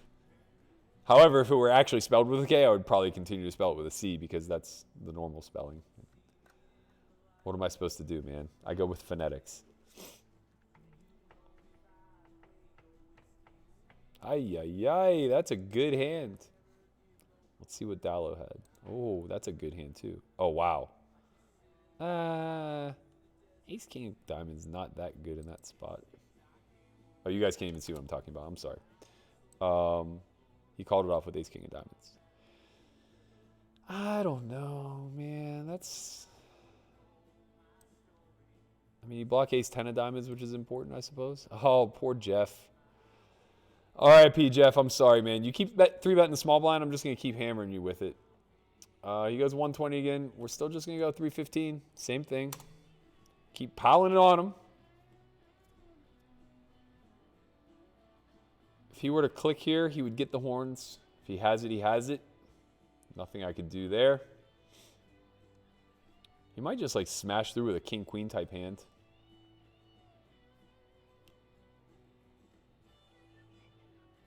These sizings are so annoying because like we're putting in 15% of stacks. He says, let's do it for the fans. I'd say good luck, but I don't mean it.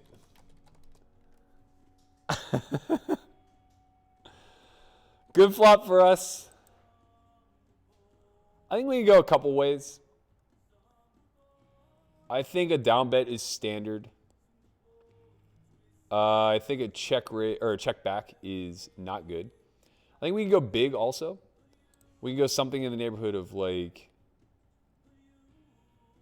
500. I kind of dig that. Let's go 475.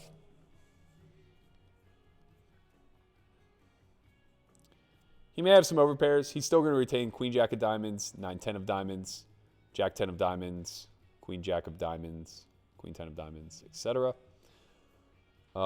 This puts a lot of denial on his backdoor clubs, which is good. Kind of, I mean, it's kind of a negative event because we fold out hands we dominate. But now we fade these awkward turn spots. 10 of clubs is a real bad card. It blocks him having Jack 10, Queen 10, King 10 of clubs, Ace 10 of clubs, which are most of the hands that we were beating. Not all of them. We still beat Ace Jack of clubs, Ace Queen of clubs, Ace King of clubs. We're just going to check this one back. Hope to realize, make a diamond, Ace or King. That's a nice event for us. I think we're only losing to 10s, 8s, and aces. All extremely unlikely. 7 combos between them. I think he can be bluffing with King, Queen of clubs. I think he can get thin by shoving Ace, King of clubs, Ace, Queen of clubs. Yeah. So he has showdown value for sure. He also knows that I have to shove this card. So basically what happens here is when I have this hand, I get called by all the hands that beat me, of course, the 7 combos. I also get called by Ace, Queen, Ace, Jack. And I suppose he could have like one combo of Ace 8 or Ace 6.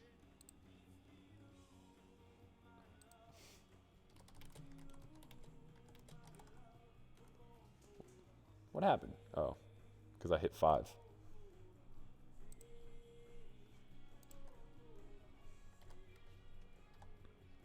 These hotkeys, man.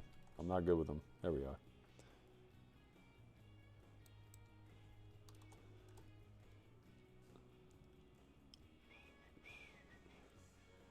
I probably did take too long. But I think it would be pretty hard. I don't know what the time banks are for a WSOP cash. I think it's like 2 minutes maybe. So he might be able to snipe me here. More power to him if he does. I don't give a shit. What do I mean by poker has destroyed my love life? I don't mean that happened. I'm just saying poker has destroyed my emotions. I'm very emotionally disconnected. And I think that's important in dating.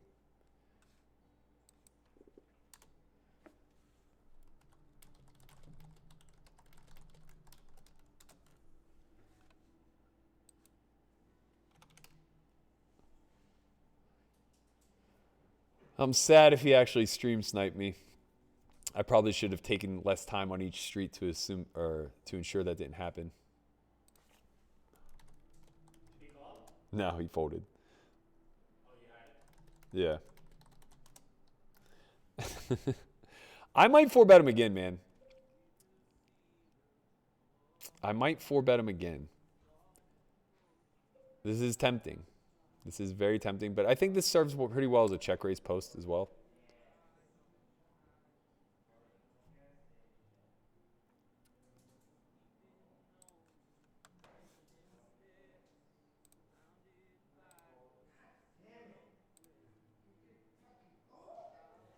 Oh yeah, we're safe. We're safe.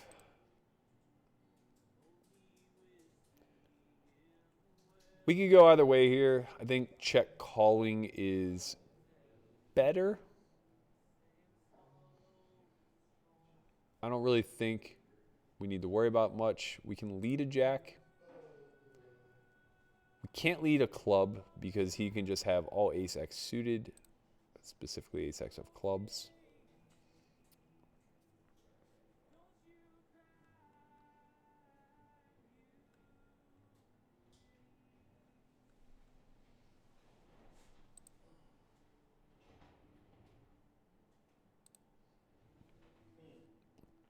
I finally gave Chin mod status.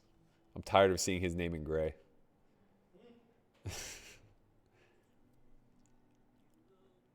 I should have 4-bet him again. We would have actually just played a big one where I would have been forced to go off.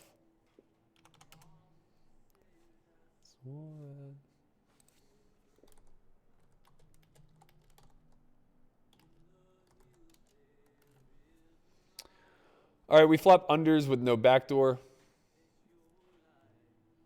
Interesting spot. I don't necessarily think we want to bet. I think this is a hand that can actually check call one, check fold turn.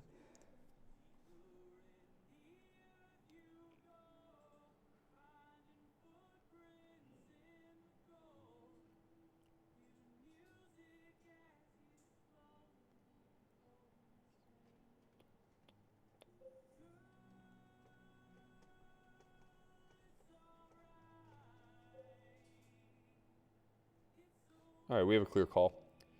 Nice offsuit 7 would be fun. 6 of diamonds, not so great. We are protected. We have some diamonds in our checking range, especially on a Jack-10 high board.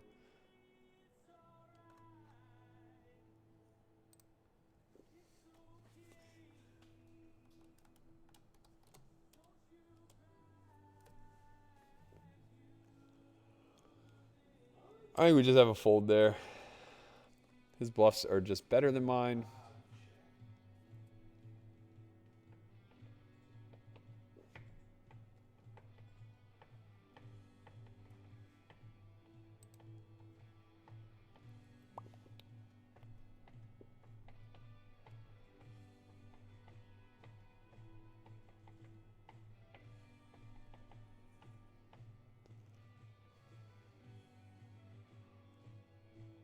Blah.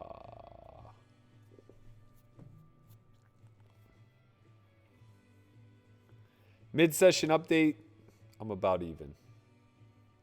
I think I'm in for about 2,500 here. Have about 27. Not much moving, man. Not much moving.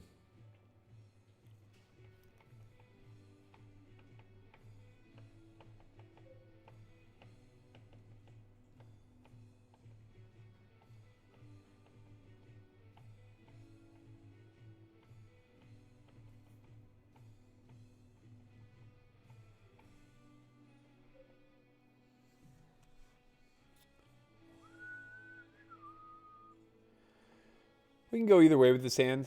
We can 3-bet, we could call.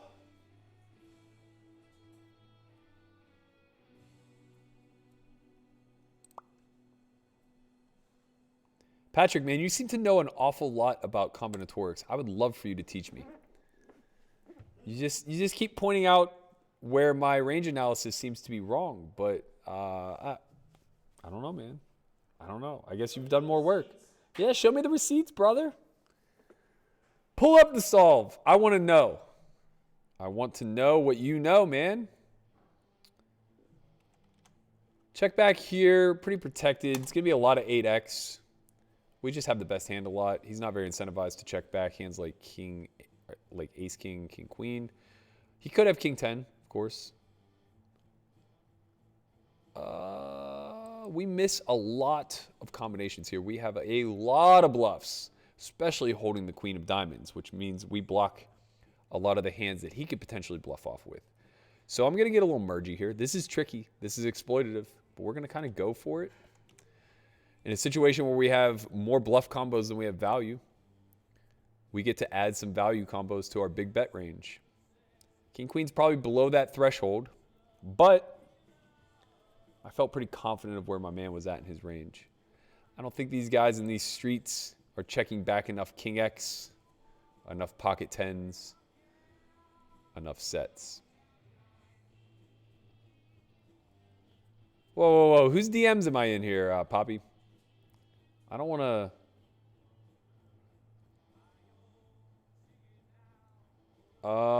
I think that 10 of clubs is a pretty negative card for us, Chin. I think he has a lot of 10x of diamonds. I think that he can still just have like jacks, queens, nines that are no longer going to fold. It's fine. It's a fine shove, I guess.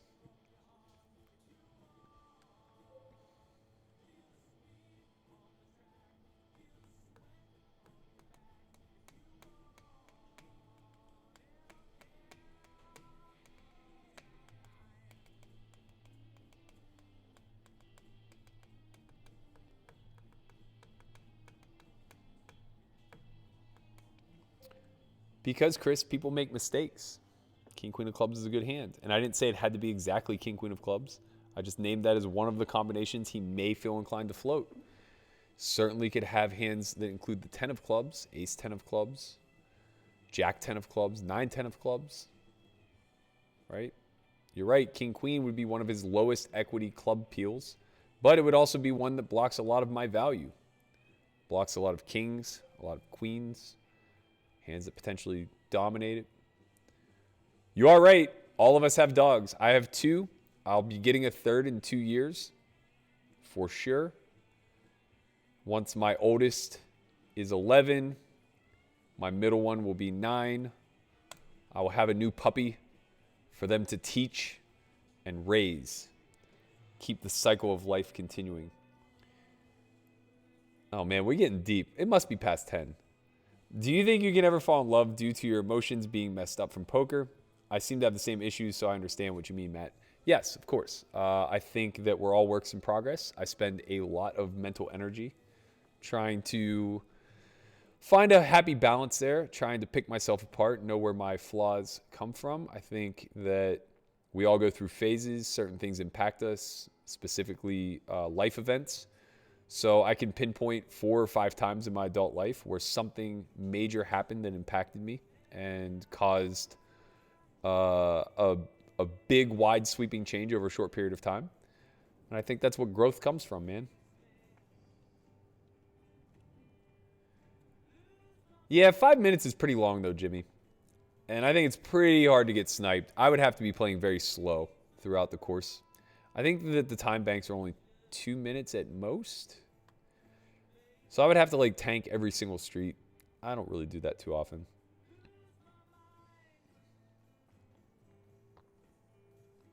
Yeah, I was watching it on YouTube. I knew I wasn't really getting sniped. Just messing with him.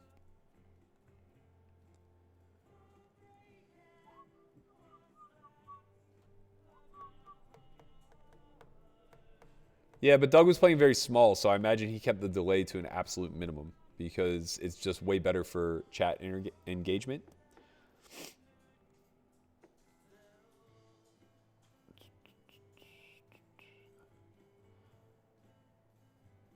Also, to go back to what Jefferino's range is there on that flop and that flop peel. I got to tell you, Chris, I don't know, man. How many 5-bet pots have you dissected for the out-of-position range? Right? He's probably supposed to have a really tight range there. I bet he has more hands than he should. I bet King, Queen of clubs shouldn't even be in a 4-bet call range. But here we are. You know? Or sorry, I guess it was a 3-bet call range. Even still. King, Queen of clubs is probably in there.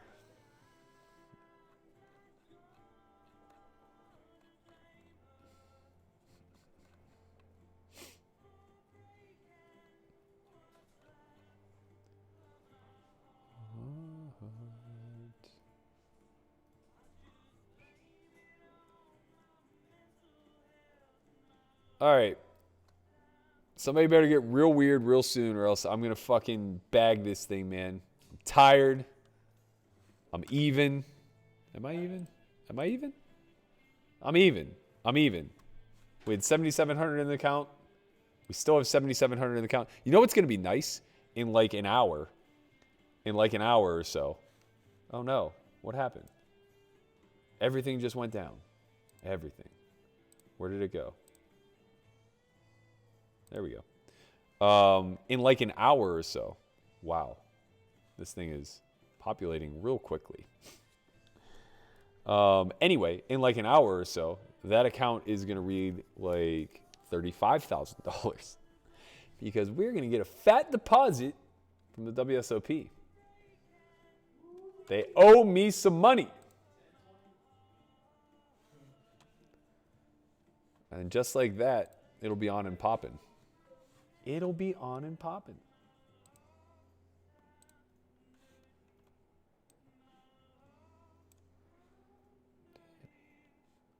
All right, we gonna get after it here. Where is the pop-out chat that I had going? Is this it? Yeah.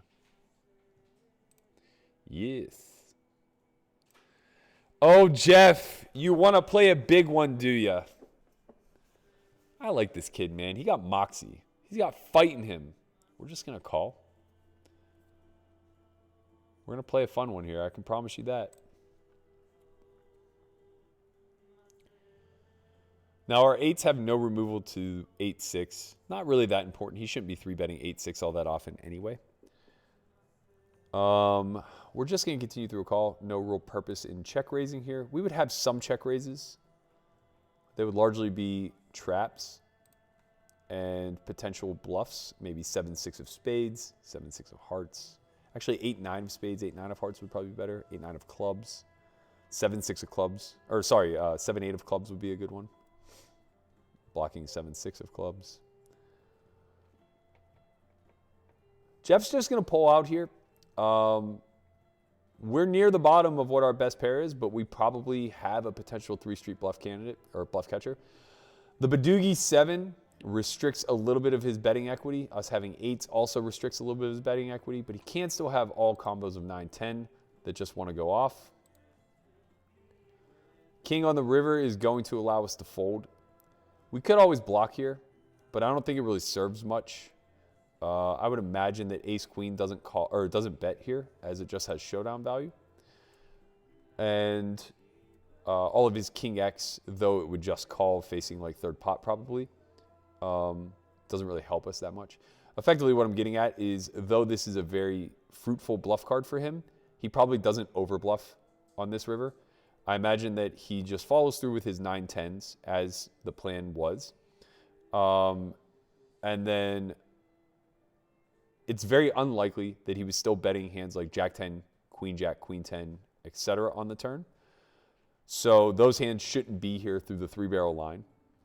So really, there aren't really any added bluffs, because if he's choosing hands like ace 10, ace jack, ace queen, they probably don't really need to bluff that river. He just still beats some of my hands.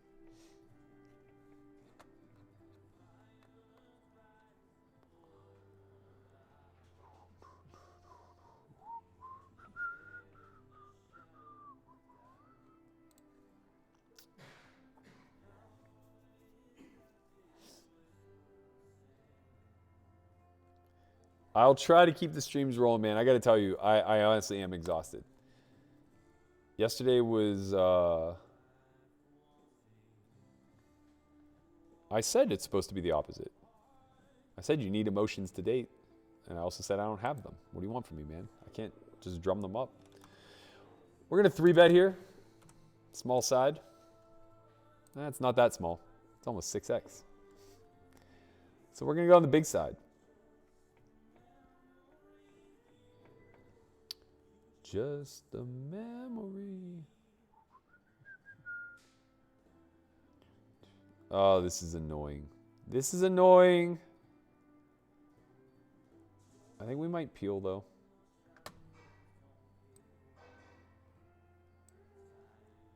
How bad is this peel? 2-1 position. We're going to be playing a almost 3 SPR spot. I'm going to make him work for it, guys. We're going to peel here, and he's going to make us hold. Trouble with this is we don't get a lot of value here. I don't know how much ace-queen is in that 4-bet range. Ace-queen feels pretty good as a call. You could have the suited varieties, which would only be hearts and spades. So 2 combos. You could have ace-king and full for sure. I think we kind of get to small raise here at some frequency. No. I mean, it's an exploit for sure. So when I call, we have 1.4 pot. Yep, I just have a call. That's a total brick. Ira, my man, thank you so much. Saying homeschool, best value out there. Shout out.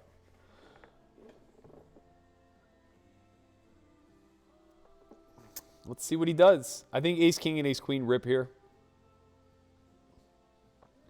The small bet is very strange. I think clubs have to shove too. So I'm just going to call again. There's no reason to try to protect my hand. We have him pretty dead. Oh, man, I'm trying to see this through his lens. So if I call, there's 2K in the pot. He has a half pot river shove. I mean, this just has to be strictly value, right? We're just laying such a good price when we shove that I don't know that he has any folds that wouldn't have just folded on the, or given up on the river anyway. Okay, I'm just going to push through here. Yeah, that's good. Ace-queen off's aggressive. I didn't think he would be that aggro in his 4-bet range, but I guess given the notes that we have, it makes sense. Very strange that he chooses the small sides there. I would think that that hand would either want to check or just be all in. Most of my range is clubs when he has an ace. I don't really think he's inducing anything with the 450. If I had clubs, I would just call. If I had sets, 2 pairs, I would just be all in. Okay, so we've been going hard in the 4-bet paint. I think that this is fringe. It can go either way. Don't really have much history here. Last time he bet this 3-bet this small, he had queen jack suited. So I'm going to just lean on the game flow right now and kind of go for it. We're going to make it 210.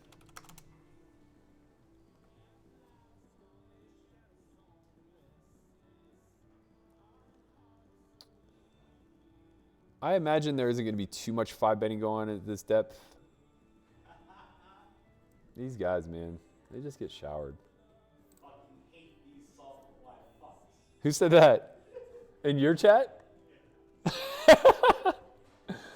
Oh, man. I thought we were the worst, everybody. Get out here. Free money. Chin and I giving it away in the 510 streets. Both of us sitting on a double stack.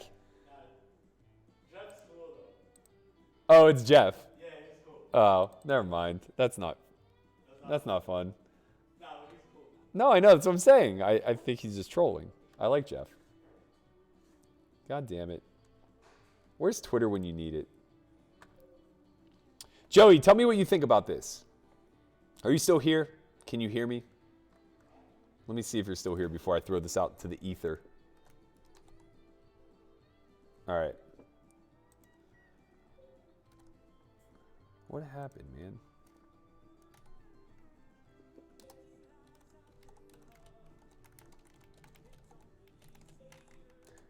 All right. Tell me what you think about this, Joey.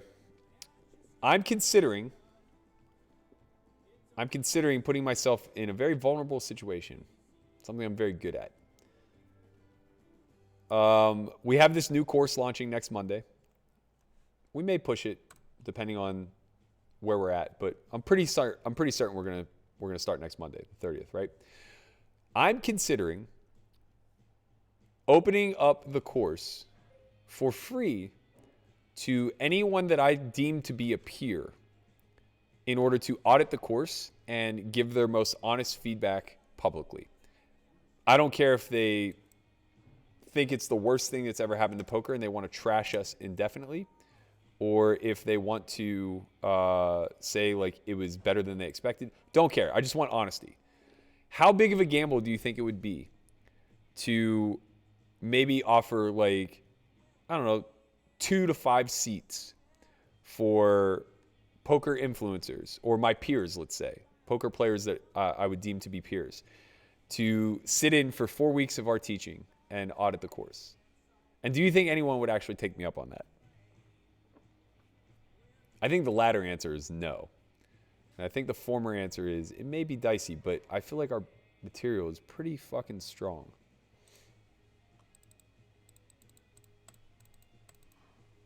The offer does not extend to Chris Shen, though, because I don't want to be embarrassed by somebody who could clearly be teaching the course.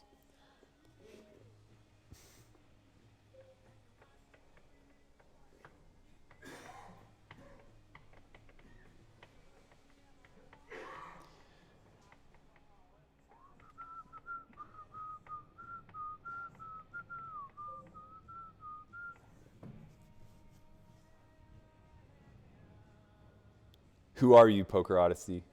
Tell the people who you are. That's Caleb with a C.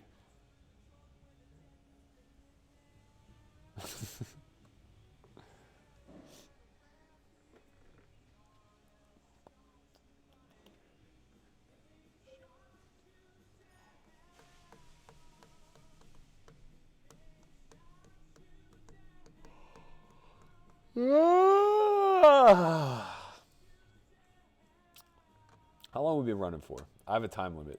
I'm not doing what I did on Sunday ever again. Maybe an hour. Maybe 2. We'll see. Thank you, Czech. Good seeing you again. I hope all is well at home. I know you're going through it right now. Best wishes, my man. Shout out my man, Kaki. Am I pronouncing that right? I'm not great with the pronunciations, I got to tell you. Good to see you here, man. I know you've been on the streaming grind as well. If you guys haven't already, check out his Twitch stream. We did a podcast that got really fucking out of line the other day.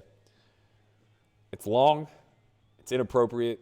It's everything you've all been asking for.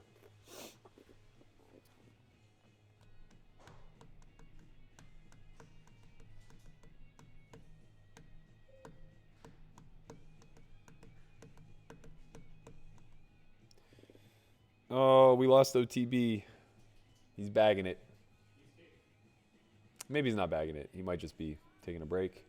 Something I should consider doing. I haven't left this fucking chair since I got here, man. Okay. This hand can go either way. I think at this depth, I want to be 3-betting more than calling. I know that sounds a little bit counterintuitive, but I don't think he's going to be raise folding at too high of a frequency. So hands that he may choose to open that I dominate are likely to continue. He did just snap fold though, so maybe calling is a little bit better of an option. I might shower him with this one as well, but probably not. Dabaloo has autofold clicked a lot. I think I'm probably just going to take a straight raise fold strategy from the small blind because of that reason. I'll probably never limp, except aces.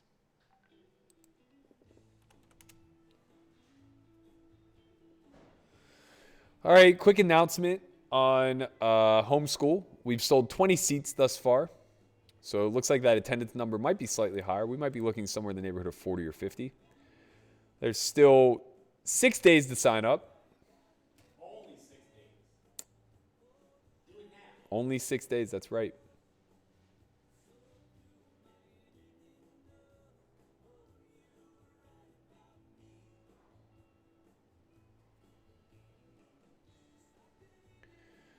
Yeah, to be fair, Jeff, or Landon, sorry, we were 200 big blinds deep, so I guess maybe that line is fine.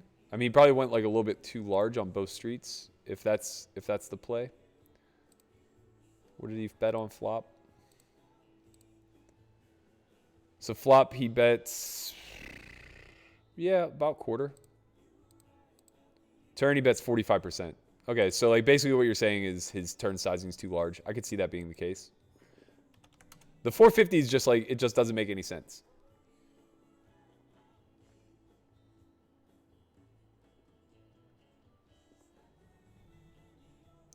Yeah, I agree with everything you're saying, but none of that makes any sense when he bets 45% pot. Jeff Areno trying to get even the hard way. We have a natural call. Queen of clubs in hand is okay. Not great.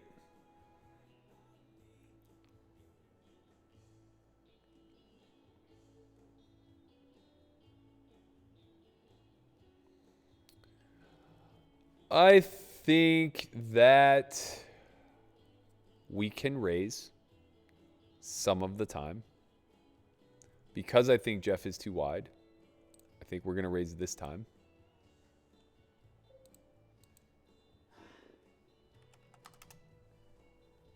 Damn, how'd you double up? Ace 8 versus Ace Queen on Ace 8X in a 4-bet pot. We got a little spicy.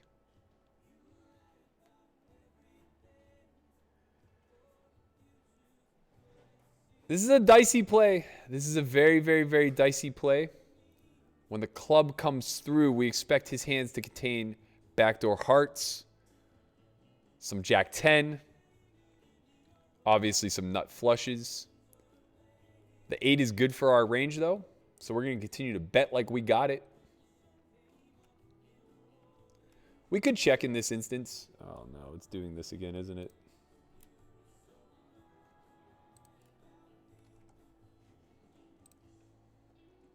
We could check some of the time for sure, but we're at stone bottom. We were a little out of line with the check raise on the flop. We turn a relatively advantageous card for our check raising range. Don't have much choice but betting again. Should a 4th club come off? I think we probably have a fold, actually, if a 4th club comes off. So we're pretty much zero equity bluffing here.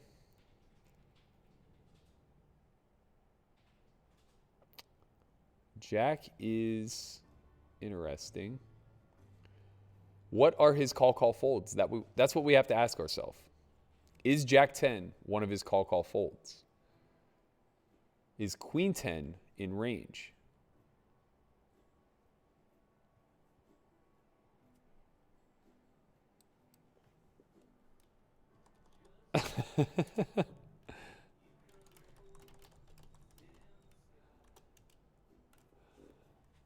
Okay, so what are his call folds? Is Jack 10 of hearts a call fold? I think Jack 10 of hearts probably has to fold turn to that size. Is any overpairs folding at this point? No. Could he have ace king with the ace of clubs? Sure. 3 combos of that. Ace queen with the ace of clubs. 3 combos of that. So 6 combos of call folds. How many flushes does he have? Probably 7 or 8. We're going to go for it.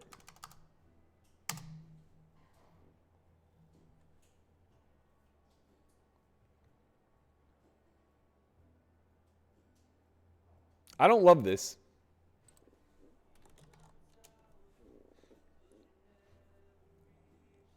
Okay, so he has a potential call fold. If he has aces, he's probably going to call. He said he has ace of clubs.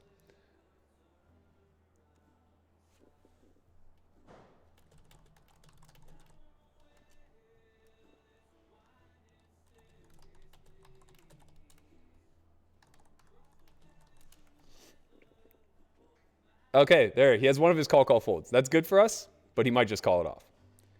So it is what it is.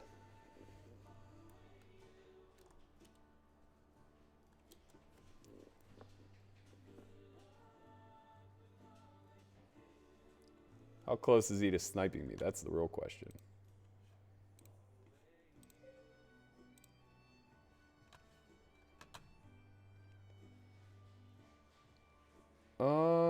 This hand may have taken long enough for him to snipe. I'm watching the YouTube stream right now. I think he has like sub a minute left in his tank. Oh no, I paused the stream.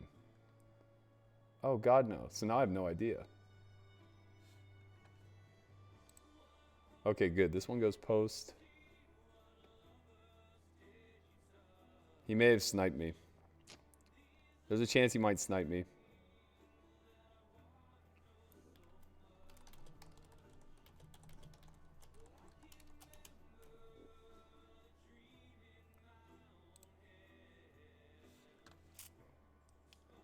Yeah, I think I may have gotten sniped.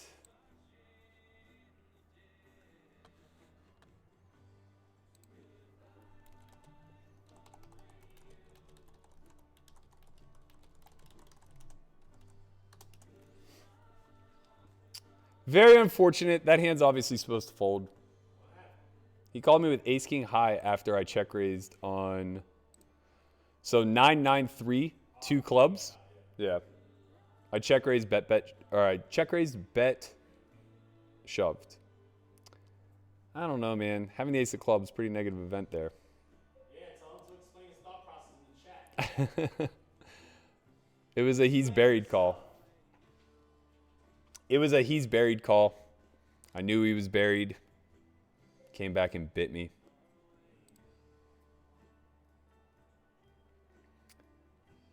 Sterling says, can you talk a little bit more about the course? Is it geared for live players, online players? I might be willing to review it, assuming it doesn't actually require 4 weeks to go through the material. So it's set up like a college course where we teach every day for 4 weeks. So Monday through Friday. Monday and Wednesday, we do lectures. Tuesday, Thursday, we do labs, a lot of solver work, things like that.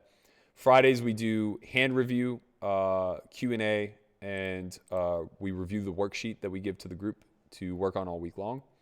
And we do that over the course of 4 weeks. We start progressively. Pre-flop is, week 1 is game theory principles and pre-flop play. Week 2 is post-flop strategies. Week 3, turn strategies. Week 4, river strategies. I apologize, Sterling, but I don't recognize your screen name, so you'd have to give me a little bit more info. Who are you saying explain yourself to, Chin? Is he in here? Is he in here? Yeah, he's watching, right? He's sniping, watching. Oh, I don't know if he's actually sniping. He said he didn't snipe. Come on, man. Just call ace jack there. It's really ambitious. I mean, call ace king there. The river jack. Come on, man. Lay inside your head.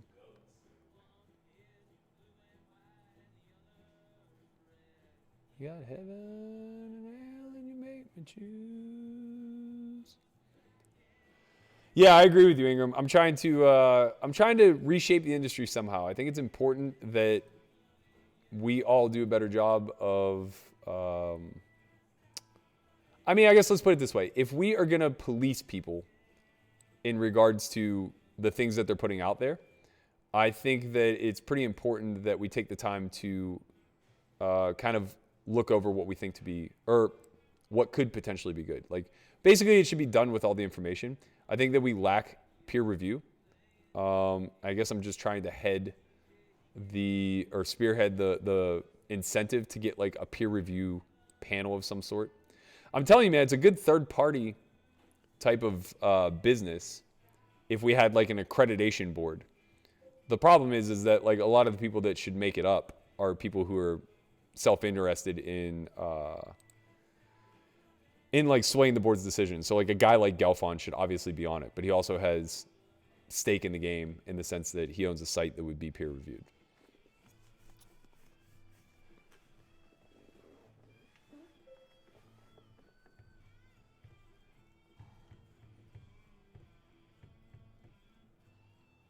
Have I ever put major pain on JRB? God, yes. We've played so many big out of line pots. So many.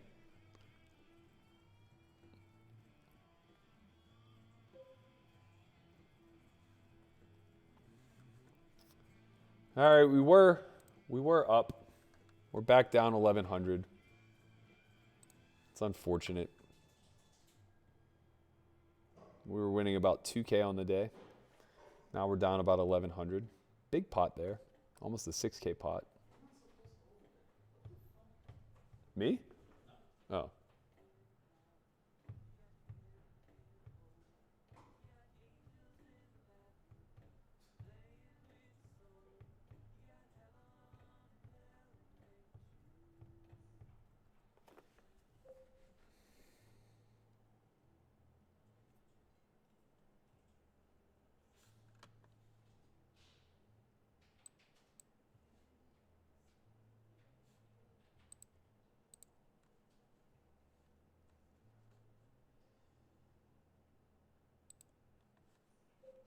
Man, I really hope he didn't snipe me there. That would be so sad. It was my fault. I tanked for a very long time. I didn't have to. I could have just made the play. I wasn't really sure that I was going to pull it off, but if he has those 6 combos of ace king and ace queen, which obviously it looks like he does. Oh man, that's a crazy combo. What is ace king? Yeah. Yeah, it's insane. It means he has no folds, right? It means he literally is never folding that river, which I don't think people recognize that in a situation where they hero off. It's like the reason why most elite players just don't call with those types of hands there is because they should have a hand that folds. And like when you have the ace of clubs present, it means you also just have the nut flush there sometimes. Having the 5 of hearts is probably enough to justify calling 1. It's pretty close.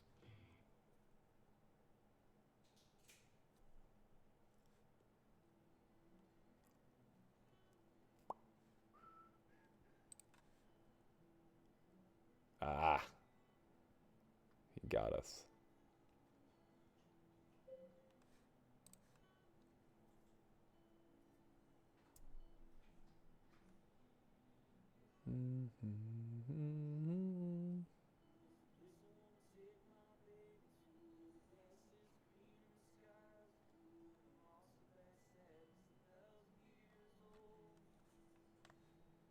Yeah, I know the hand was 5+ minutes. I was watching it in real time. It popped up like literally as he click called.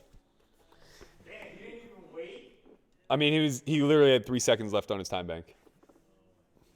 He let his time bank run down to exact 0 and then click called. I truly don't think he sniped me, but it's my own fault if he did.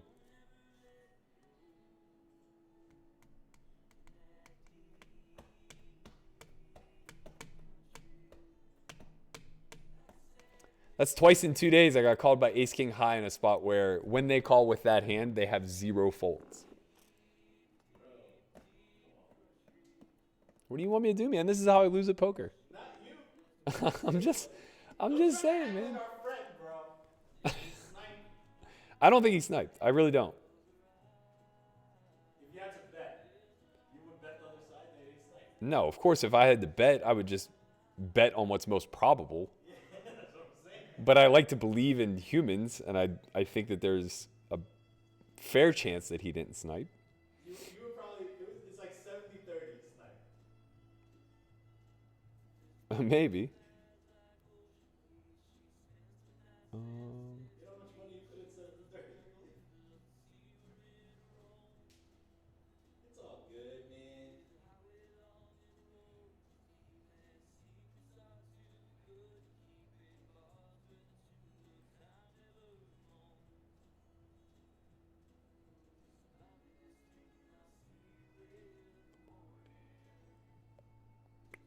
Hold me tight. He clipped the exact time. Yeah. Yeah, I fucked up. I shouldn't have left myself open to that. That's annoying. That is annoying. Small money. I guess. I mean, it's rare we're going to play a 5-minute plus hand. Yeah. You know, it's like I tanked longer than I needed to with a bluffing candidate. Good shot.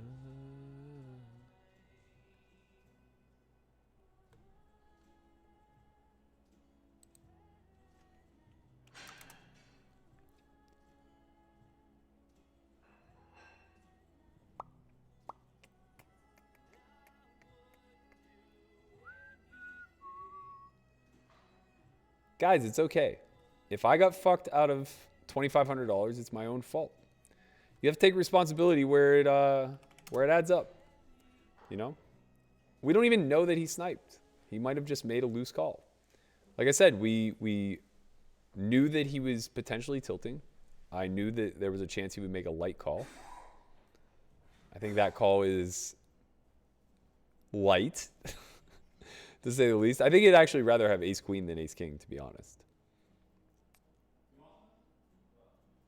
That turn call. Oh, I guess he has the nut flush draw. Yeah, I said I would check fold a river club. Maybe my turn bet's not that good in hindsight. Matt, I told the funniest Dan O'Brien story that I have yesterday or earlier. You're gonna have to rewind the stream.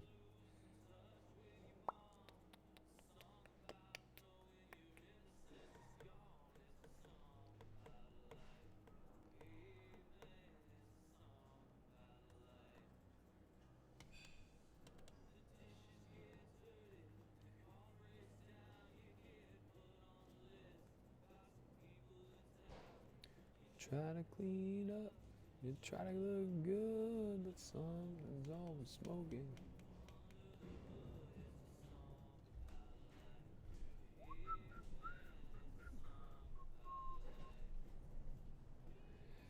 Landon, on a scale of 1 to 10, how much do I enjoy these streams?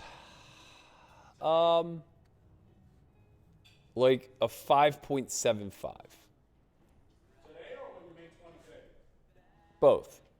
That's why it's a 5.75. Today it's like a 1.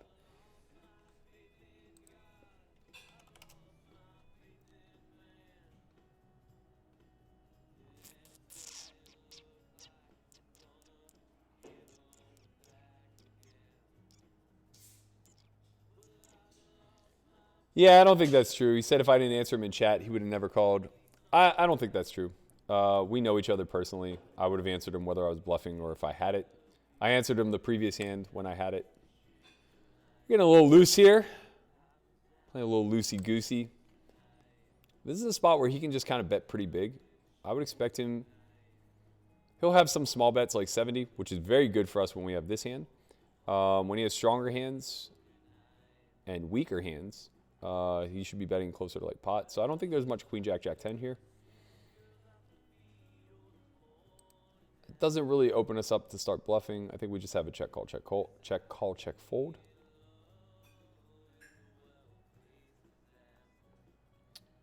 Deep says, I've been on and off of poker for 2 to 3 years, getting life situated, and finally have money to play. How should I reconstruct my game to be ready for one of your cash academies?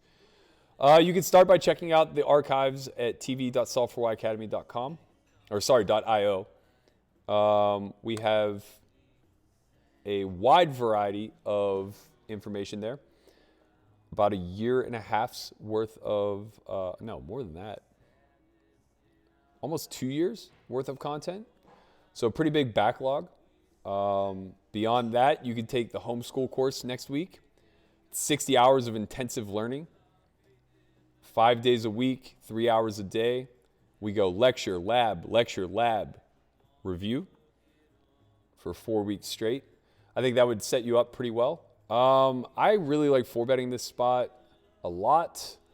The trouble is that I block a lot of his linear range here in the small, but I think queen jack suited is just too valuable to fold. Again, we don't have to go big. 275 seems totally fine. Irving is one of the better players on the site from what I understand. I don't know him personally, but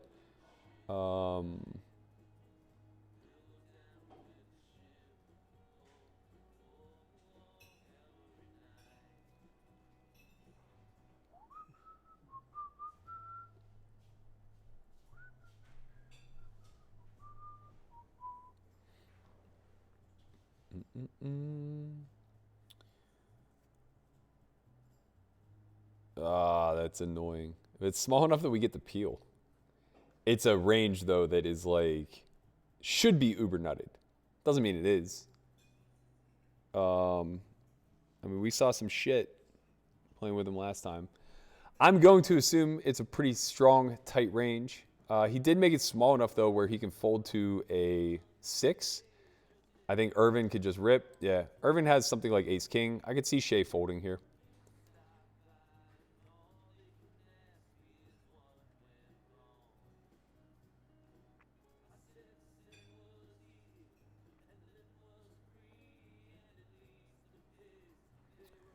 Stephen Jones, what about that is a great call. Can you give me the breakdown of what about having the ace of clubs, king of spades, and calling down there on the river? Okay, there we go. Ace king, 2 10s. It's a shame that he had it because we would have peeled and won a very marginally sized pot. Yeah, could you tell me what about his combination makes it an epically good call? And then also, if you could you please explain to me what portion of his range is folding to a river shove?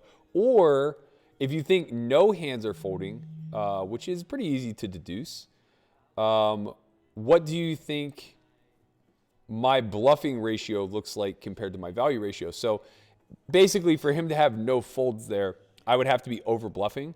So I would need at least like a 1-to-1 bluff to value ratio.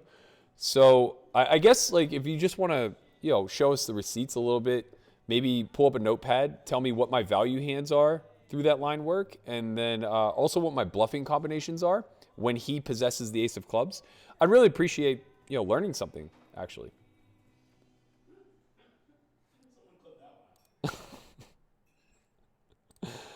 I mean, you can't just come in and say like something is or isn't something without much knowledge to back it. Like, talk your shit, man. If you want to talk your shit, bring your A game.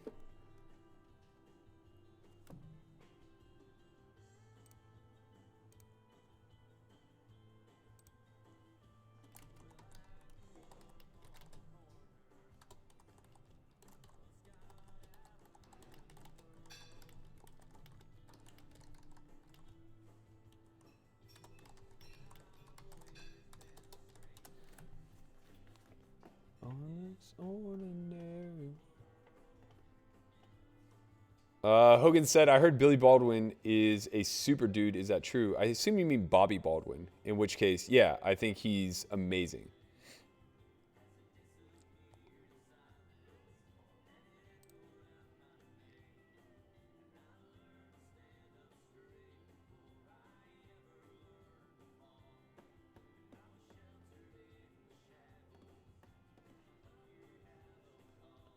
It's my home where they'll bury me.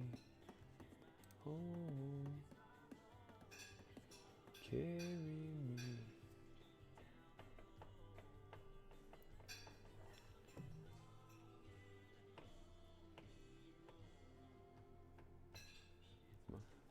I don't really think we need to have a longer delay than 5 minutes. Again, like, I don't think he sniped me.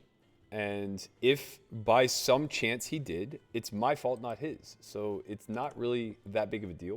It's not like we're playing for hundreds of thousands of dollars here. I understand the risk I got myself into when I decided to stream. It's fine.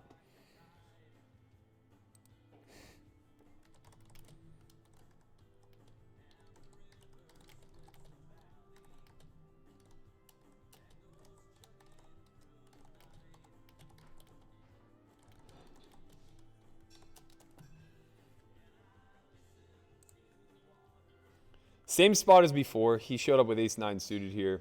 We showed up with fives.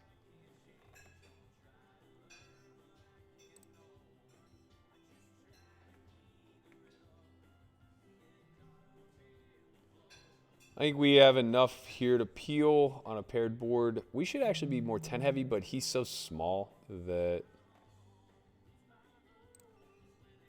he 3-bet so small that he can still have all the suited 10x. I think most of our range would just be check calling here. We're not going to have a huge check raising range here. That's a nice river. So he misses a lot. What can we induce from is the question. When he has busted diamonds and we bet small, I think that's the play. I think we want to be able to bet 3-bet. This is one of our bet 3-bet hands. So we want to be able to protect the times that we have like 6-4 of diamonds, ace-4 of diamonds. We want to be able to bet call with those types of hands. We want to have some of our weaker 10s allocated here. And having at least one combination of full houses. We could have chosen deuces. We could choose 3s. It is what it is. We just happen to have 5s this time.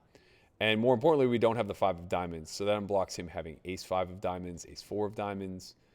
A myriad of hands that he could potentially consider a raise with.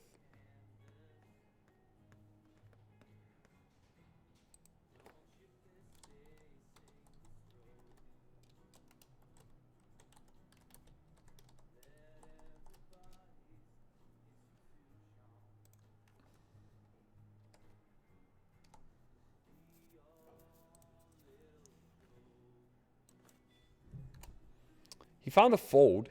It means whatever nothing that he had, he didn't feel like he wanted to bluff.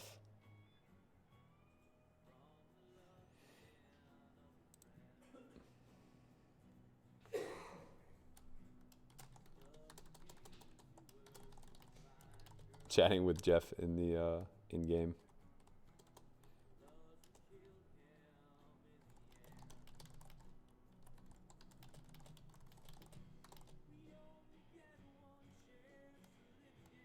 I wish I knew how to do the shrug emoji longhand way, like the old school dash, slash, dash, whatever the hell it is. Because there's no shrug emoji on WSOP.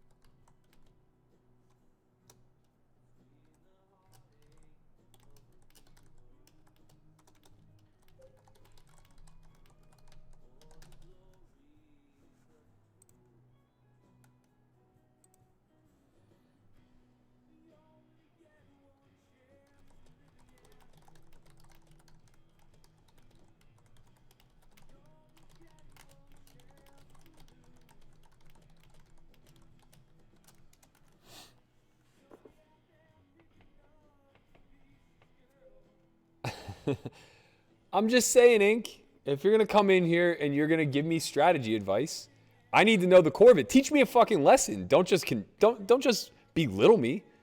That's not very nice, you know? Imagine if I did that to you guys. If every single time I was just like, oh, you idiot, that's a check, obviously, and then never gave you any explanation.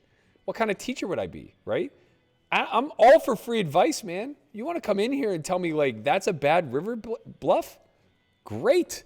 Show me, man. Tell me. I want to get better.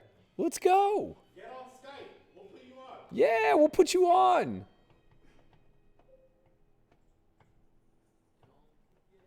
Corgasm is 1 of 22 in the 10K again? Oh my God. We're going to have to pull it up. We're going to have to pull it up. I agree. You guys could all learn a fucking lesson here if you just pay attention to the chat a little closer.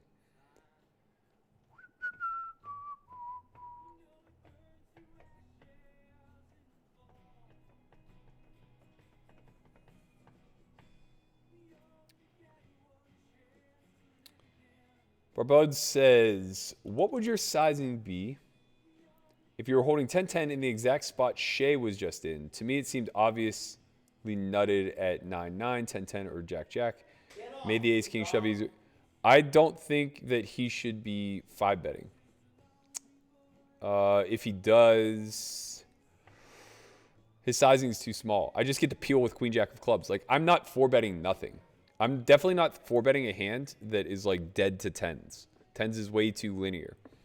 I'm going to have a lot of broadways. I'm going to have a lot of ace-X that is like ace-jack plus. So I think that he probably needs to choose a size. I think he went like 4. Let's go back to it. It was a while ago. Queen jack of clubs. Okay.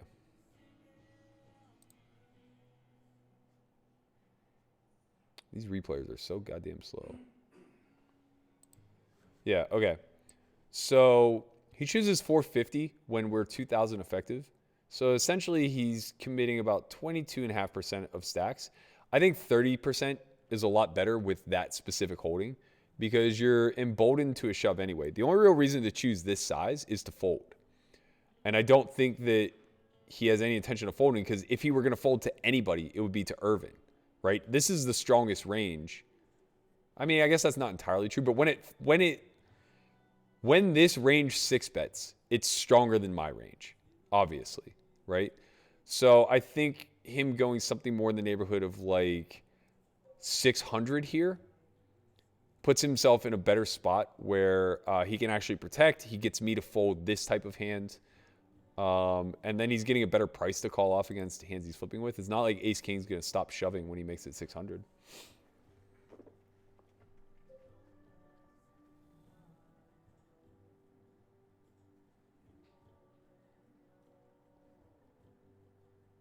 Guys, don't buy so much into the hype. Like, this is how lynch mobs are formed. We have no proof that he sniped me. I just said it was a concern of mine because I knew that the hand had gone over 5 minutes. I believe in the goodness of people, especially playing high stakes poker. It's not like the kid needs $1,000.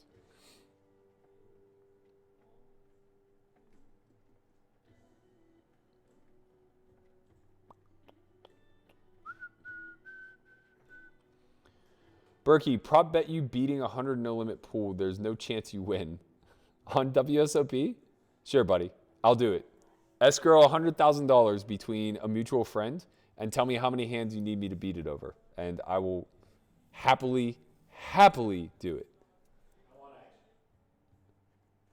I should have taken, man, I gotta get more like Chin in these negotiations, not let my ego take control. I should be like, oh man, I don't know, that's kind of tough. You gonna lay me a price? What kind of price? What kind of price you like? I'll tell you what. I'll put up my 50 to your 100,000. You got to make it worth my time. I'll stream the whole goddamn thing too, with a fucking counter. There'll be a counter of the money that I'm winning at 100 NL, and it'll be a subtraction counter from the $100,000 that you bet. Like every time I win $100 at 100 NL, you lose $1,000 from the 100K bet. This guy. Oh, man. They all got some spice in them tonight. They all got a little spice.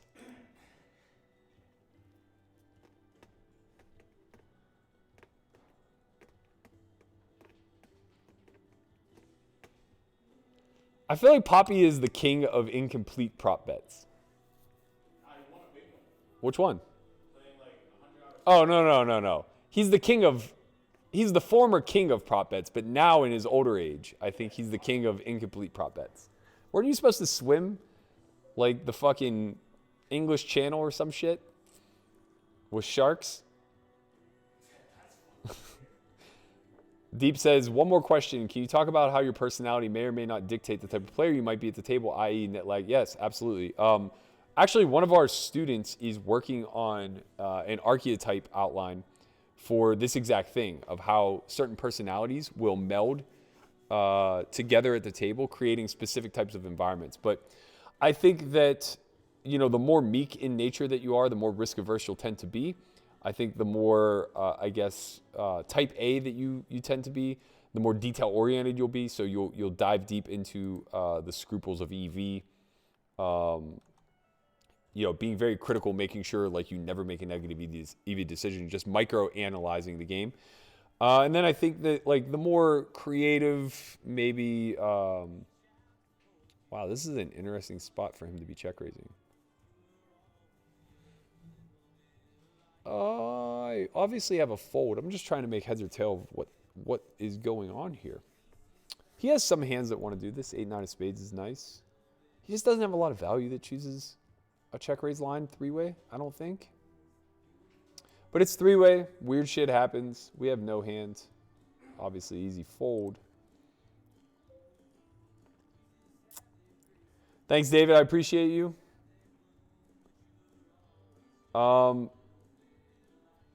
Yeah, I think like just being self-aware will kind of outline what type of player you're going to grow into, how you think about it.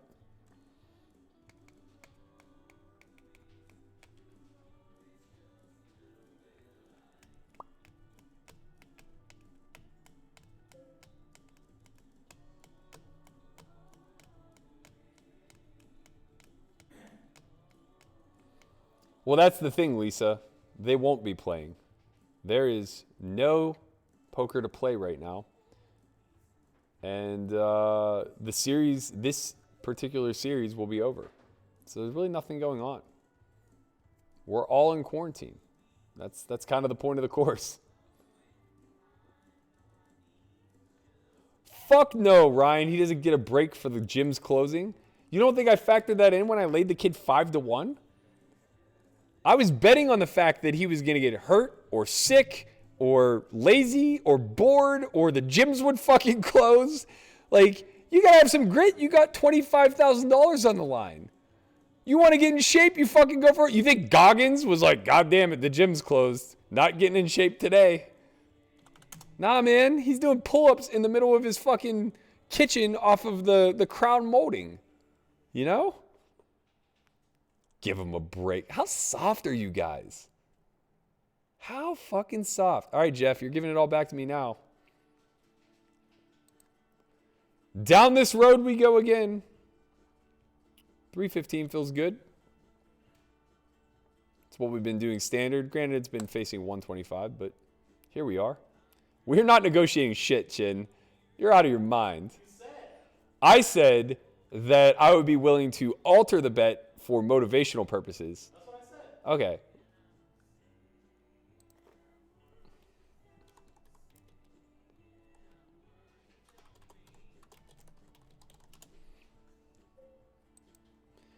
No spade. We get to choose a little bit on the smaller side here.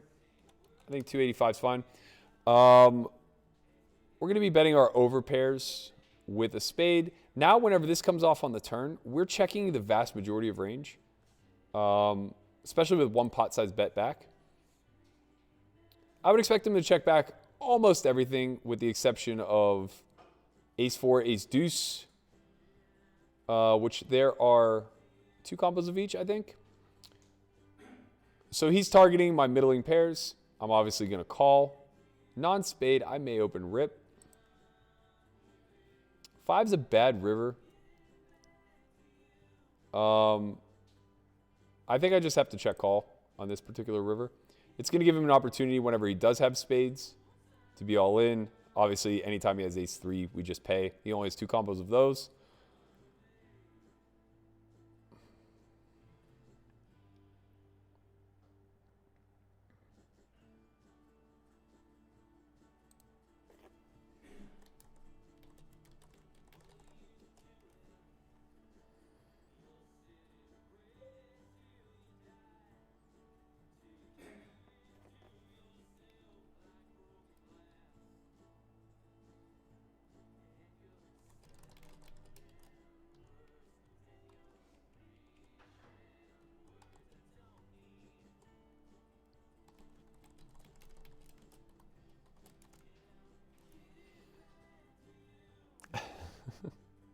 See, I'm balanced in the chat. I talk when I have it. I talk when I don't.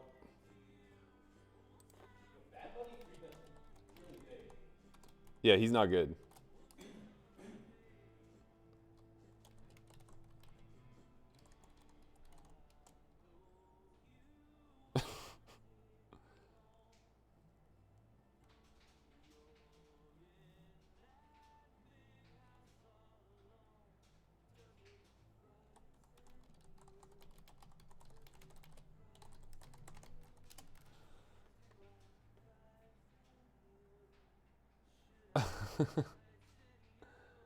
Oh, man. He really did have 6-7 of spades, and he didn't pull the fucking trigger. He just checked down 7 high. Jeff, what are you doing? Come on, man.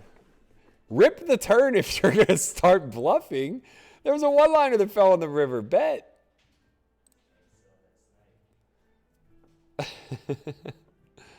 Oh, man.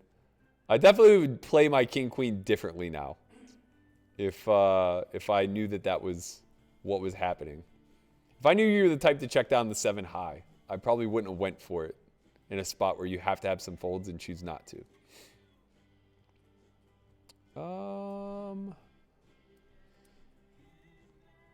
I think I'm just going to call again. He has a myriad of bluffs, and my hand's pretty vulnerable, so when I do check raise and he has like jack-10 of hearts or spades, I just land in a weird spot on the river. I can block this river, but it actually just completes everything. So I think I'm just better off check calling. I'll pick off his spade bluffs, his queen-jack of spades, hands of that nature. He'll just check down when he has a king, which is very unfortunate. Oh, he had queen-jack high again. Wow. Okay, Jeff, you wanna come to the academy? Jeff, next week we're starting class. I'm fucking with you a little bit, but I am kind of being serious in the sense that I think you're very good, and I'm noticing a bit of a leak.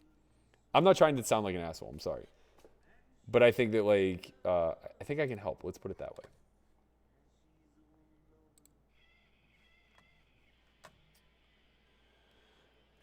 Berkey, what stakes would you beat in PLO over 100,000 hands? 1 cent, 2 cent. I've probably played less than 2,000 hands of ringed PLO, if I had to guess.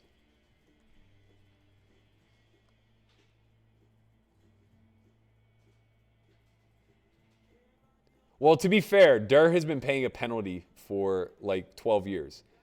So he's paid Jungle a fair amount of that money. Obviously not all of it, but...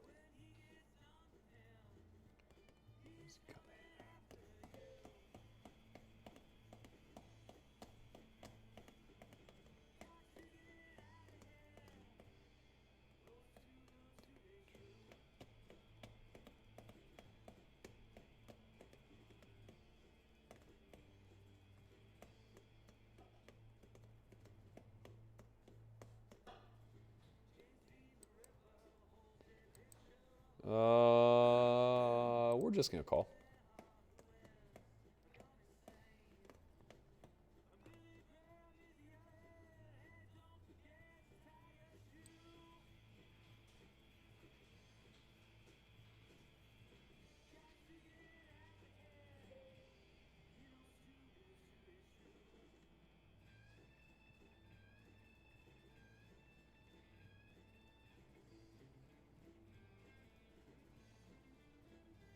Tape Proxy, I didn't put them all in the river because he requested that I didn't so that we could talk in the chat. So I obliged. He's somebody that I would consider to be an acquaintance at a bare minimum. And I'm happy to engage in banter. This is a pretty loose float. I probably never have the best hand unless he has King-Queen, which is a hand that he kind of gets to go off with, and he's going to choose to do so. Yeah, I just played that hand bad. I was a little distracted, to be quite honest. CNN debut.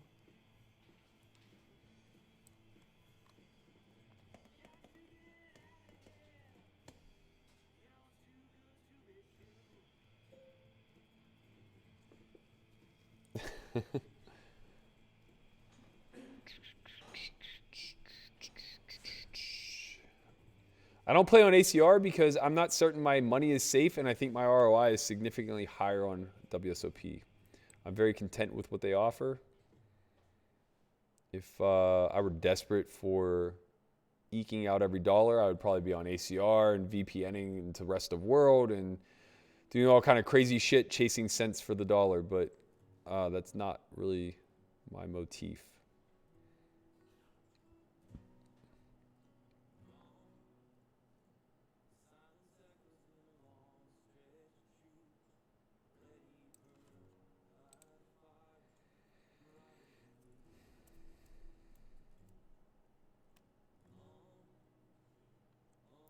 Why does everybody keep talking to Jeff in the stream? I haven't seen anybody by the name of Jeff chat once.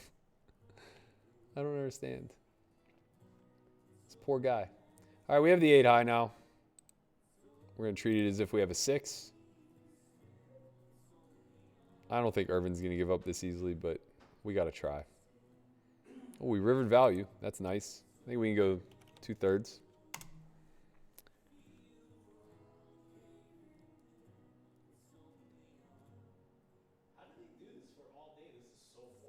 Oh, this is so frustrating. Oh, man. His only check raises for value here are like 9-7. The hands that possess a 9 that have gotten this far that he could be bluffing with, or the hands that possess a 7 that have gotten this far that could be bluffing, would be 6-7, which would be a weird one to turn into a bluff. It just wins. It beats my bluffs. Hands that contain a 9 that would have check called turn ace-9 would turn itself into a bluff. I think that's reasonable to check call and then Check raise.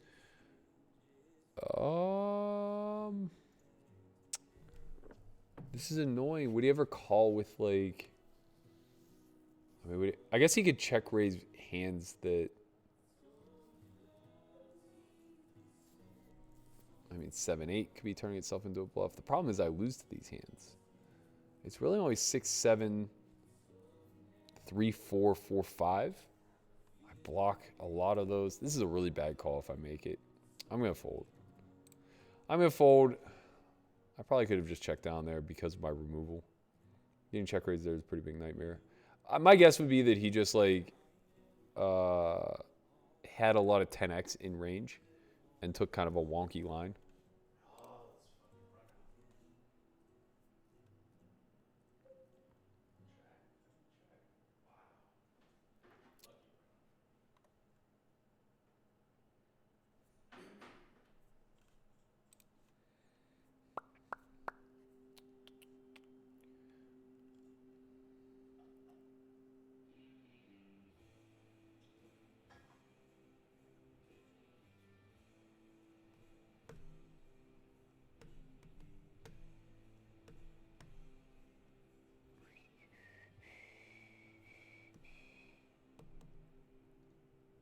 Oh shit.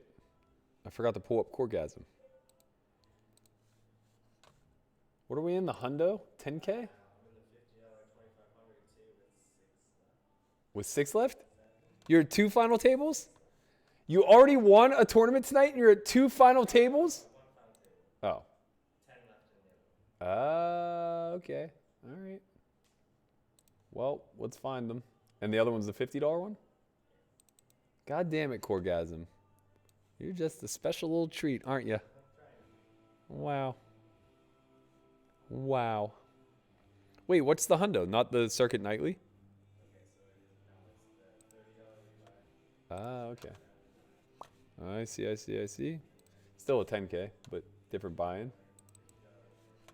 Ooh, wow, this got huge. 6K to first? That's nice. 6 of 9, Corgasm in the building.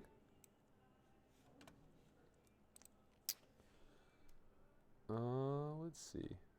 Oops.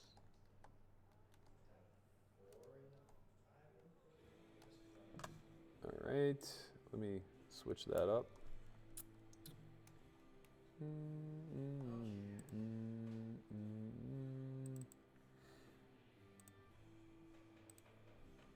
There he is. There he is. Oh no. Oh no. We're the black cloud, god damn it. Oh, he still has life. He still has a little bit of life. Okay.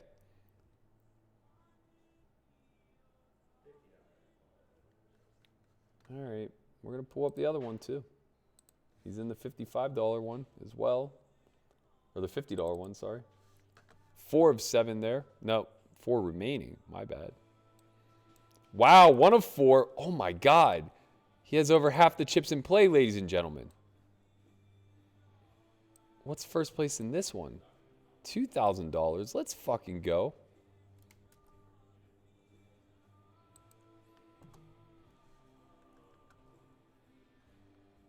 Matt, is your net worth over or under $1.5 million? Under. I mean, it depends on the day, but under. I have a lot of assets. I've done well in protecting myself.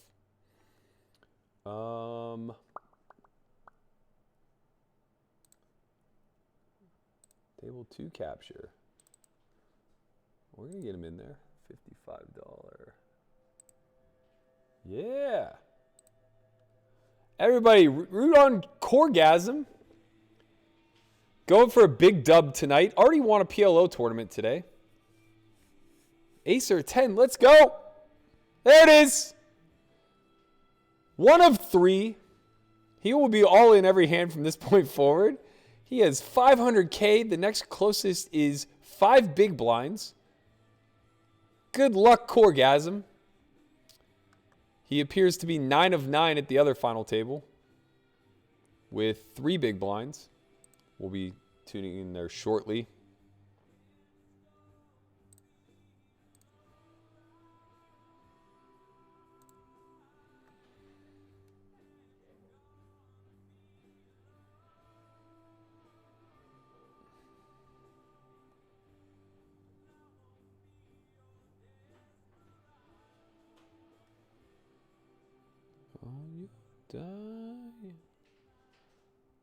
Orgasm doubles the man with 2 big blinds. That's all right. Give him a little hope.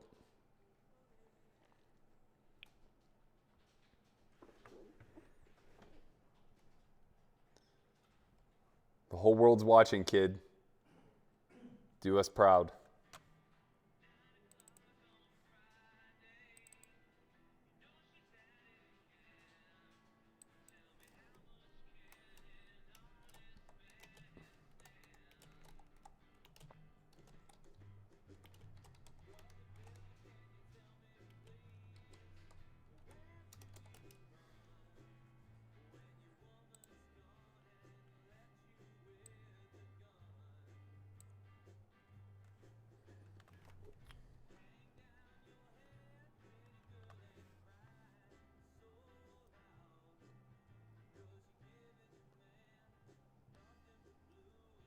Oh, he got a dub, huh?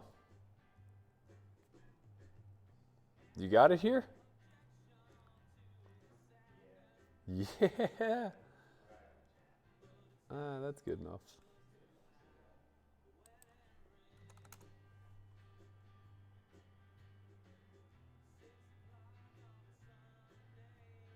We are now heads up. All the glory. Let's have a fun. Good night, Chris. Thank you for tuning in. Good luck, Corey, in your endeavors here at the final table. I know you're lying. Caught a little double there in the 30. Okay, we definitely have a trip candidate here. It sucks that it's against Jeff, as we know he's a bit of a fighter, but it is what it is, man. That 8 doesn't complete shit for him. Corey doubles again. Back up to 10 bigs. Wins the other one. Ship it, baby. $2,000 score for Corgasm. At another final table here. Got second place last night in the $100 10K. Kid's just rolling. That's what S4Y could do for you. He's been working for the company. He's been working on his game. Hustling. Literally has been homeschooled by us. Quite literally.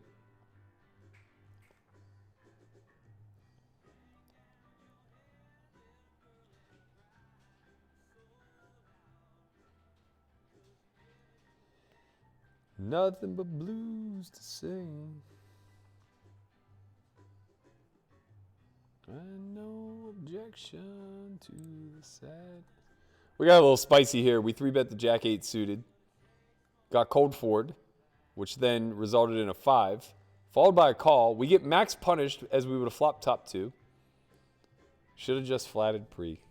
Would have changed everything. These guys are spicy, man. They're getting out of line. I've never seen so many 5 and 6 bets. These fucking online guys, man, they just love to play pre-flop. Love to play pre-flop. Like, I'm just going to stop 3-betting altogether until I have it. And then we're just going to see 6 bets go in.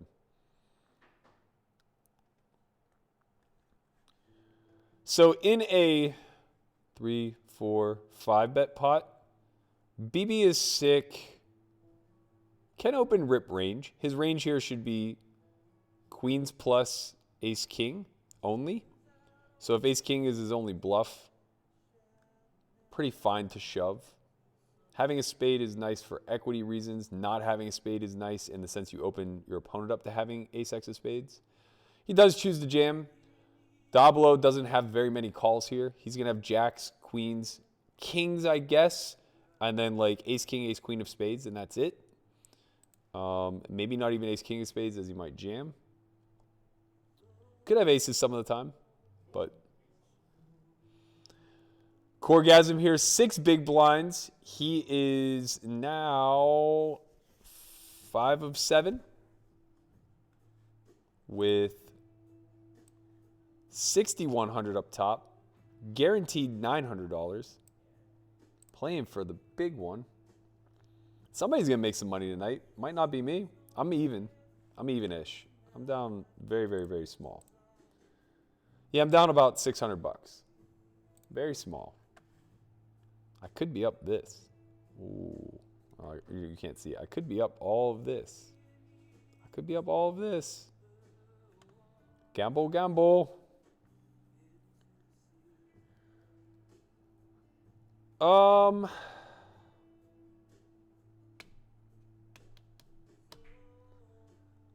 Yo, Lily's out of line, man.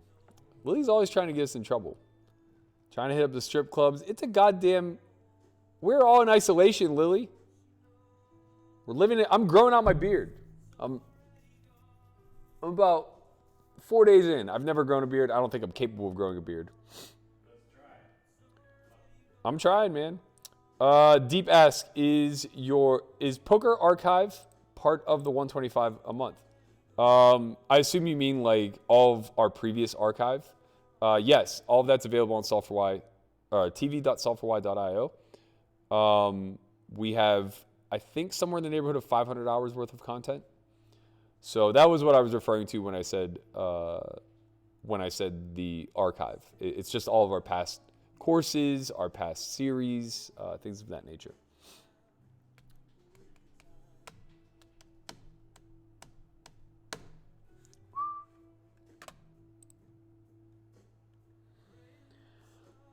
Yeah, I thought I was gonna quit, man. I don't know, guys. You guys are like a warm hug. You know, you just bring me in. Corgasm got 4 blinds. We're gonna see if he's gonna make a move here or not. Might not fold to him. We got a guy with 4 blinds, 6 blinds. What was he got? 8 blinds, 20 blinds, 10 blinds, 23 blinds, and 5 blinds. So this is a real ICM conundrum. He is 7 of 7, but at the same time, your game broke? Too tired to keep playing. You can't take it anymore? How much did you win? I won 1,000 and change. Oh, good for you, man. No. Good for you. Let's see. You caught the Jefferino punt. I kicked off to Jefferino. I think after seeing him check down 7 high and Queen Jack high, my He doesn't bluff you. yeah, well, but that makes my bluff very bad. People who don't bluff, I think, tend to err on the side of being bluff catchers. Okay, nice ICM spot for here, Corgasm. We got an all-in. We got a call. We have a reshove by the guy second in chips, which is fucking madness. This is madness. So Corey's just making a lot of money right Corey is printing money right now. M. Okay, well, he's aces. That makes sense. Him and Rook are just losing money. And that's going to be another pay jump for Corgasm. It is, however, going to bring the blinds around a little bit quicker. We would have much rather have seen Rook bust. Oh, this guy has all the chips. All the chips. Not really. Rook has 2 million. He has 3 million. Oh, no. Pray for the big blind, guys. Oh, man. It hurts. It hurts. Pray for him. The good news about Corey's stack is he creates ICM havoc by still being in the tournament. So even with 2.5 big blinds, just remaining is worth a lot because now this guy can't play. This is insane! Oh my God, this is insane. This guy's second in chips. He's lighting it on fire. If the chip leader ever calls there, it's just over. It's over for him. That is an ICM punt, guys. We're dissecting tournament strategy here now on the stream while I wait for this 10-minute long hand to play out between Jefferino and BB is sick. The pot's not even big. Okay, good luck, Corey. Let's go. Put a heart out there. Put a heart out there. Deuce. Put a heart out there. Oh, baby, that's how you don't chop. That's how you don't chop. Let's go. Let's go. Corgasm right in there now. 3 of 6. Ryan wants to know, what resources did you use to study back in 2010 when you surfaced on the WSOP coverage? when I say that I'm the solve, that's what I mean. I was the resource. There was nothing else available. I think Card Runners was a thing. Poker X Factor may have been a thing back then. Blue Fire, yeah. I never got into any of that stuff. I never used training videos. Corey's the one. Corey, good luck. King. Ooh. Okay. Oh, no. Deuce. Hey. A deuce. Hey. Yes. You're welcome. I'm out here calling them.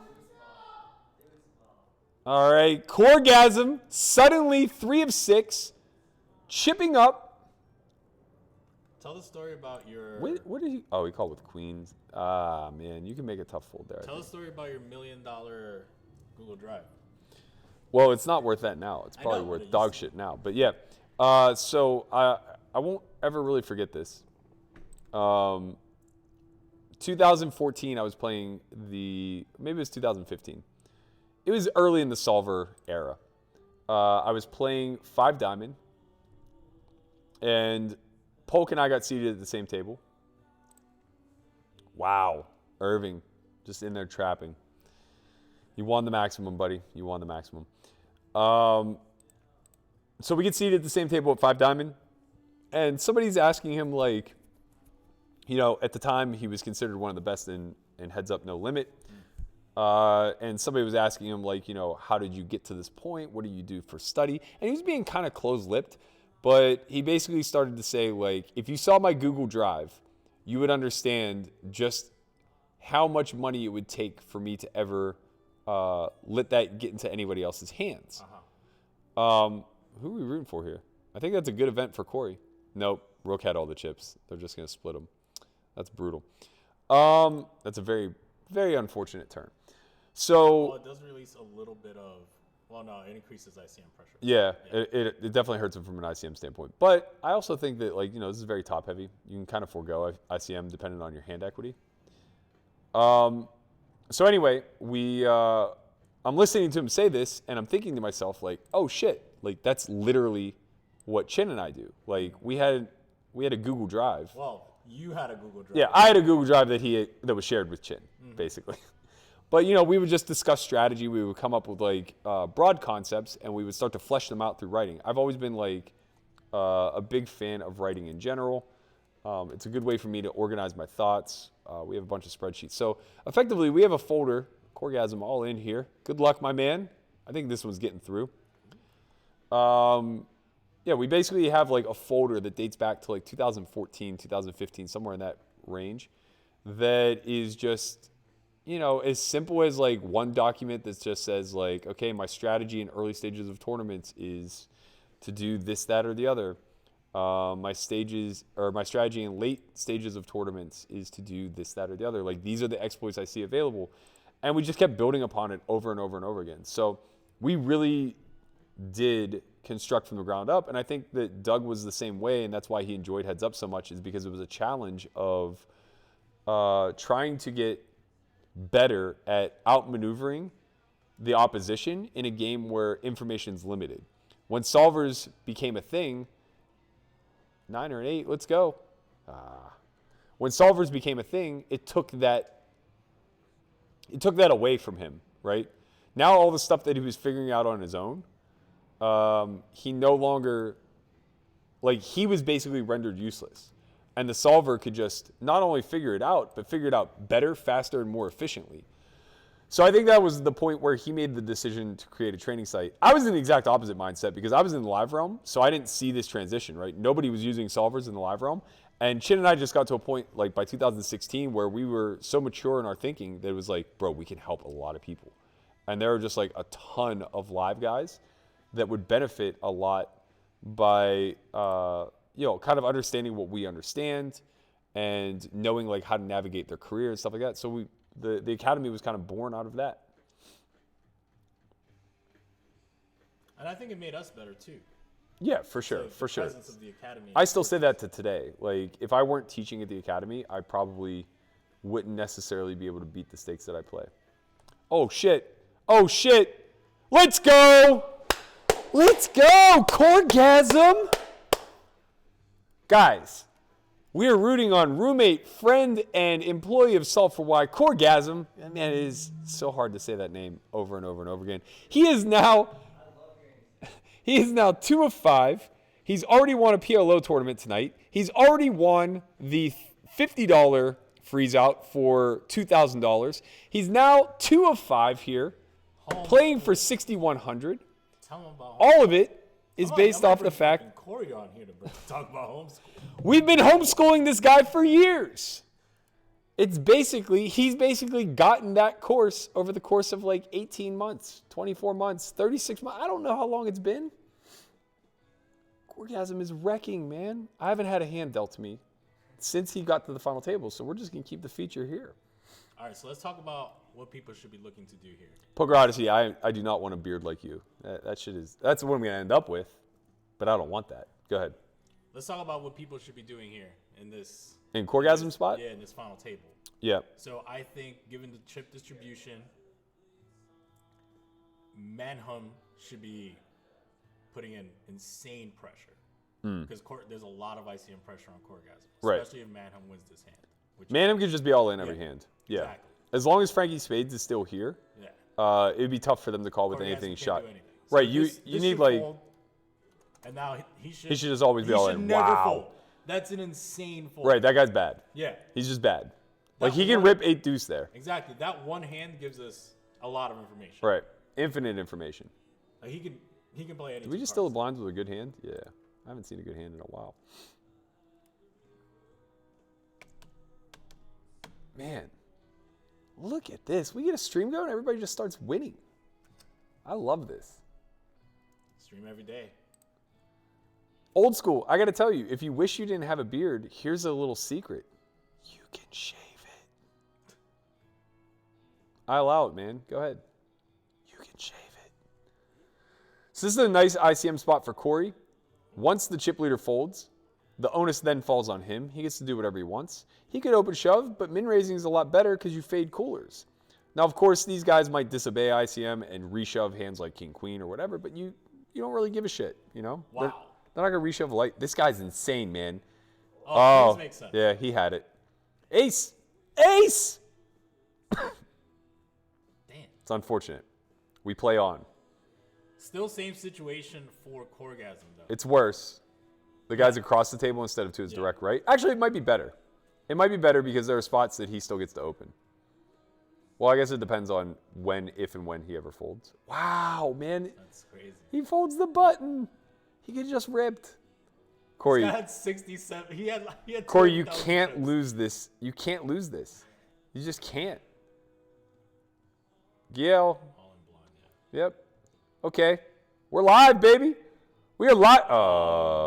I almost said we're live at 5, and then. Oh man, it's funny. It's funny. Sorry, we didn't mean to break your heart. So Irving Magic has limped 100. We've seen him show down Ace King in a limp pot. We're gonna raise here.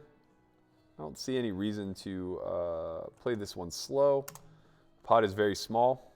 He's leading for half pot. That could be a myriad of hands. He's gonna have very few bet 3 bets. We block pretty much all of them. All in and a call. Need a hold. We are going to be 3-handed. So we do get a call here. Our hand could split a little bit. Nothing really completes, though. That's the thing. So I think that we shift this into a polar range. We could have some 7x of diamonds. We do have the 7 diamonds, which is nice. I think we get to go something in the neighborhood of like 1.5x pot. Ooh, baby. We almost went 15x pot. That would have been bad. The queen now being a diamond is a good event for you. Right. In terms of value. Right. We have more 6-9 than him. I don't think he's limping 6-9 off. Probably limping 6-9 suited, but que sera, sera. His 9x's are in a bunch too, like 8, 9. Right. Not that we really want those hands to fold. No, it's a, you know, Yeah. you might make an error with it. Effectively, we don't want to look at it through the lens of candidacy. We want to look at it through the lens of how he perceives his equity. So a hand like 8-9 feels like it has reasonably high equity. It's a pair, it's a gut shot, it's 2 pair might be good. And when we make a bet that makes that hand feel awkward, then that means our bet functions pretty well both as a bluff and value. I could be wrong. I don't know. Where's what's his name? Let's scroll up. What was that guy's name?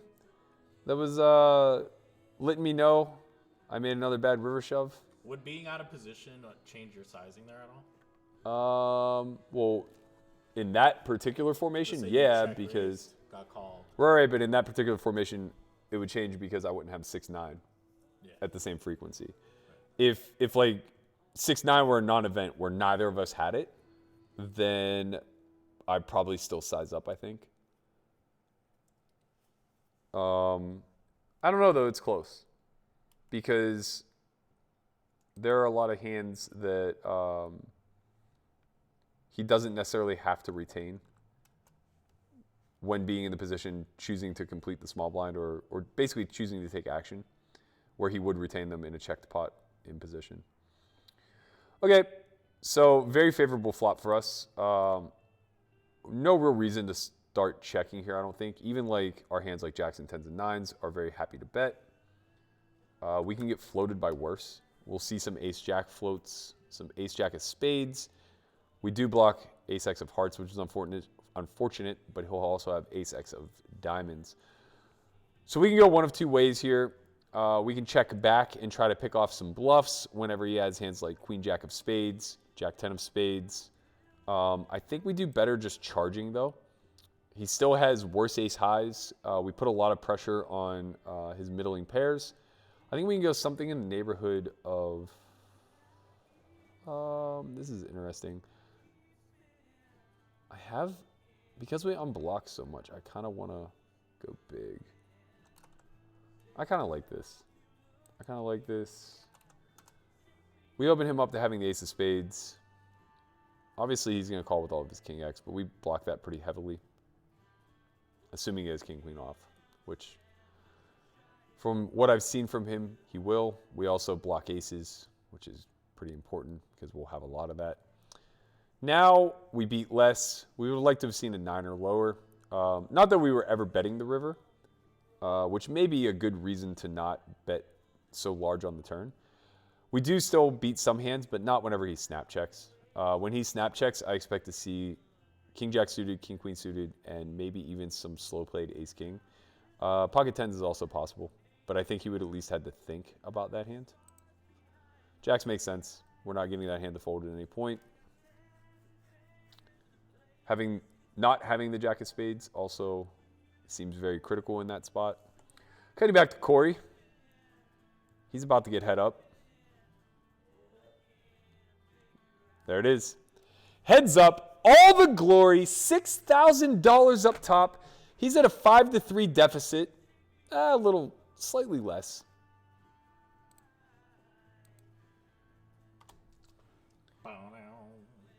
$10 big blinds. For all the glory, guaranteed 3,500, playing for 1,600 as first place is 61. Everybody's very shallow. Corey with 12 blinds or 11 blinds. Rook slightly more, but a little bit too passive from what we saw in multi-handed. Let's see. Oh, wow. I was just about to say, let's see if he gives walks. Incredible, man. Incredible. Funk Nugget asks, can you get Chin a backseat mic? Nah, man, I'm right here. No, I can't. The best thing I could do is get him out of camera and closer to the mic. I could set it like here. Wow, what a miserable time for a break. Oh, shit. What an awful time for a break. Your head's up, man, for all the gold. And,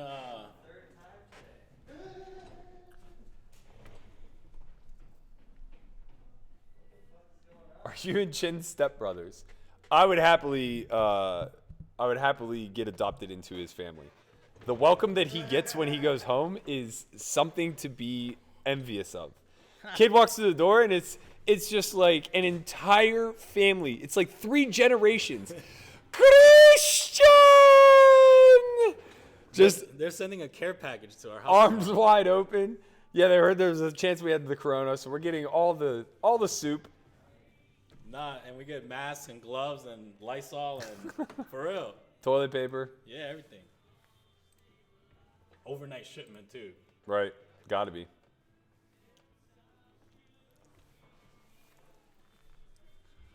Our game is crumbling.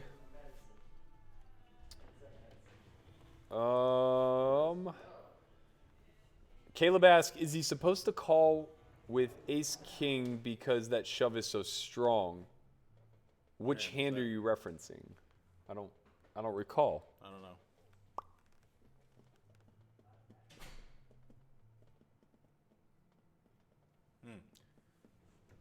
Let's talk about homeschool. What do you want to talk about? What's the first week look like? So the first week is the most complex. Not really the most complex, but the most important. Let's put it that way. Lesson 1 is a lesson in better understanding how EV functions in the game in accordance to the pot odds model.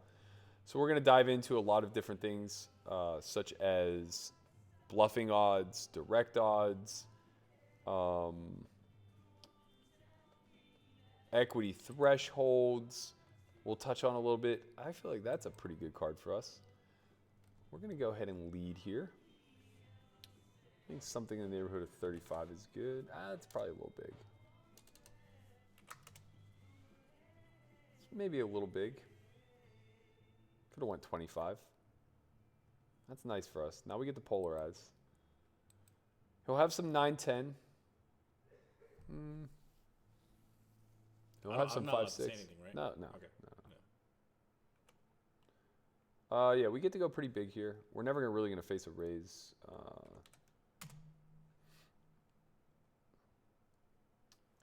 He should have hands to call. I thought because you have no bluffs there, maybe we should go smaller. Because 5-6 filled. Yeah, I think and that's 9-10 filled. fair. 5-6, 9-10, Jack X, and clubs. We have. I definitely just have. I mean, I do have bluffs, but you're right. I have to reach for them. So I would have hands like ace-7, ace-4 with the ace of clubs. You have to get real creative, right? I would just have to have the ace of clubs.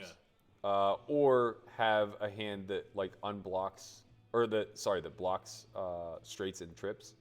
So a hand like queen 10 with the queen of clubs. I think that would be a good one. But he's also going to have a lot of those key cards in his hand. All right, so the first week looks like.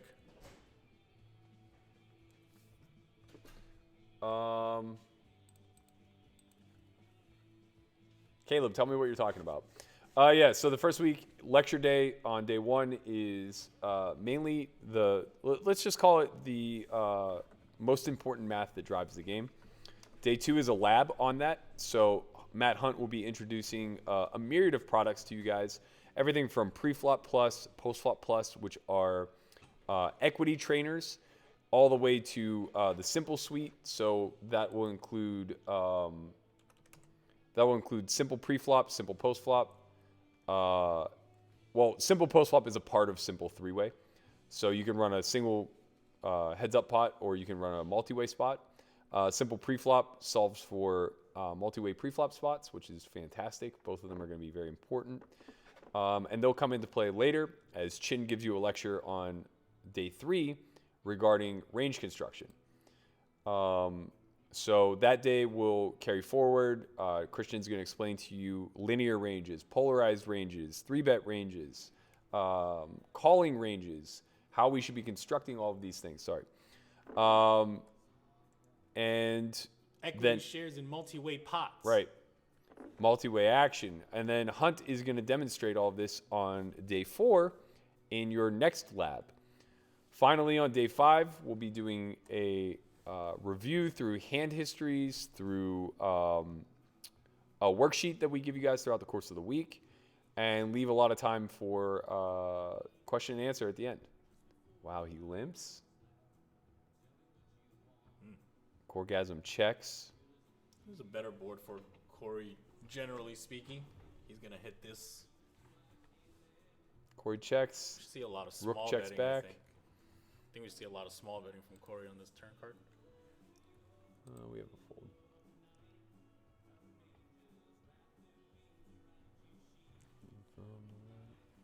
All right. This is about 3/5 pot, give or take. And it's going to win. We got ourselves in a 3-bet spot here.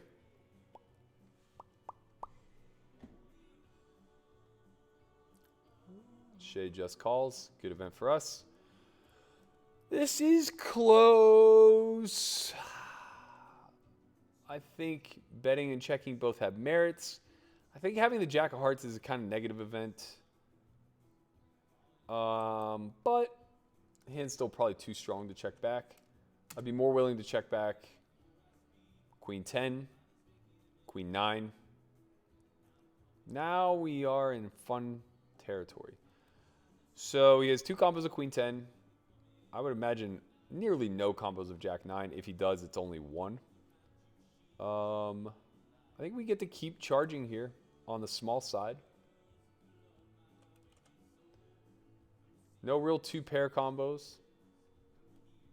He will pick up some equity having a hand like Ace-8 of Hearts.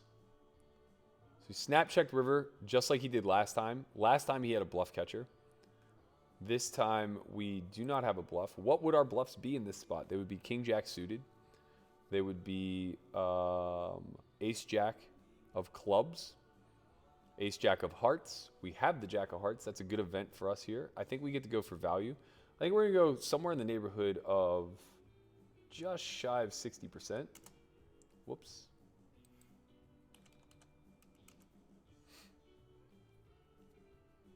We can call by better. I don't really think there's anything we can do there except maybe check down river if we think he's that tight. But if he has ace-queen, he also has jacks. He also has a turned ace-10 of clubs that might want to hero call us. 9-10 of clubs. I think it's okay. What do you think, Chin? Too thin? I thought it was a little thin. I thought... But you bet king-queen for sure, right? I think the more hands he has like this of ace-queen offsuit, the worse our queen-jack becomes. But I think he has full ace-queen offsuit and king-queen suited, which is problematic. I also think he has like some 10-10, but obviously once he check calls turn, like we could reduce that somewhat. Right. I think turn EV is going his way. So even like your turn bet is like a little bit close. Like you wouldn't have that many bets on that turn. So like you're kind of... yeah, I mean, I would largely only be betting 2-pair plus for value. Yeah, so and then bluffs with a jack. But I think it's important to have some value hands that possess a jack. Like having the Jack of Hearts on the end is a really positive event for us. Why do you think you need a value hand that contains a jack? Because it helps embody the hands that we would be bluffing with. So when we have the Jack of Hearts, he doesn't, which is a good event for us because it means that he'll have hands that fall into the bluff catching category, be it 8-9 of hearts, be it 10-9 of clubs, ace-10 of clubs, et cetera, et cetera, et cetera. Whereas when we don't have the Jack of Hearts in hand, now all of a sudden he has some busted draws like King-Jack of Hearts, Ace-Jack of Hearts. So you're just I guess you free him up to having Jack, but no, because the turn's the 10 of hearts, so he doesn't ever have Jack 10 of hearts. Okay, I guess like I think it is thin. I agree with you. I'm just wondering if it's too thin. I guess I thought like we would be constructing our turn range in such a way that would be like kind of polar, like leaning polar, and this is like one of the worst hands we have. Oh, I guess yeah. I wouldn't. If I were gonna lean polar, I would have bet polar. I bet 35 That's what I'm saying. or 40% Like this is pot. probably one of like one of the linear hands we have on the turn. Right, but I think like I would do the same with a set of 10s. Oh, this guy is spicy. It's clear fold. No, I mean like I would bet small with a set of 10s. Yeah, I understand what you're saying. Like that's the problem is our best value hands unblock his best value and block his best bluff catchers. So I don't think that we would just get to like start potting. No.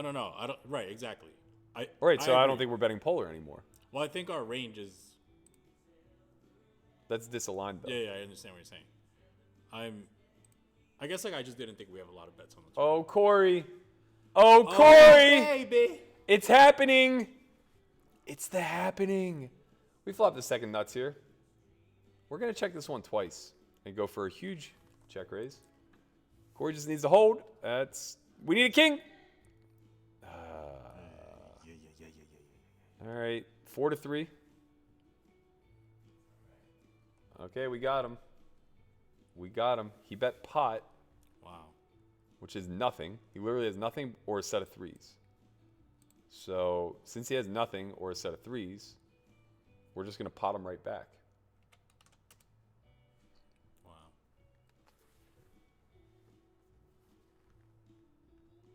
The only scary thing would be this is ace jack of diamonds, but I don't think it is. I think I'm going to overbet shove here. I think that my bluffs are Corey for the ring. Oh, no. On. So unfortunate. Stacks of swap, 6-2. I think my bluffs are going to be hands that contain the jack of diamonds. I'm calling from the big, so I could have like jack 8 of diamonds. It's not a lot of combos, but I also don't have a lot of value. And if he has a set, I don't think he's going to start heroing. I could have hands like ace 3 of diamonds, ace 4 of diamonds, ace deuce of diamonds. If he has the ace of diamonds in his hand, that's a big problem for us. It should result in him almost always folding.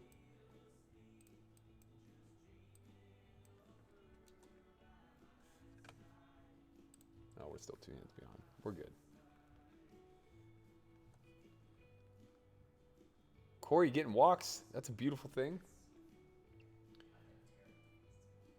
Shay's still in the tank. He knows that I'm very unlikely to have ace-jack as played. Oh, I think it's I think so too. I think he has a set. I think he could have a hand like queen 10. It's kind of an okay check back. I also think he could have a hand like king jack. yeah. That I was about to say that. Yeah, king jack feels better than Then queen 3-3. 10. Yeah. Corgasm all in, and he gets it through. This kid has heart, baby. Oh. Wow, we got him. I can't. These guys don't understand removal. I said if he has the ace of diamonds, we are never getting called. Literally said if he has the ace of diamonds, we're never getting called. Wow. That's strong.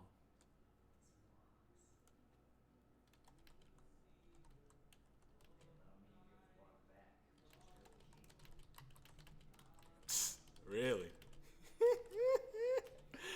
you still I know why you're doing that.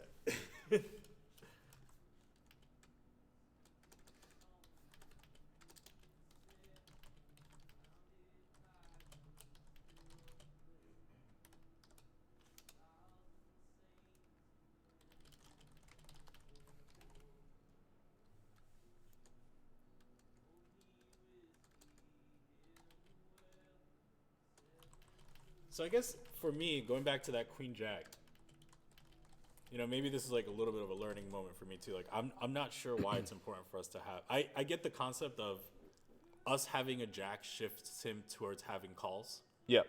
and I think that's why you want to have a jack. Yep. But I still don't. But like, I'm not sure if that offsets the The weakness of the hand. You're saying? Yeah, exactly. Yeah, I think that's fair. Yeah, I guess it matters. It's what his 10x looks like, right? Mm-hmm. But he doesn't call. Oh, shit. Does he? Well, on the river? Yeah. I think so.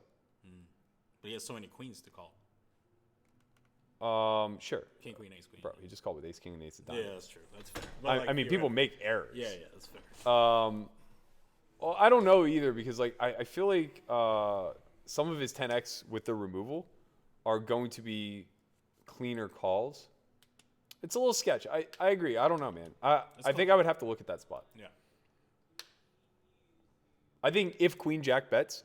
Also, the other thing is that I think you're completely discrediting and that you forget about theory because you study it strictly from the broad. But like when you run these spots, the solver just bets its highest EV hands. And queen jack of hearts is one of the highest EV hands there. On the turn. Just generally speaking, it starts to construct its bets with the hands that are highest in EV. But on the river, I don't think it's Right. high. We're not. Yeah. That's a different conversation. But So I talked a little shit in the chat here, as you guys are going to see. Apparently, the other day, after I ran down my stack from 10K to 4,500 or something like that and quit, Shay felt the need to say to the table, "I can't believe this guy charges for coaching," or something to that effect.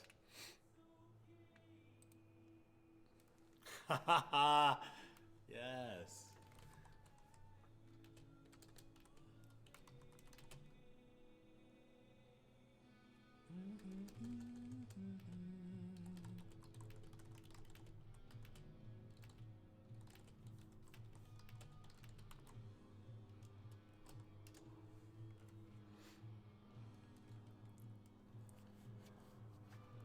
Okay, so I'll take that as a win. Okay. So yeah, like I left the table, I guess, and I punted to the guy that it might have even been him.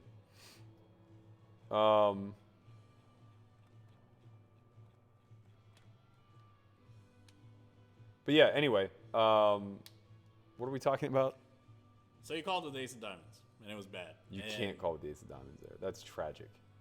So I think this is where theory gets a little bit of circular logic, where if he thinks that you're not bluffing with the ace of diamonds because the ace of diamonds is a bad bluff, then him having the ace of diamonds becomes a neutral blocker. I don't know that the ace of diamonds is a bad bluff there. I think I almost need the ace of diamonds to bluff.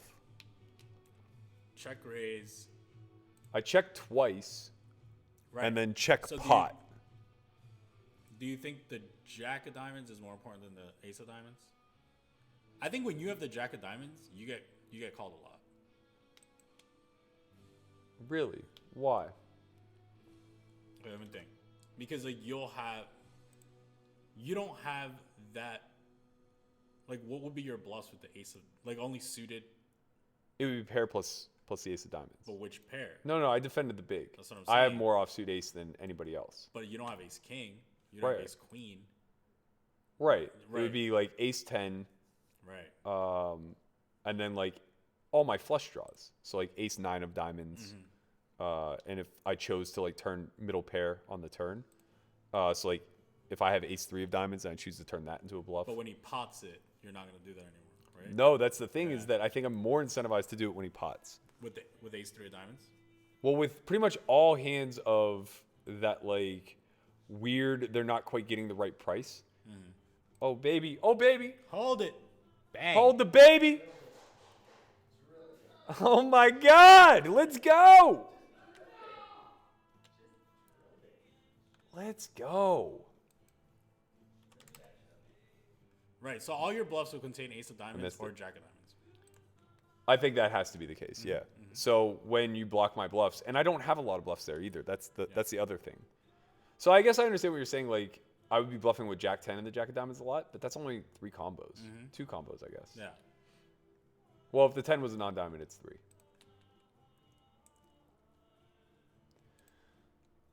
This is a little scrupulous. I don't even know if I'm using that right. I think when your value region goes as far as jack 9, ace king becomes like a really bad call.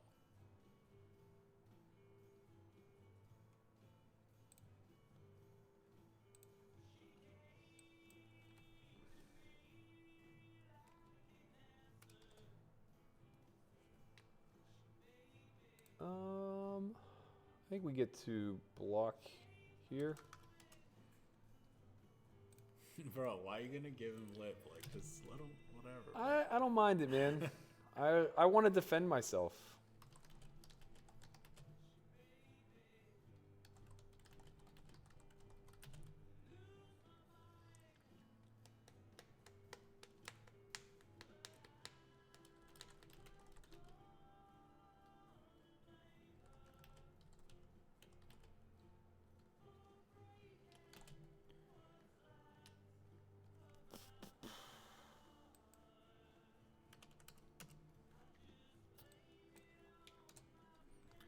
All right, Berkey trying to whip it out now. Opening the jack. Game's over. Game's over. Game is over. Oh yeah, I did miss it. Both of those hands played fine. Blind versus blind in that scenario. I think you kind of just have to get it in.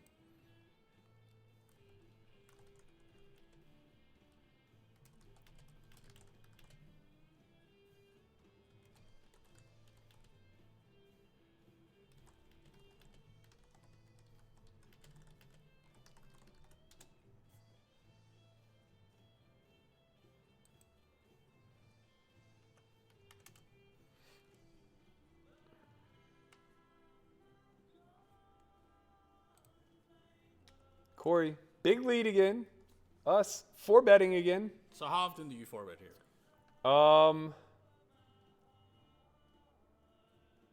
I think it depends. I think against Yol, who is a very good reg. Corey for the win. Just hold the baby. Hold the baby. It's Ship that over. 6K. Let's go. Let's go. Homeschool. So this is kind of a weird spot. We're going to way down bet. Choose. Oh, God. I didn't want to do that.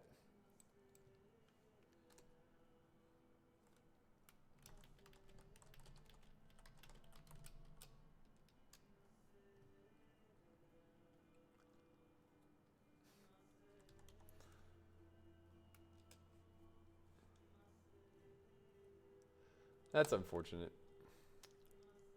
Yeah, I don't think you have much of a play there after that. No, but I don't think he raises if I lead 125.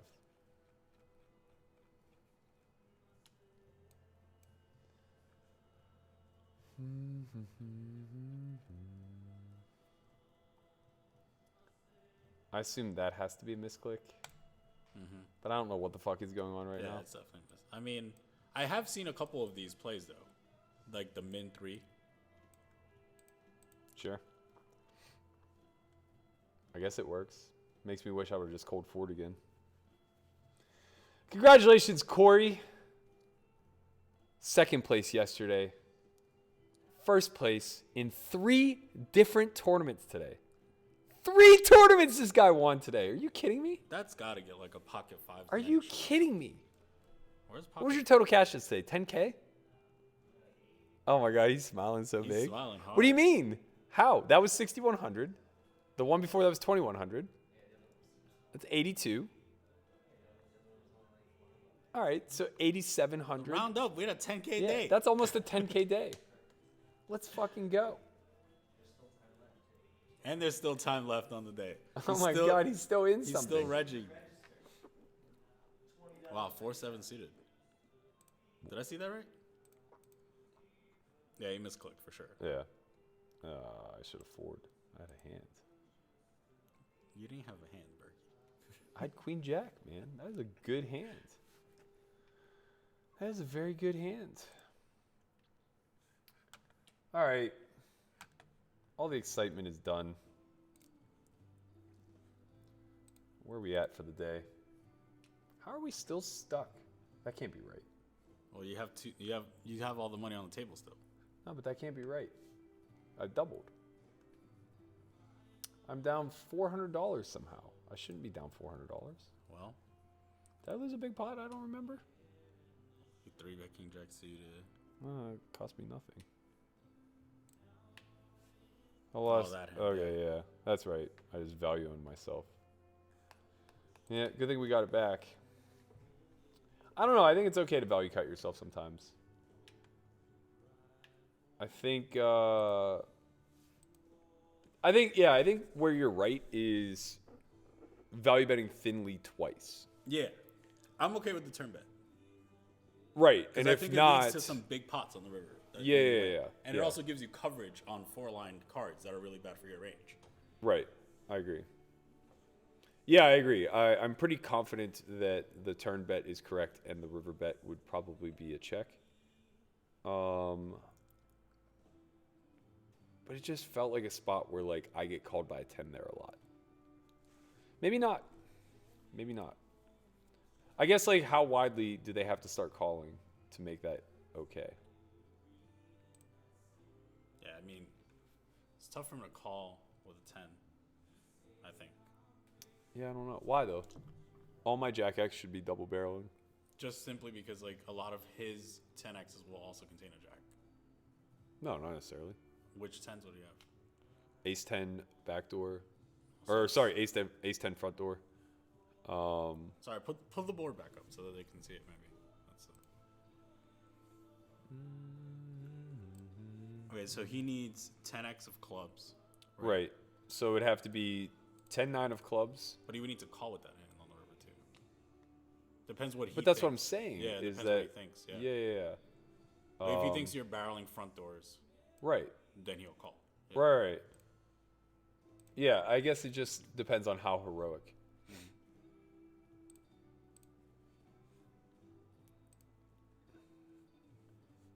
And it also probably depends on how often he has a hand like Jack 10, no backdoor. Because like we give a lot of credit to people choosing their candidates correctly, where they are like where they're only peeling with gut shots and a backdoor, as opposed to just like, hey, I bet third pot, maybe he just peels all gut shots. True. Yeah, I mean, I think it's not. It's fine. How many people are watching still? These people are crazy. Too many. Too fucking many. Let's see. When do we go home? Wow, 600. It's been 6:50 all night. These guys are crazy, but man. But it's 3:30 a.m. in the East Coast. Yeah. It's only 12:30 on the West Coast. I need to get sleep. So how much longer do you think you want to go? I'm going to go exactly. I'll tell you how long I'm going to go, Christian. Wow, we've been on the wrong screen the entire time. They got to see me chatting to the group, congratulating Corey. I'm going to go exactly 28 minutes and 12 seconds. All right. And we're going to get spicy as fuck these last 28 minutes. No. We're going to play solid poker. No, you're going to see some shit. We're going to play solid GTO, no limit. No. Cold 4-bets are only suited. No, we're going to get real spicy. We got some exploitative players here. On the ride home, you're going to be like, I hate myself. Don't care. Just remind me of this sentence. I'm sad. Just remind me of the sentence. What we're not going to do is very much 4-betting, but we're going to do some shit after the flop that you are going to enjoy. This is not approved by Homeschool. Homeschool. Wow. They're all so happy for Corgasm. Love it. Wait. Damn, I logged off my computer and I told Dad. I told the guy to tell us why he should be our intern. Okay. But I told him to write it in here. In the chat? Yeah. No way. Wow, there's a 25-50 game going. Bad Bunny, man. He's just out there. Bad Bunny's going hard. He's just out in these streets. Oh, Jefferino. I believe he didn't. I believe. I don't if think you're playing 25-50, you didn't snipe for $1,000. Yeah, I definitely don't think he sniped me. I also think that, God, I would hop in there if I got if that went through. If I got my tournament money, yeah. All right. You would get 30 minutes of real spicy Let's shit. Danielle. I already did. Push it through. I already did. She said she tried. It should have gone through by now. Corona. Come on down the line. Wait, is Conrad still giving away stuff? Is Corey paying for the giveaway? Is that how this works? Wait, was today day one of your arrangement? Oh, how convenient. Well, congrats on your recent 12K then.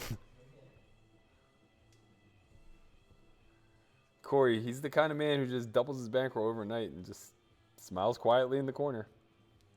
That was a good fold with Jack 10 off here. I'm also selling him short. That was a spite raise by Chin trying to tell me what to do.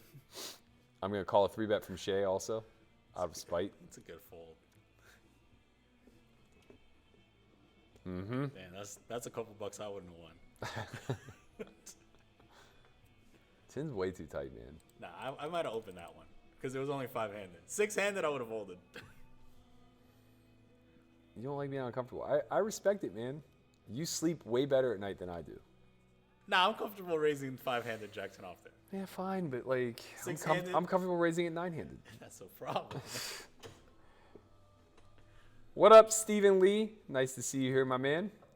I don't know how new people are showing up right now. Because they're waking up. I'm fucking tired. How is the giveaway number not always 11? I thought it was always 11. That should be a thing. Oh, that's a big pot. I surrender.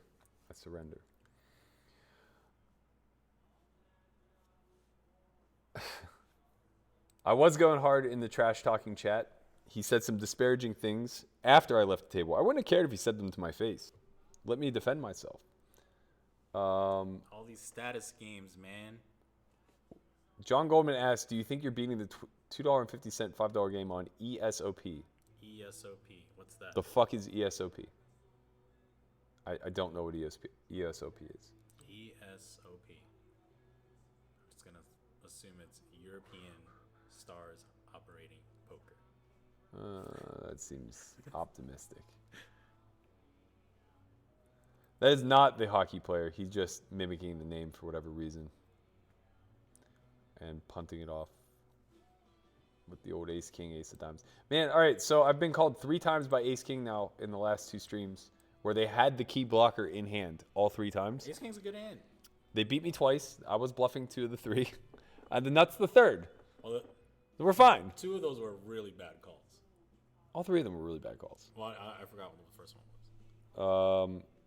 It was Ace King with a heart on in a 3-bet pot or a 4-bet pot where I had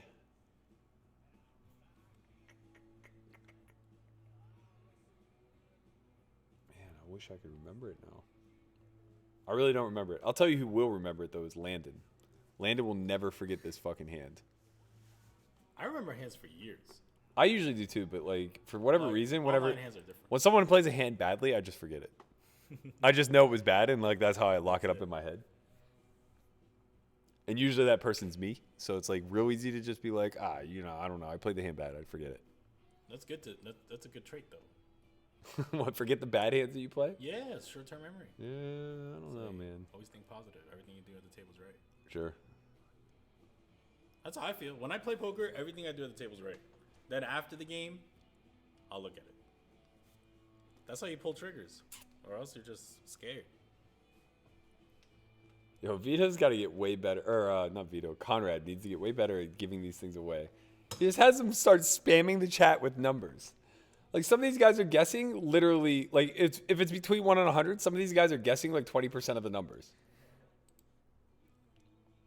Hello. 8 of hearts is nice. Makes it more comfortable to check raise. I don't really know why, though. It doesn't matter that much. Anything, so. It doesn't matter that much. We're only blocking 8x of hearts. When he has hearts, they're just bigger and better. So it's kind of a negative event in that regard. But we are going to go for the check raise here. We're going to make it 95. I think I have a fair amount of King X at that size. I have 5, 6, So I think 6, 7. I think the reason why you had that is because when you contain the 8 of hearts, he has more calls rather than call folds. That's true. So you're shifting him more towards a bluff catcher range rather than an equity dense range. That's which very is good true. For your two Yeah, you're right. That is true. Homeschool baby.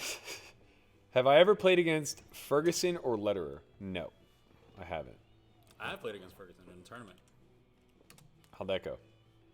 I don't know. It's one of those WSOP tournaments where there's like 10,000 people in it, and he was just there, and he played whatever. I think people are generally too mean to him, honestly. Like, I get he deserves it in some sense, but I think that people don't even give him a chance to talk. Like he just like gets really berated at tables sometimes. I'm pretty indifferent. I think that people have a right to be outraged. He has a right to continue to play. Yeah. The easiest solution is that people are quietly outraged and he doesn't play. So when he puts himself out there to try to win Player of the Year every year, yeah, and you don't really ever come with a correct apology, like Yeah, he never really gave a sincere apology. or reasons either. Right. He's kind of been pretty silent. And I mean, to be fair, legally maybe he has to be, but then you kind of just get criticism. Kevin asked, Matt, do you still talk to Alan Boston? I haven't actually talked to Alan in a while. It's probably been 4 or 5 months, but he's a really good dude. Really good dude. I was terrified of him whenever I was younger and used to play with him. I thought he was like really, really, really angry all the time. Turns out, You know who I think is like that? And I was like briefly afraid of him. He's like a bull rider. no, you're thinking of Lee Watkins. No, I'm saying that's what I thought of. What was his name? You're thinking of Lee Watkinson, yeah. Yeah. This is a big open. It's a very strange open. I don't know anything about QAZ WSX, but I know I have 10s versus the button, and I don't mind playing a very big pot. This is a board texture that I would generally check. I don't necessarily know that he has a lot of stabs when I do choose to check, however. So I think I'm going to bet small, inducing some raises. This is exploitative. I'm most certainly almost completely checking. Now I'm forced to check. I have one of my better bluff catchers, so my hand just kind of goes down in ranking. I expect it to go check, check, some frequency. He'll bet hands like Jack 10. He'll bet hands like backdoor diamonds. He'll bet some of his 8x, which he shouldn't really have a ton of.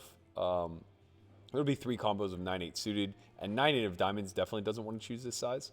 So obviously with the gut shot, I have a very clear call. And I think we really just want to fade a diamond. Ace of diamonds is a pretty negative card for us. But it should shut down some of his air. Though he doesn't really have a lot of air. It's really just Jack 10 of hearts. Exactly. He could have other hands like Queen 10 of hearts, Queen Jack of hearts that he chose to take this line with. We're going to win. How? Say he's frozen. Because I'm from start to finish, my entire way of speaking about him was knowing the thinking of somebody who plays exploitatively. What do you have? I bet he had Queen Jack. So he had bottom pair and a gutty that was no good. Oh, I guess the 3 was good. So he was open-ended. Oh, yeah, so effectively bottom pair and a gutty. 4 was good, too. I think he messes up turn size there a little bit. I think. Yeah, you can't go big there. Yeah, I think he wants to be betting. So effectively, when he bets 420 into that size, he's saying he doesn't have 2-pair, which is a negative for your overall defense. Like, he needs to be betting hands that contain an 8 as a straight, hands that contain 2 pairs, some sets, making it really hard for you to defend. Obviously, you're still going to call with 10s, but since your range is wider, he gets to barrel river at a higher frequency and more efficiently, containing a smaller turn size. So I think once he chooses that 420 on the turn, I think it made your decisions a lot easier. Yeah, and again, that's a byproduct of having a pretty good idea of he opened to 35. That's non-standard. He's probably too wide for that sizing. Then he called a very large 3-bet, which means that if I think he's opening too widely, he's probably calling this 3-bet too widely. So he's not going to have nearly enough ability to defend post. Now, whenever I bet small, he's probably calling that too widely too because he has too many hands to choose from that have like backdoor equity. So it's like, how do you decide between calling with like bottom pair in a backdoor versus like king queen high in a backdoor versus ace high in a backdoor, et cetera, et cetera. And my guess is he probably just defaults to calling them all because he doesn't think in terms of splitting his range that way. Range construction, week 1, homeschool. I'm going to get a little hood here. This is a little non-standard. I would have folded. It's a nice flop for us. We don't really have any removal from the 9, but this does touch our defending range pretty nicely. We could check raise repping 7s some of the time. Instead, we're going to go for the double. We're going to go for it again. Same exact line we took against Shea with the nuts last time. Reason for this is we open up Dabalu to betting as well, whereas if we bet, he's likely to only just be calling most of the time. Shea will want to protect some of his range as a whole. He'll have some nut flush draws. He'll have some Jack 10 that was delaying, some Queen 10. Pretty unfortunate river. Just kind of a question of, do I want to block or do I want to induce? I think I'm remiss in a 3-way pot if I don't get any value. So I'm going to go just 2/3. Probably even on that might even be a little bit on the big side, but I don't expect to get raised very often. The bluffs that will come through here would be like, I don't even know, man. Big blind defending with like ace 8, ace of hearts. Something like that chose not to bet turn.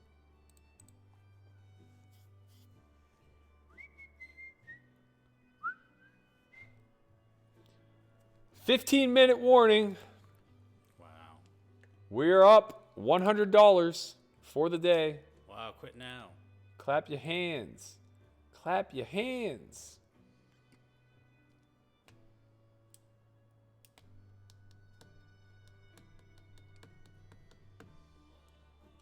Man, did you see what lovers did you touch?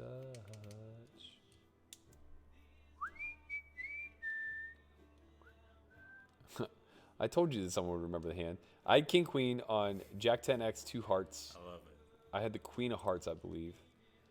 I think he 3-bet pre maybe, and I called, or maybe it was a single raise pot. I don't recall, but the turn was the 10, and I'm pretty sure I led. And then the river was a brick, and I shoved for like 1.25x pot. And he called ace king. Yeah, with a heart, with one of the 2 hearts. I don't remember which one. That's a hacky. I don't get it. It's special, man.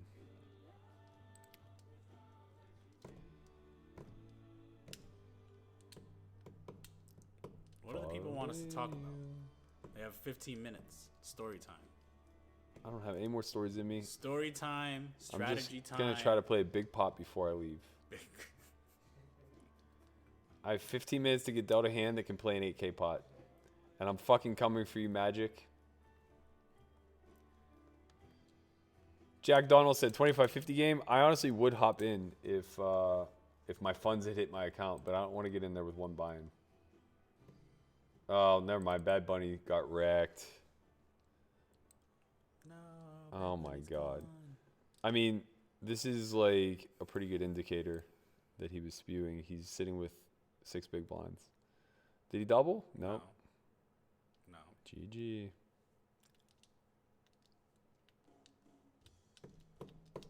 See if he reloads.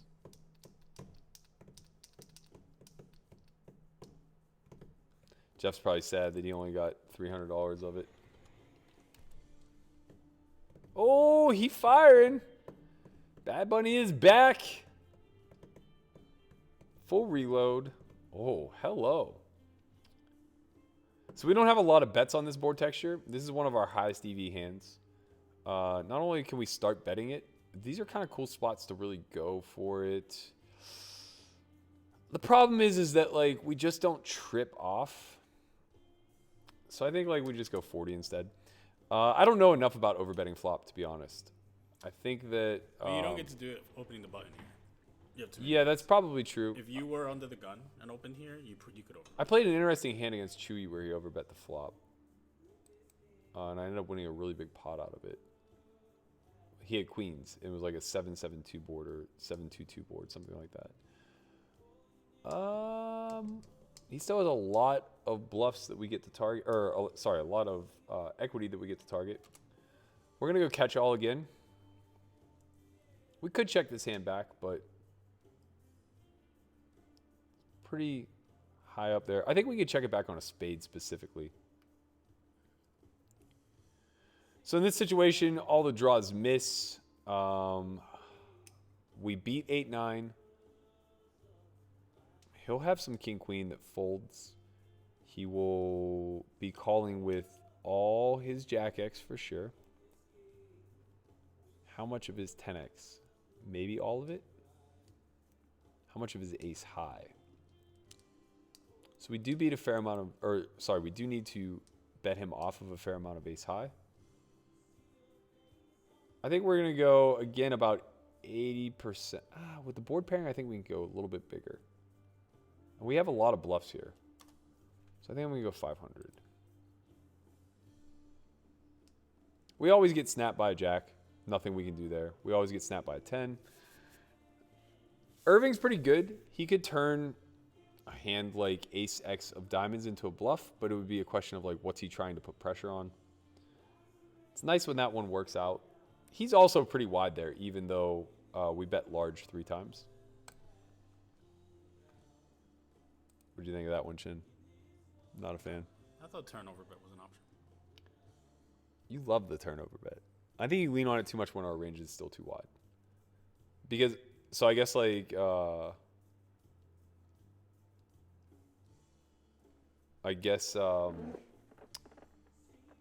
my thing is that turn over betting there doesn't shake spades. And then you land on the river in a really weird spot. Yeah, it's weird. Yeah. I thought it was. Yeah, I like the line.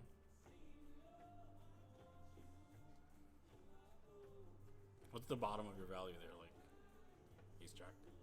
I think I probably first big blind. I think I probably bet all my jacks. Some 4x of diamonds.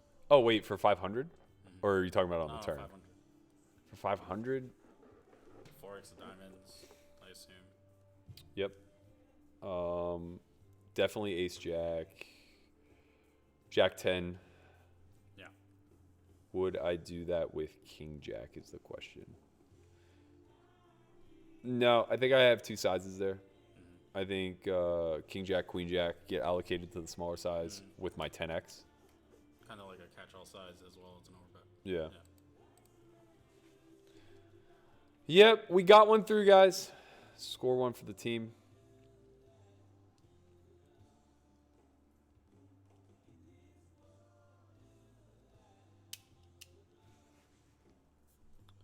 We're going to flick it in. Oh my god. We're going to get a little spicy. We flop the world, guys. We flop the world. I don't really see how I don't check shove here. I mean, Yol is like capped at ace jack, you know, so maybe fives. We have infinite equity against those hands. If you're just tuning in, I'm trolling, just in case you're wondering. They are going to let me peel one for cheap, though. We going to find a nice little deuce here sometimes. Hit that two ball. Let's go. Bink. Now we check fold no matter what. It's a pretty good range card for Joel. Yeah, I think he could probably consider lead there a lot. Even with like some of his weakest ace X, because like I think like I don't know, man. What's his weakest ace X there? Like ace queen. Ace queen's in a pretty good spot to block. Probably 3-bets ace queen though. Pretty. Not always though. Yeah. But I don't think Joel constructs too much of a ace queen off fly, right? Yeah. I mean, Oh, so he just goes for it. So maybe he's just not leading here.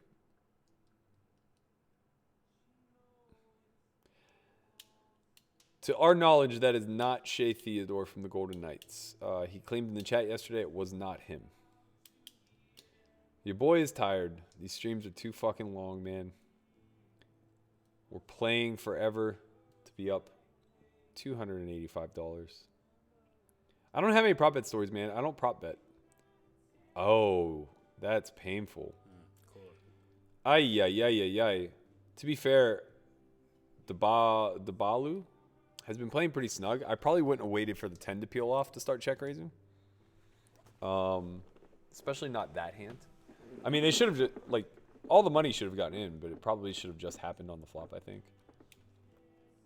Pocket eights. It's a good hand. We're just going to call. No real reason to get out of line here.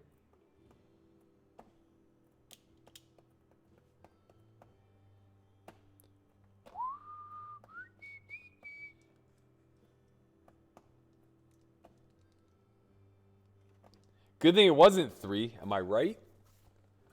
Can't do 3 on a cash day, that's for sure. Berkey or Chin, if you found out live poker wasn't coming back till September or later, would you start putting more hours into grinding online harder or putting time and effort elsewhere?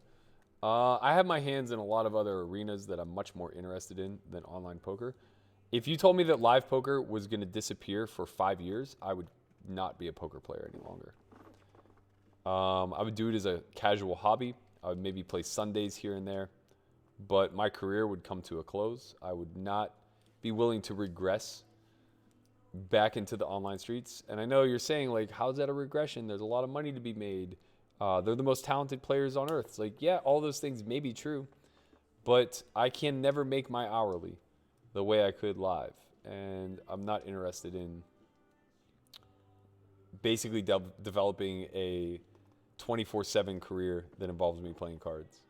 I like the freedom it gives me. I also think it's about leverage. Like there's this playing live poker at high stakes puts you in contact with people that you can move laterally with, and the longer you play with them, the more they believe in you, the more they want to do business with you, right. And the more you can move into other avenues. When you're playing online poker, you're just like a lone wolf, and just like 5 tabling, 10 tabling, you know, if you're lucky, 5-10 no limit. Right. Yeah, I think that's all very valid. This is going to be our last orbit, guys. Get in the questions while you can. Actually, by the time you hear that, we're going to be done. But hey, this is our last orbit. Depends how fast we go, I guess.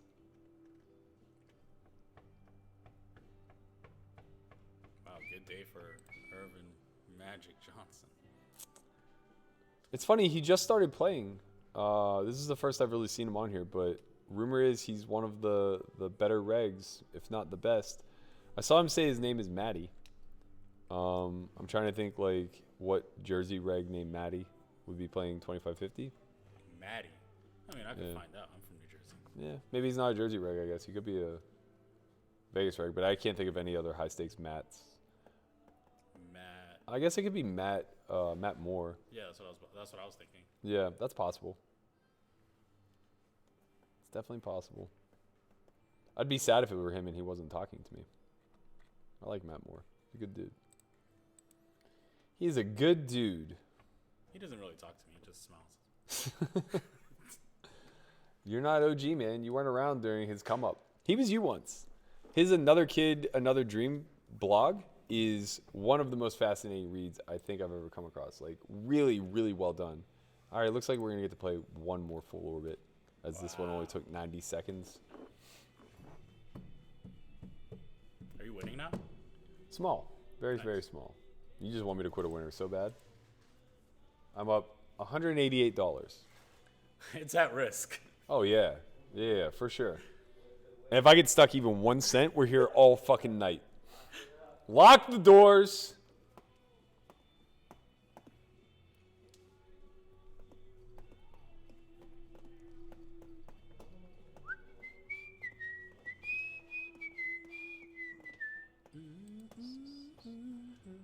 No, Gamballer, what he's saying is watch this upcoming Monday's podcast. We talk a lot about the future of S4Y, about the poker industry, things of that nature.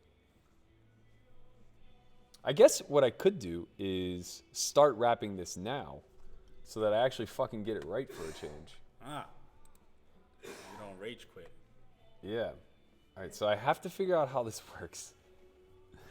I think the way that it works is I do this part last. I end the stream last.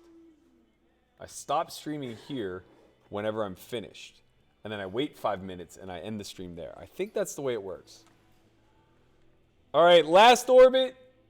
Get in your questions. I'm not playing 2550. I don't have any money on here because they haven't put my fucking money in the account yet. I'm owed 27,000, 26,000, something like that. Maybe down the line. Also, Jeff and Irving are both very good. I don't really necessarily want to play against them. Jeff maybe. We raised Irving's big blind with the 4-6. Well, we're at 5-10. This is a different story. Jeff maybe. He seems tilted. And also, this is a good hand, man. I think this is too wide to start bluffing. It's not a good 3-barrel candidate. So we're going to delay with this one. When we do turn spades or other forms of advantage cards for our range, we can then start barreling off. So that's a nice card. That's a pretty nice card. It's going to give us the old gut shot flush draw. We can't go big here. So I think people make the mistake of they increase their equity. So they decide to start bombing. But I think that's a bit of a mistake because you're mostly going to be restricted to one pair hands. At best, you check back a jack. So we're relatively capped here. We just want to bet as if, like, we have a middling strength hand. Like Jack 10. Yep, we're going to fold this one, and that's going to do it for us tonight on the stream. Let me get to that full screen mode. Where's that full screen mode? You booked the win. No, not that one. There it is. Okay. I want to say thank you to all of you guys for tuning in. We booked a very, very meager win of $216 tonight. Not the most profitable session, but I had a good fucking time. I want to wish good luck.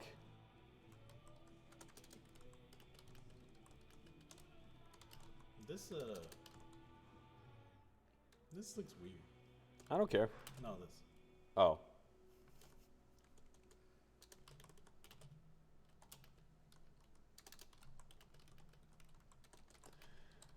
All right.